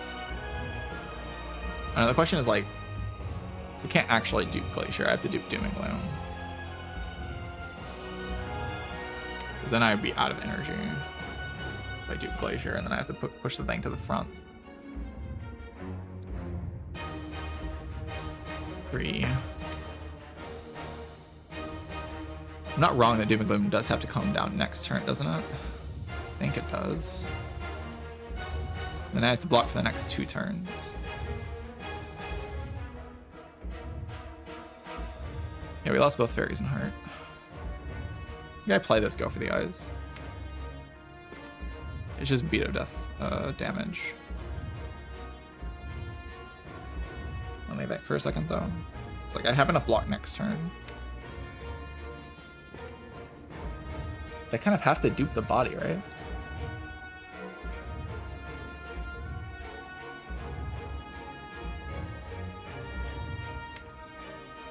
I play like, okay, how much energy do I have? Let's count. Let's finally lock in. 1, 2, 3, 4, 5, 6, 10, 11, -1 from the void. So 10, 13. If I double Doom and Gloom, I spend 2 energy, but I get 2 energy back. Then I got another 2 energy. So I have 15 energy, and then I play Glacier into Reinforced, which gives me 17 energy times 9, which is just enough. So I block for enough next turn no matter what, but if it's the big hit, then I need the Reinforced Body the turn after.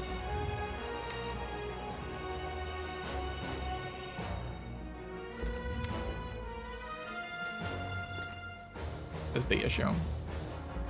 Then because I don't have time to do Glacier, and 1 Glacier is not enough block. If I just like play Glacier next turn, I'll just lose the fight.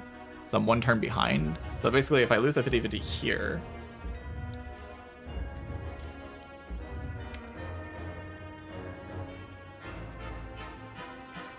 and the idea becomes like,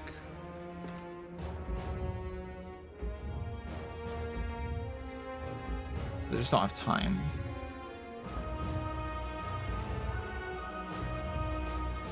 If I lose a 50-50 here, then I have to play for the next 50-50. This Go for the Eyes just doesn't really do anything. If it big hits next turn, then I have to play it anyway.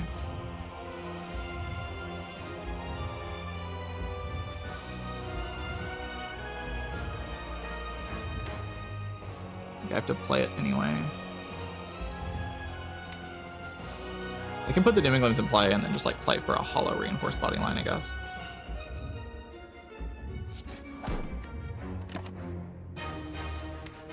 Blizzard. That gets put in these cards, I just die next turn. I can't take a card here.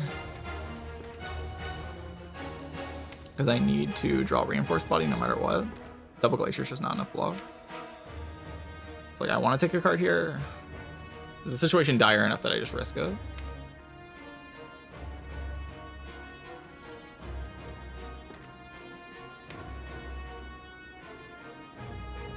I don't think so, right? Okay, I think I actually can win this.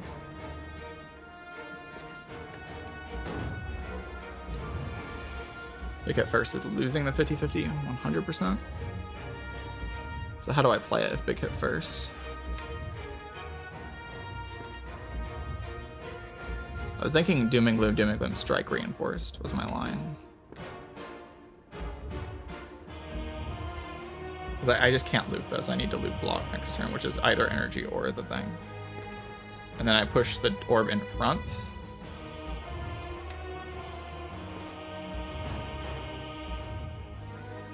Doom and Gloom, Strike Reinforced.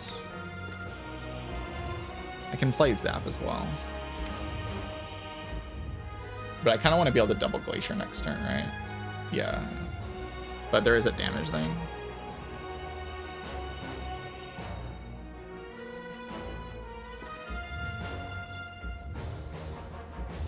I kind of want to be able to play damage next turn. And then I have 2 turns to kill.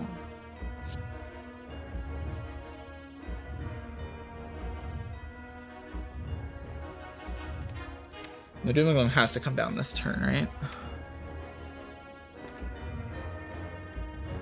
And then we double Glacier next turn.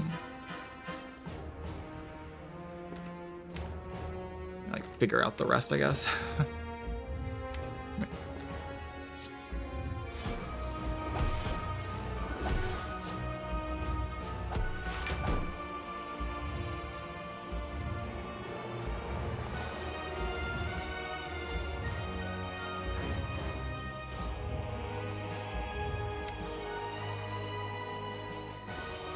$348. I have to deal in 3 turns, sort of.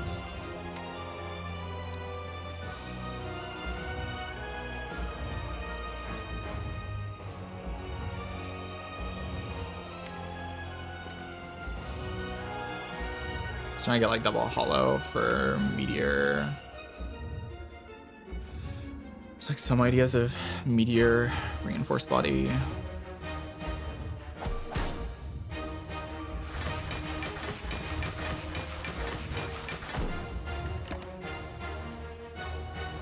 Rainbow is a lot of damage. It's on the bottom now.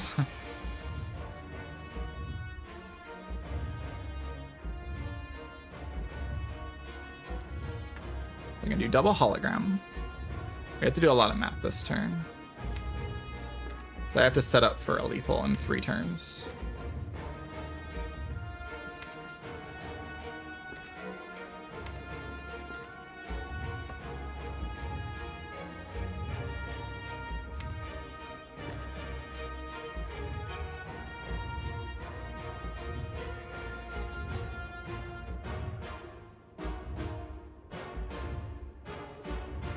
Hollow, Meteor plus Reinforced Body was the thinking I had.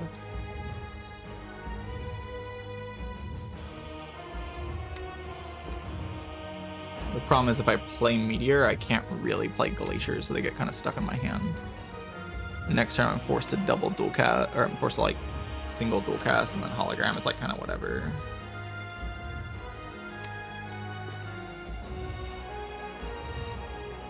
How much does the orb go to? It goes to 26. And then it gets 40. It becomes 56. So it only evokes for 100 damage. That's why I kind of have to play like other things this turn. I guess I can hollow. But there's like no real purpose in that.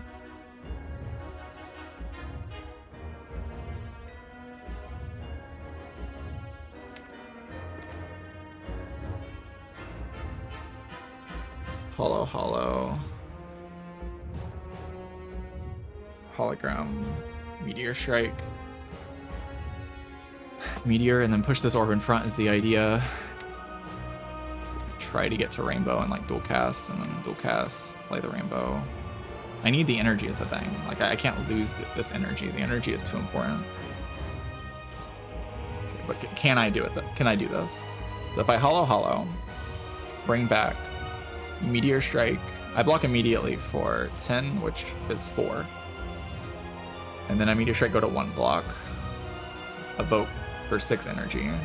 So I'm back to 11 energy. 11 times 9. It's 99 immediately.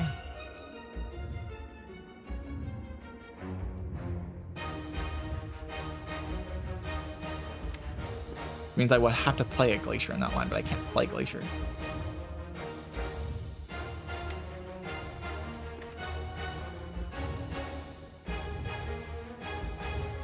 Right, like I just can't do that. I guess I have to play Meteor Strike again next turn. So I go hollow hollow for Meteor plus the thing. But then I don't play the Meteor this turn, I just hold it.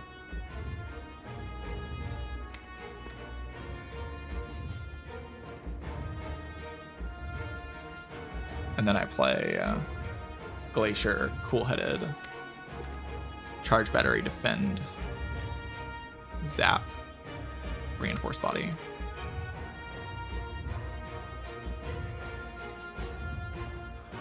The Dark Orb is in front. I have Zap in play. Meteor Strike is in my hand. I have 4 energy next turn.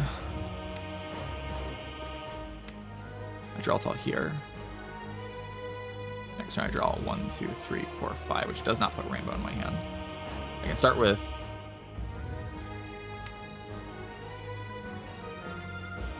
like double defend into dual cast. I do also wonder about just hollowing the hollow itself to have dual cast again, because then I can dual cast 2 turns in a row. But that's just not enough damage, right? Let me think about that. That might be enough damage. I should think about that. So the line this turn would be hollow hollow, bring back hologram, and reinforce body. Play Glacier, Cool-Headed, Zap, Charge Battery, Reinforce Body. And then the Dark Orb is in front. And I have... Goes to 26 and then loops for 4. Brings it to 66. 66 times 2. And then I have another orb that's been cooking as 26. Then it goes to 36. 76 times 2. Wait, what? 152 plus 152. 284. Sunder. And then zap damage. Okay, I think this is killing.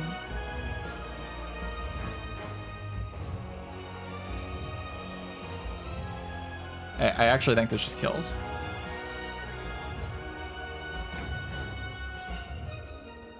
Yeah, I think it just kills.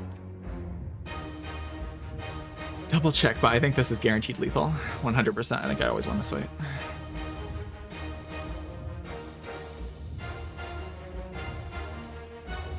Or 6 times 2. It's not that. It was 60. Yeah. So just let me think. I'll double check everything. So the idea I have right now is hollow hollow, bring back reinforced body and hologram. Keep the hologram in my hand to hollow dual cast later.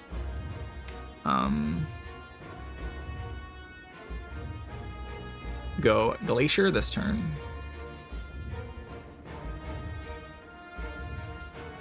Glacier. Cold Snap. Glacier Cold Snap brings it here. And then Zap gets played. I want the Zap damage. And then like Charge Battery. Yeah. So I guess I don't play Cold Snap. So it's like hollow hollow, bring back hologram, reinforced body. Play cool-headed. Or play charge battery into cool-headed, into glacier, into zap, into reinforced body. That would be the line. How much does that block for? That's what's actually important here. So I lose 1 energy, so I go to 10. I play glacier. I go to 12. I play cool-headed. I go to 13. Zap, I go to 15. And then I play reinforced for 15. There's 9 times 15, which is just obviously enough.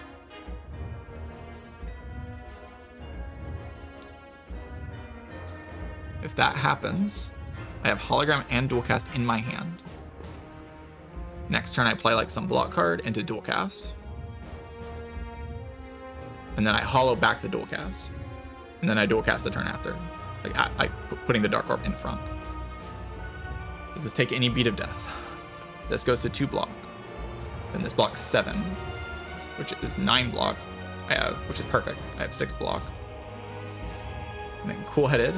I can even play the defend. And I don't want to play the defend actually. Cool-headed zap into the thing. How many cards? I can even play cold snap zap, I guess. I could not play cool-headed and play cold snap zap just to have the cool-headed later. And then next turn, double charge battery. So does this line take 0 damage? I think it does, right? Hollow, hollow. I have 2 block left. I play glacier.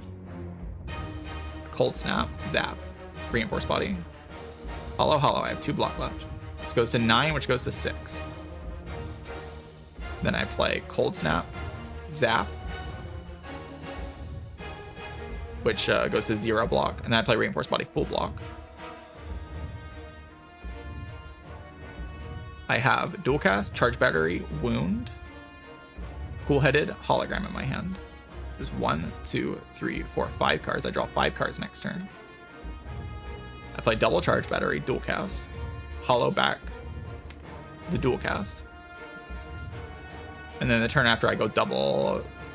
I can do a lot of things.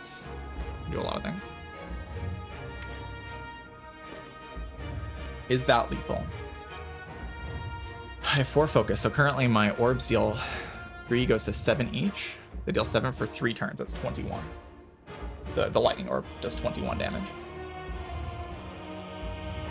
21. The dark orb gets pushed to the front, goes to 26, and then gains 40. So that's 66. 66 times 2. Plus 21.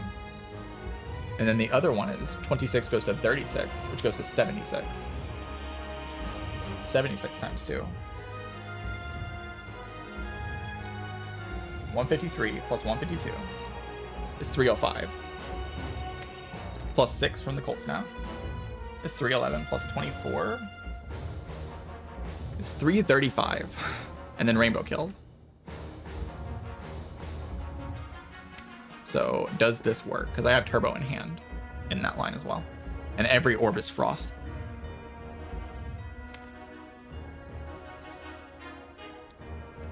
And I have turbo. So I can play, and I also have Happy Flower. So my orbs set up at that point would be, my back orb is lightning, frost, frost, frost, dark, dark. Next turn, I set up the dual cast play. And then the turn after, and then I hollow back the dual cast at the end of the turn, by the way. That's just going to be in my hand.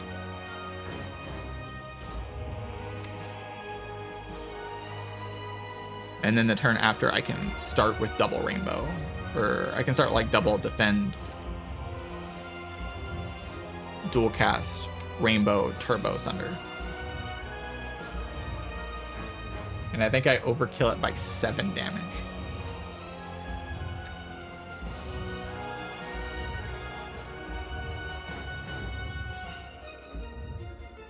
Oh no, I overkill it by 3, I think. I think I overkill it by 3 damage. Guaranteed before it kills me.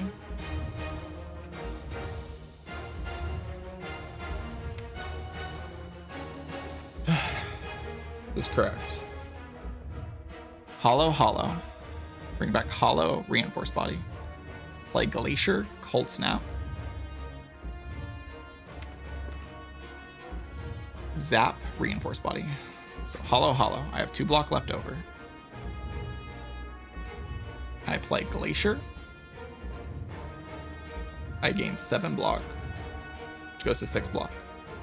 Cold Snap, Zap, goes to 0 block. Let's do an energy count. Hollow brings me to 10 energy. Glacier brings me, it costs 0 because it just evokes the plasma. And then gives me another, I mean, I even have more, because like I'm making a bunch of frost. I might overblocking by a shit ton. So yeah, energy's fine. Let's double check that this is lethal. So my hand is dual cast, charge battery, full-headed, hologram, and wound. Next turn I go double charge battery, dual cast, hologram, dual cast. That's all of my energy. Double charge battery, dual cast, hologram, dual cast. Then a turn after I have 6 energy to play with. What's my hand? I have 1, 2, 3, 4, 5. I get rid of this card. This card goes. So I only draw 1, but I have Glacier in hand as well. It works. I do double defend into dual cast.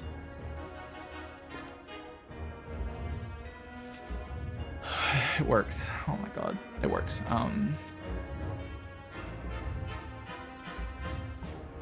26, 66 times 2, 132.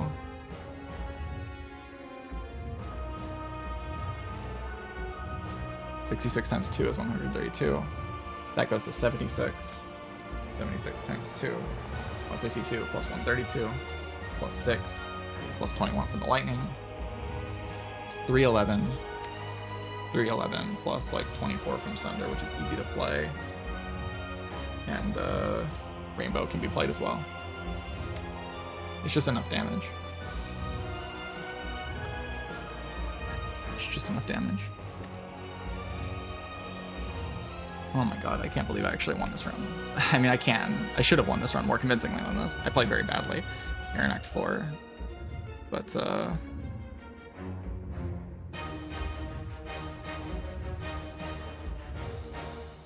yeah, this is enough damage.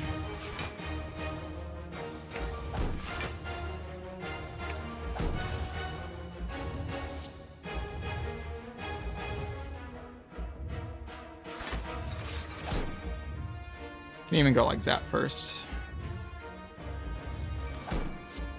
Cold Snap.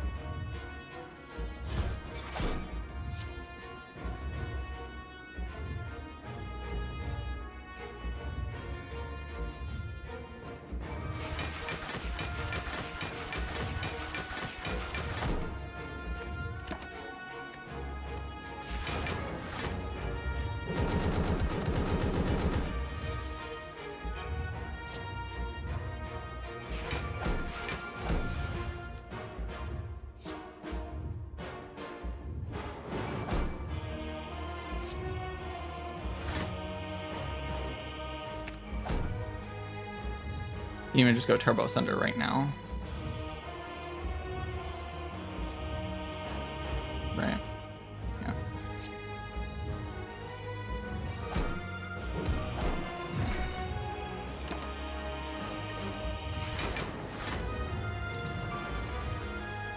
Oh, nice big hit, by the way. Nice big hit, by the way. I mean, like, of course, it's the big hit. 76 times 2, 152 plus 14. It's 166. I go double defend, dual cast Rainbow.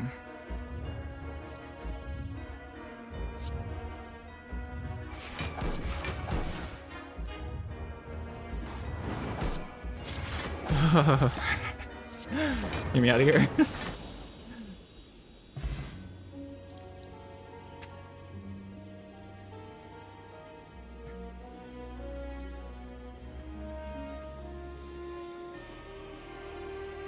Oh my god.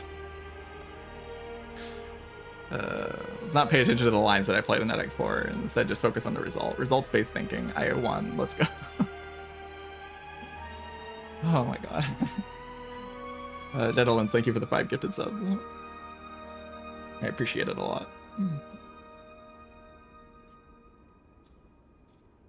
Is this my longest run? I think this might be my longest run, yeah. On stream, this is probably my longest run.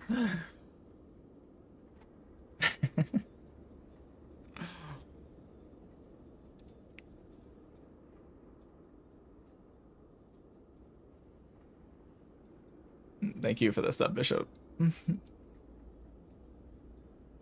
Oh my god. The frozen eye of evil. Frozen eye of evil. I don't know what I was cooking in some of the parts of this run for sure, but I won. Meteor Shrek is a pretty good card, right? This card's like kind of good. I'm so freaking dead without this and this, like the end of Act 3. Like, needed these cards. Even like the double energy was huge. It made a massive turn happen. I think there's some mistakes I made in this run, but I will just... Kev Chaplin, thank you for the 5. It was a 5, I think. And thank you both long usernames for the Prime sub. I appreciate it.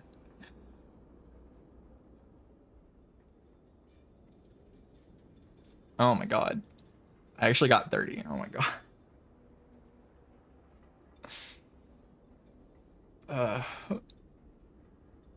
Go some 99. Thank you for the 5 gifted. I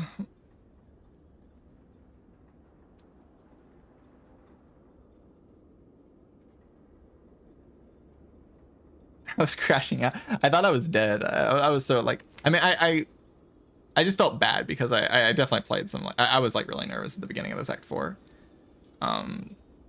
Just terrible.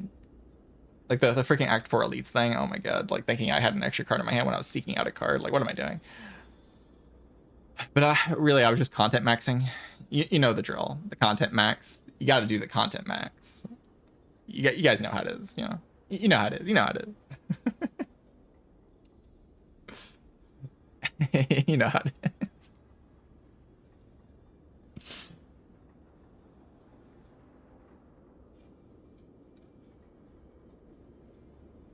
1,000 bits. Wow, that's probably the most bits I've ever gotten. Thank you.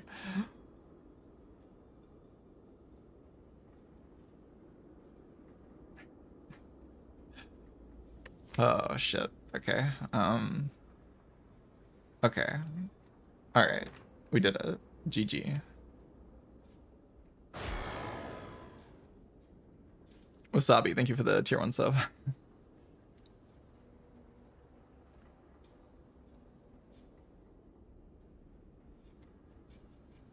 Hugely appreciated.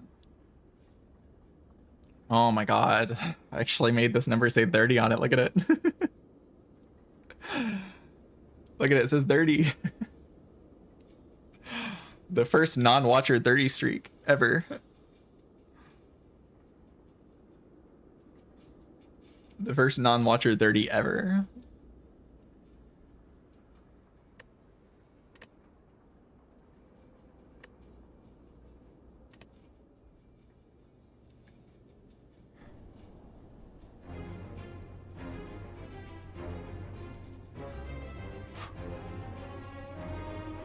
Alright, well, I don't think I'm going to play the watcher run.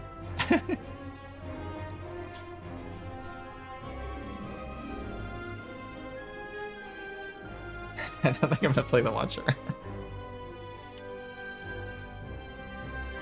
Oh my god. I thought I was completely cooked there, but reinforced body came in, you know, it just came in at the last moment. Reinforced body, Giga reinforced body, block 1 billion.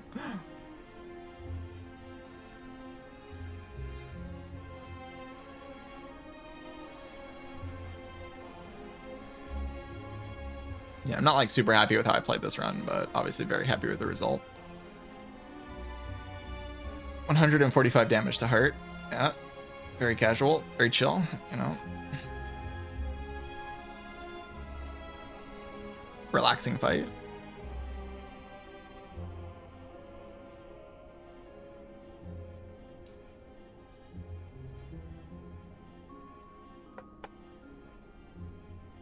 Taking the 1 out of 4 brick chance Nari's card. Yeah, if I take that and it bricks me, I just die. I just die. You die. You get cooked. But instead, I was like, I can do this. And then I won. Congrats on 31. Yeah, I'll probably win the Watcher run. But I don't have to. 30 is as epic as it gets, right? Is this your longest run? That's the exact same question Zeknar asked. Yes, I believe this is probably my longest run. I mean, I could look at my off-stream profile, but or my old on-stream profile that I switched to this. But I do believe that this is probably the longest run I've played on stream. I don't think I've played a 4-hour run before on stream. Maybe like an alchemized stall at some point. Actually, probably like one of like the Nilri stall runs or something, or like the alchemized stalls. Got close at least. Like there was like one really bad one early in the streaming, like when I first started streaming. It's one of my longest runs though, for sure. It might be the longest on stream.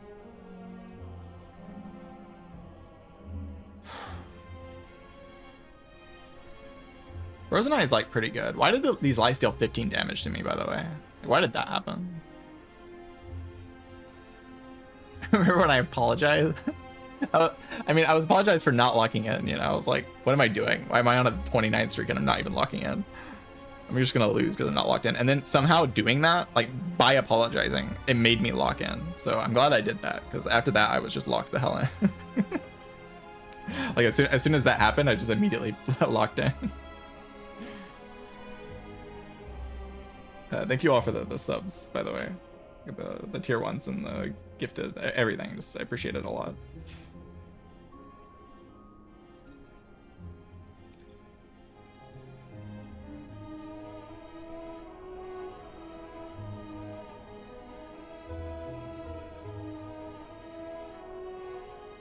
Just apologize every run.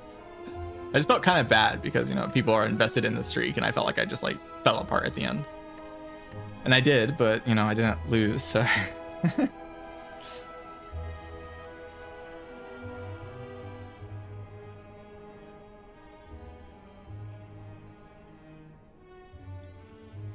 Hype chest. Wow, I get to open a hype chest. Oh my god. Wow. Amazing. Koden, thank you for the 5 gifted subs. Huge, appreciate it. Massive.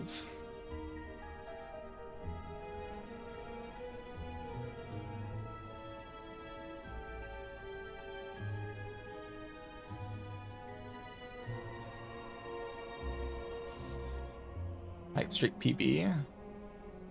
Yeah, this is probably the most amount of subs I've ever gotten in one moment, so yeah.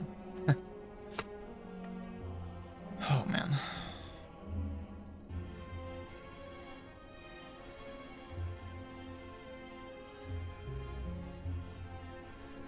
The strike dummy, it mattered, by the way. You know how much damage that did in the heart?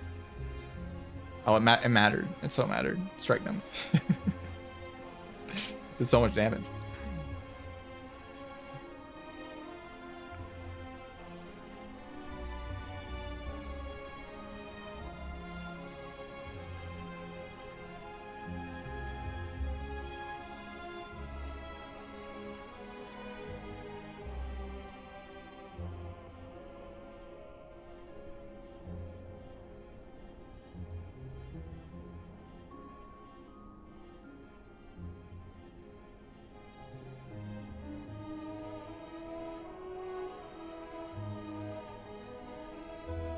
TL plus, yeah.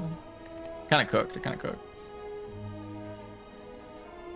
The end of the game defrag like this. Bogus. Look at it. Bogus.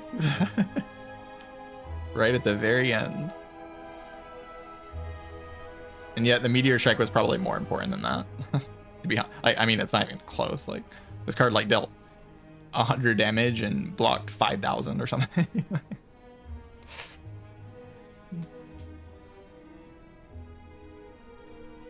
Kind of ridiculous.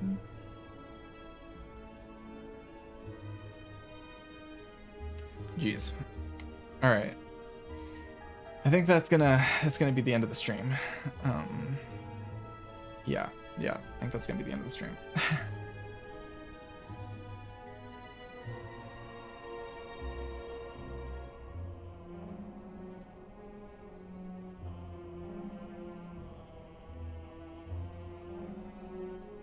Can I see his live? Victory lap 31. Yeah, I mean, I could probably win a watch run right now, but I'm good on that. I'm good. I need to like go sleep or something. I don't play 4-hour runs, guys. This isn't my thing. Like, I don't do that. that's not like a thing I do. I don't play 4-hour runs.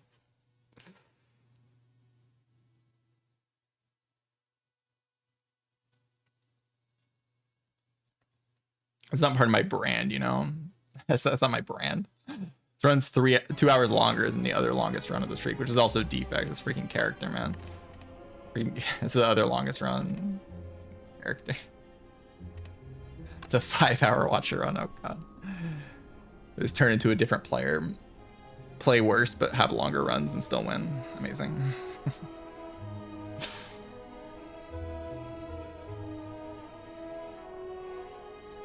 It would have to be quite the impressive watch run, yeah. It had to be like a good Frozen Eye purchase into like some insane garbage that makes me think forever.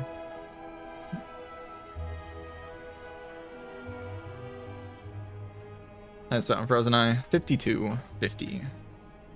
So around an hour.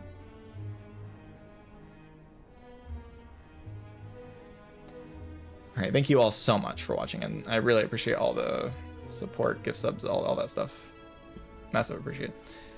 I'm very happy with this result. 30 is fantastic, absolutely fantastic. I didn't even have a 20 streak on stream, and now I skipped the 20 and went straight to 30. You know, it's like I don't even